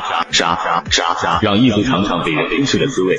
就在众人陷入狂欢之时，叶涛突然吐出一大口血液，身上本源之力更是疯狂溢散。署长，这一刻的叶涛脸色惨白，半神气息萎靡不已，隐隐有种化道的样子。胡闹！当时感应到我来了，你就不该在逞强出手。慌个屁！老子没那么容易挂，顶多散些本源罢了。老子能在域外战场救你一条小命，现在半神了，也能救你儿子和你老子一命。说起来，你特么欠我3条命呢！看着他站都站不稳，还要继续打嘴炮的样子，陈宇想骂些脏话，但最后还是咽了过去。行了，赶紧坐下，试试能不能稳固吧。叶涛没有反驳，盘膝而坐，闭目进入修炼状态。这时，叶青和叶晨这对堂兄弟也赶过来了。看到空中的场景时，叶青脸色惨白。陈少，我父亲他怎么了？为何他的本源道会崩溃？没有功法做根基，你爸坚持的这些年是他极限中的极限。若是过不去这关，你爸……说到这里，陈龙没有继续说下去。说起来，叶涛这个老六人设更得人心啊！为人族，他可入魔，可成圣，可牺牲自己，成就楚风碎星境，是个妥妥的大义男二，就是戏份太短。怎么会这样？难不成自己要眼睁睁看着父亲消散在自己面前吗？哎，丫头啊，你的愿望有些超支了啊！随着声音落下，叶涛身旁忽然打开一道空间之门，2道身影走了出来。老妹，哥，有事待会再说。老师，求您了，救救我爸！只要您救了我爸，我就跟您去联邦认真修炼。面对他的注视，老者长长叹了口气。也罢，本来我们是不许插手低等种族的事情，但这次就破例吧。老者看着陈宇和叶涛，眼里有着意思。这两位不一般啊，种族的皇者本源大道，还有教化之道，天生武神啊。可惜了，蓝星等级不高，若是能承受碎星境，这两个才是天之骄子啊！在所有人注视下，老者出手，随着一股淡蓝色的晕音之气灌入，叶涛那崩溃的教化之道也是逐渐停下。武神境，果然啊，原书里若不是叶莲心要给自己报仇，他恐怕早就前往银河联邦修炼了吧。而且这个老者，看他出手的波动，有点像书中描述的一个落魄书院星川学府。叶涛一散的本源道逐渐稳固下来，最终定格在半神初期。好了，小丫头，这个愿望可超标了，浪费了老夫1/10的元力。老师，我会努力修炼，好好报答你的。从今天开始，我就不想着揍你了。听到这话，老者顿时气得胡子都竖了起来。你瞧瞧，你说的是人话吗？逆徒，逆徒！看着老师气得快跳脚的样子，叶莲心朝他做了个鬼脸，令周围的人有些哭笑不得。多谢前辈出手相救，想必前辈便是当年传授莲心功法的神秘强者吧？先别急着客气，我只是利用武神元力固化了你的本源。接下来如果你还要修炼，那就要找到合适的功法，否则一旦实力再度提升，你就彻底没救了。听闻此言，叶莲心和叶青脸色皆是一变，叶涛则一脸淡然。无妨，够时间让我打磨了。你确定？我这固化可只能维持2个月啊，没有对应的功法，你……一道光芒忽然朝叶涛飞射而去，叶涛愣了一下，接下这道光团，星辰级功法，万道规划之法，署长赠予你了。听到星辰级3个字，那名还想着吓叶莲心的老者，顿时脸色大变，看向陈龙的眼神变得震惊。你竟然有星辰级功法？星辰级功法可不是武神可以创造出来的，哪怕是碎星境，也不是人人都能创造功法。每一本星辰级功法，在银河联邦里都是极为珍贵的存在，哪怕老者是星川学府的人，如今也不过才修习一本星辰级功法，而且还是不怎么匹配的那种。一本用不上的功法，恰巧适合叶涛署长罢了。说着，陈龙运转他画自在天魔经，将自身气息调整到某个频率。老者瞳孔猛地一缩，恒星级神王功法，自己好像看到了一个不得了的怪物。这个人难不成是皇室放在外界的皇子不成？又或者是那些顶级大势力的传人？这一刻，原本还带着些许高傲的老头瞬间佝偻了些身子，看上去有些小心翼翼。那就不打扰公子了，老头我先回避。丫头，你和家人好好说说话吧。这一刻，所有人看向陈龙的眼神都变了。到底什么身份，竟然能让一尊疑似武神的人对他恭敬有加？那我们便先回去了。莲心，以后记得低调些，等爸去接你回家。会的，会的。哈哈，陈宇，我们先回去吧。陈宇点了点头，与叶涛一同打开空间通道，带领众人离开，只剩下叶莲心和陈龙两人。陈龙随意展示了一下自己的功法，吓得来自联邦的老头落荒而逃。龙哥，你也会来银河联邦吗？会啊，到时我会亲自过去带你走。叶莲心闻言，眼中的明亮有着一瞬的暗淡。你也知道了吗？知道，那里只有一个3星之力的碎星老祖在寻找卢迪，一个看似繁华却腐朽不堪的垃圾学府。放心吧，只要你还没到武神境，他只会传功给你，并不会将你吞噬。在那边你可以安心接受，等我过去掀了他的头骨。望着陈龙充满杀意的脸庞，叶莲心展颜一笑。好嘞，对了，龙哥，告诉你件事，以前我偷偷打过你未婚妻，哎，哥哥你不会怪我吧？怎么突然间就变得茶里茶气了？这就是他不敢和自己见面的原因吗？那你怎么不把他打死？哎，你又不早说，可以往死里打他。可恶，错过了一次报复的机会。算了，等未来要是还能看到他，再打死他也不迟。谁让他这么欺负龙哥的？好了，去吧，在银河联邦里安心待着。谁要是欺负你，你就给我打回去。要是对方点子硬打不过，就记住他。等我到了，带你去掀了他全家天灵盖。好嘞，听你的，嚣张一点。话落，叶莲心捏碎一颗手腕上的珠子，下一秒，空间之门打开，那老头从里面走了出来。公子，那我便先带莲心小姐回联邦了。给我看好他，否则你们星川学府也就没有必要存在了。是。陈龙左手放在心口处，眼里忽然涌出一股滔天魔气。心口这根骨头啊，可太恶了。这宇宙的动乱不就是为了让我成就至高的吗？现在还是回去先收个点反派值吧。楚风啊，楚风，时间有点赶了，还有1个月就要中秋团圆了，该送你和柳如烟下去吃团圆饭了。战争全面停止，陈龙将一系列功法发放下去，人族进入蓬勃发展阶段。离开城主府后，他买了一些酒和水果，以及一束花，径直出了城。突然，一个靓丽的女子缓缓从树柳阴影里走了出来。陈龙，好久不见。她小心翼翼的样子在表露着害怕。1年不见，陈龙已经走到武圣的地步，这个境界是他择偶的标准。每每想到当初以及这2年来楚风的变化，柳如烟便觉得心口一阵绞痛。为什么？当当初的自己没有发现陈龙的优点，而是喜欢上了楚风呢？自己喜欢的人当面杀了自己父亲，令自己身败名裂，让整个支持他的柳家都萧条了下来。而那个一直对自己好，但被自己讨厌的人，却是最优秀的人。这傻逼女主怎么来了？看见她就烦，真想斩了她。不过她还有些作用，就是这个后悔，得让她在楚风面前表现出来，这样还能收割一大波反派值。你怎么来了？陈龙，你这些是给我带的吗？陈龙没有回应他，只是不断往前走，直到来到2个坟包前，将手中东西弯腰放下。秦将军，15了，抱歉啊，当年是我给你下达了错误的命令，让你遭受死罪。不过你且在下面等会，我很快就送他去向你跪地认错了。这里是秦拓和他爱人的坟墓。柳如烟听到秦将军3个字，脸上挤出的动人笑颜瞬间僵硬。他可是参与者之一。你到底有何事？陈龙，我知道错了，以往是我不好，我向你道歉。我愿意告诉你楚风在哪里，我们可不可以重新开始？以后我再也不任性了。切！你知道你在说什么吗？看来小仙女也有认错的时候啊。不过很可惜，我可不是什么破鞋都要啊。我知道，我发现我还是喜欢你。你喜欢我，关我屁事呢？还是你柳如烟觉得只要你一回头，我陈龙就会站在原地等你？这傻逼女主还真是一如既往的讨厌，说的话都这般不过脑子。柳如烟被陈龙掐住脖子，脸色涨得通红，不断咳嗽。你快放开我！你要是杀了我，你就不要再想着知道楚风的行踪了。楚风已经找到了一座遗迹，一座可以让他突破武神的遗迹。你要是想知道遗迹在哪，就快放开我呀！给你一个机会，滚回去！等到那天捏碎玉牌通知我，柳家可以既往不咎。我知道了，我会让你原谅我的。说完，柳如烟头也不回地冲进凶兽森。陈龙眼里的杀意渐渐敛去，取而代之的却是一抹玩味和嘲弄。柳家可以活，但我可没说活几个啊。至于你能不能活，我可只字未曾提过呢。陈龙随后捏碎一块玉牌，不到3秒时间，方婷、叶青、叶晨、陈让4人同时到来。都随我走一趟，这次回收武圣道果，斩尽凶兽森柳，你们4人也该成圣了。陈龙带着4人先是来到了19城。龙叔，不是说去捡漏吗？我们来19城干什么？去接个人，这个人是校长赵老当时嘱托的那个人，拥有特殊体质的天才，脱了正子，也该将他带出来，好好培养。马德，你个龙国的小崽子，沦落到我高丽管辖的地区，也敢反抗我们，让你上交500斤的粮食，这就是收留你的代价。拿不出就把你这块地卖了。做梦！你们这个季度已经收走我家2亩肥田，现在连最后1块都不放过，我死都不可能让你们收走的。妈的，既然你不识好歹，那我只好让你吃点苦了。壮汉扬起手中鞭子就要抽过去，空间瞬间朝他挤压而去，将他泯灭在空气当中。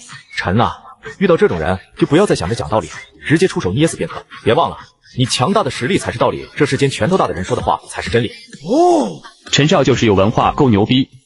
天命之子沦落高丽备受欺辱，陈龙直接做掉可恶的棒子。你们是龙国人？是的。见陈龙点头，少年眼泪瞬间决堤。求求你们救救我妹妹啊！我妹妹被普家的人抓走了，她才8岁啊！他们就要将我妹妹献祭。少年抱着叶晨的大腿哭嚎个不停，撕心裂肺的惨叫让闻者动容。你叫什么名字？我叫炎荒。炎荒，没错了。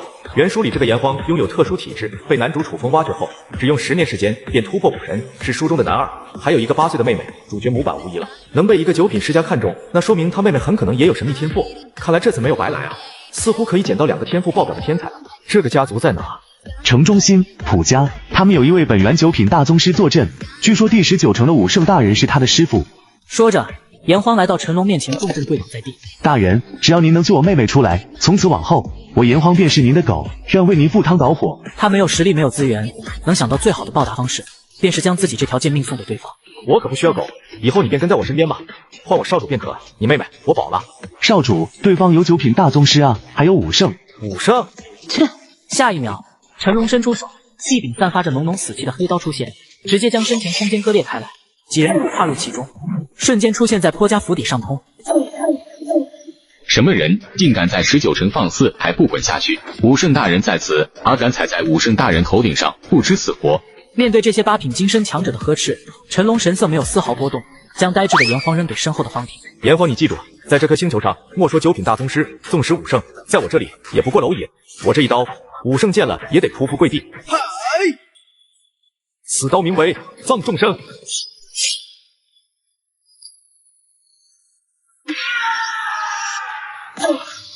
是谁竟敢回我朴家府邸？你是何人？看来我朴家撒野，想死不成了。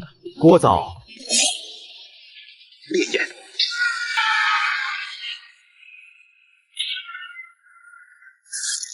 阁下是谁？为何要对我朴家出手？此时的矮矬老者愤怒全消，一脸惧意。好强，在他面前，自己竟连反抗都做不到。此人如此年轻，难不成是邻国那位异军突起的陈家少主？陈龙没有说话，只是拿着不死天刀轻轻划开空间。下方密室当中有一个巨大的铁笼，里面关押着7、8个幼女。这些你如何解释？老头张了张嘴，想要解释这个景象，却想不出半个借口。一些贱民罢了，自己保卫蓝星镇守19城多年，自己后代享受一下怎么了？看着他冷汗直流的样子，陈龙嗤笑出声：“你做什么与我无关，但抓我的人便是我杀你的原因。”哈哈哈！朴家倒了，朴家终于倒了！太好了，终于不用忍受朴家那群恶魔的摧残了。呜呜，我的女儿，如今终于有人为你报仇了！无数19城的居民跪在地上痛哭，他们苦太久了呀！碎石数道流光冲天而起，这些人皆是本源9品。见过武圣大人。第19城新任城主，你们自己抉择。此处并于18城，我会让毛雄武圣过来管辖此地。遵武圣令。记住，这里谁敢再称皇，你们7人和你们身后的家族便没有存在的必要了。做完这些，几人便来到那地下密室，找到一个安安静静蜷缩在笼子里的女孩。瑶瑶，哥哥，我好怕他们把瑶瑶抓到这里关起来，不给瑶瑶饭吃。幸好他们这些畜生没来得及对妹妹怎么样，否则我会后悔一生的。也幸好自己遇见了少主。心情平复之后，炎荒牵着妹妹的手来到陈龙跟前。炎荒，谢少主救我妹妹，从今天起，我炎荒这条贱命便是少主所属，哪怕少主让炎荒去死，炎荒也在所不辞。恭喜宿主成功收服男二炎荒，获得奖励200万反派值，先天混沌气10缕，天魔解体大法，入神枪，裂空劲，先天混沌气，吞服1缕先天混沌气，可修成混沌体，觉醒混沌体后，岁星镜下无任何阻碍，资源足够，3年足以成就武神，5年足以岁星。天魔解体大法，星辰级秘法，拥有魔骨者修习此功法，可在与敌人战斗时自爆，威力超出自身境界20倍，可保留精神力与1滴血。入神枪，恒星级武器，由死亡的天神脊骨所铸，以恒星核心为辅，经历超巨星10亿温度煅烧1000年方可炼制而成。裂空劲，恒星级秘法，由某位神王所创造的秘法，大成者可光凭劲气撕裂恒星。不错，这套来得值了，这个奖励可远比之前的丰厚许多呀。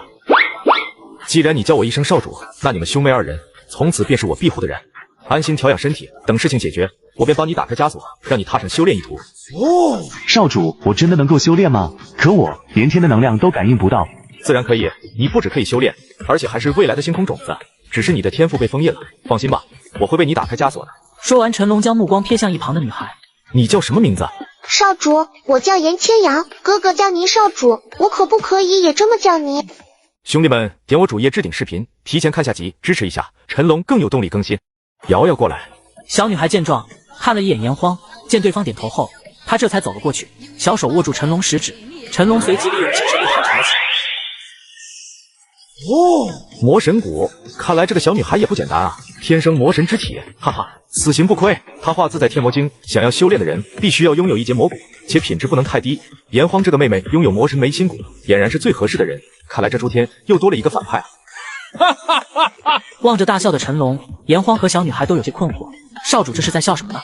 瑶瑶，接下来少主带你踏上修炼之途，你可愿意？愿意，瑶瑶愿意。听说成为修炼者就可以不用饿肚子了，那自己成为修炼者，到时候不就可以让哥哥吃饱饭了吗？走吧。话音落下，陈龙一脚踢开空间之门，众人跟上他的脚步，转眼来到一处森林遍布的山岳当中。吾为当世武圣，今日来此，请武圣先辈不死。声音落下，山谷之中依旧没有动静。既然武圣先辈不愿自己出来，那便让晚辈帮你一把。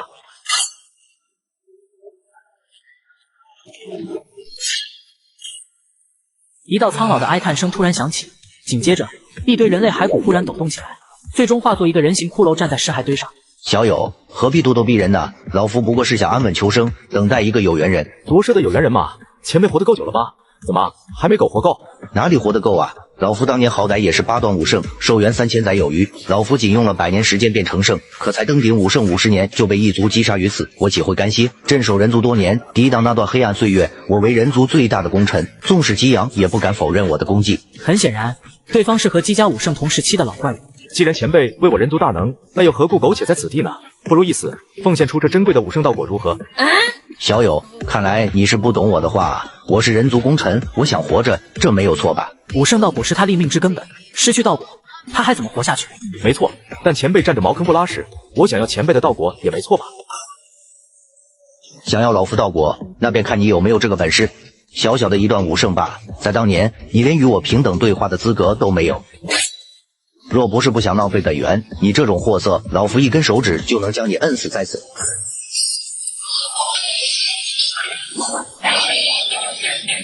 老夫当年斩杀异族无数，若无吾等，你能站在我面前大放厥词吗？当年世界动乱，异族入侵，屠人族如猪狗，没有吾等的付出，尔等也享有如今这后世。老夫不过杀了些人，吸收些本源苟活，你还如此咄咄逼人，当真认为老夫好拿捏不成？今天就让你知道什么叫做真正的强者。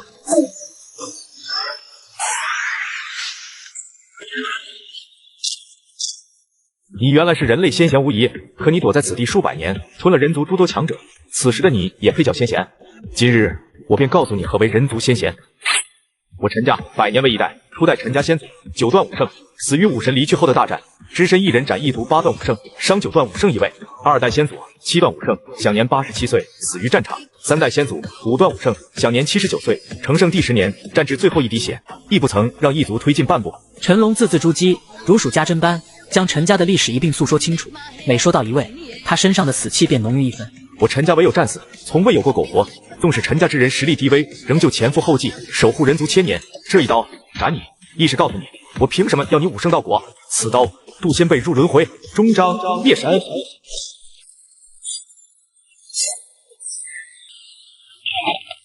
还真是挺长的一段岁月了。无为人族武圣，乘人族气运应天而生，却是屠戮人族为自己苟活，这段岁月当真是耻辱啊！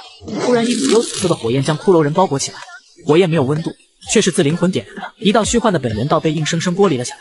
小友，此道为人族战神之道，前进至万米时可链接武神之境。当年他赠予我，本意希望我守护人族，做人族战神，却不曾想。哈哈，此道自此由你支配，记住无名。1000年前，人族第一战王云破天，这一世无愧对人族，今死仍无法抵消罪过。随着他话音落下，幽紫火焰升腾，直至最后一丝精神力燃烧干净。那骷髅架子再无支撑，瞬间散落一地，好似从未出现过一般。陈龙将这条本源武道封印，这一条道8段武圣。云破天这老东西也亡了，苟活太久了。如今也算是想通了，没有崩碎本源武道，同时期还活着的人可没有几个了。走吧，下一位，接下来带你们去吃点补品。补品？什么补品？诸位，活得这么久了，也该去入轮回一趟了吧？阴冷潮湿的山涧中，数个虚幻的灵魂体聚在一起。你是何人？吾等潜藏于此，与你有何干系？你可以叫我收割者。鉴于你们没有杀害人族，将武圣本源崩断交出，可饶尔等不死。好胆，小小的一段武圣，也敢在吾等面前大放厥词，找死不成？前辈，自断本源，可保9品，夺舍重修，我也不管你。倘若你们也要反抗，那便不要怪我喜好杀人了呀。纵使4人是灵魂体的状态，但也有种毛骨悚然的感觉油然而生。此人不可敌。我断，我也断，别杀我，我还想活着。很快4道本源道到手，陈龙亦是满意地点了点头，还算识趣。得了，别想着那座遗迹的机缘了，回去找个霓虹人夺舍转修吧。也只能如此了。这边陈龙刚从空间之门走出，一道愤怒的霓虹雨便是钻入耳中。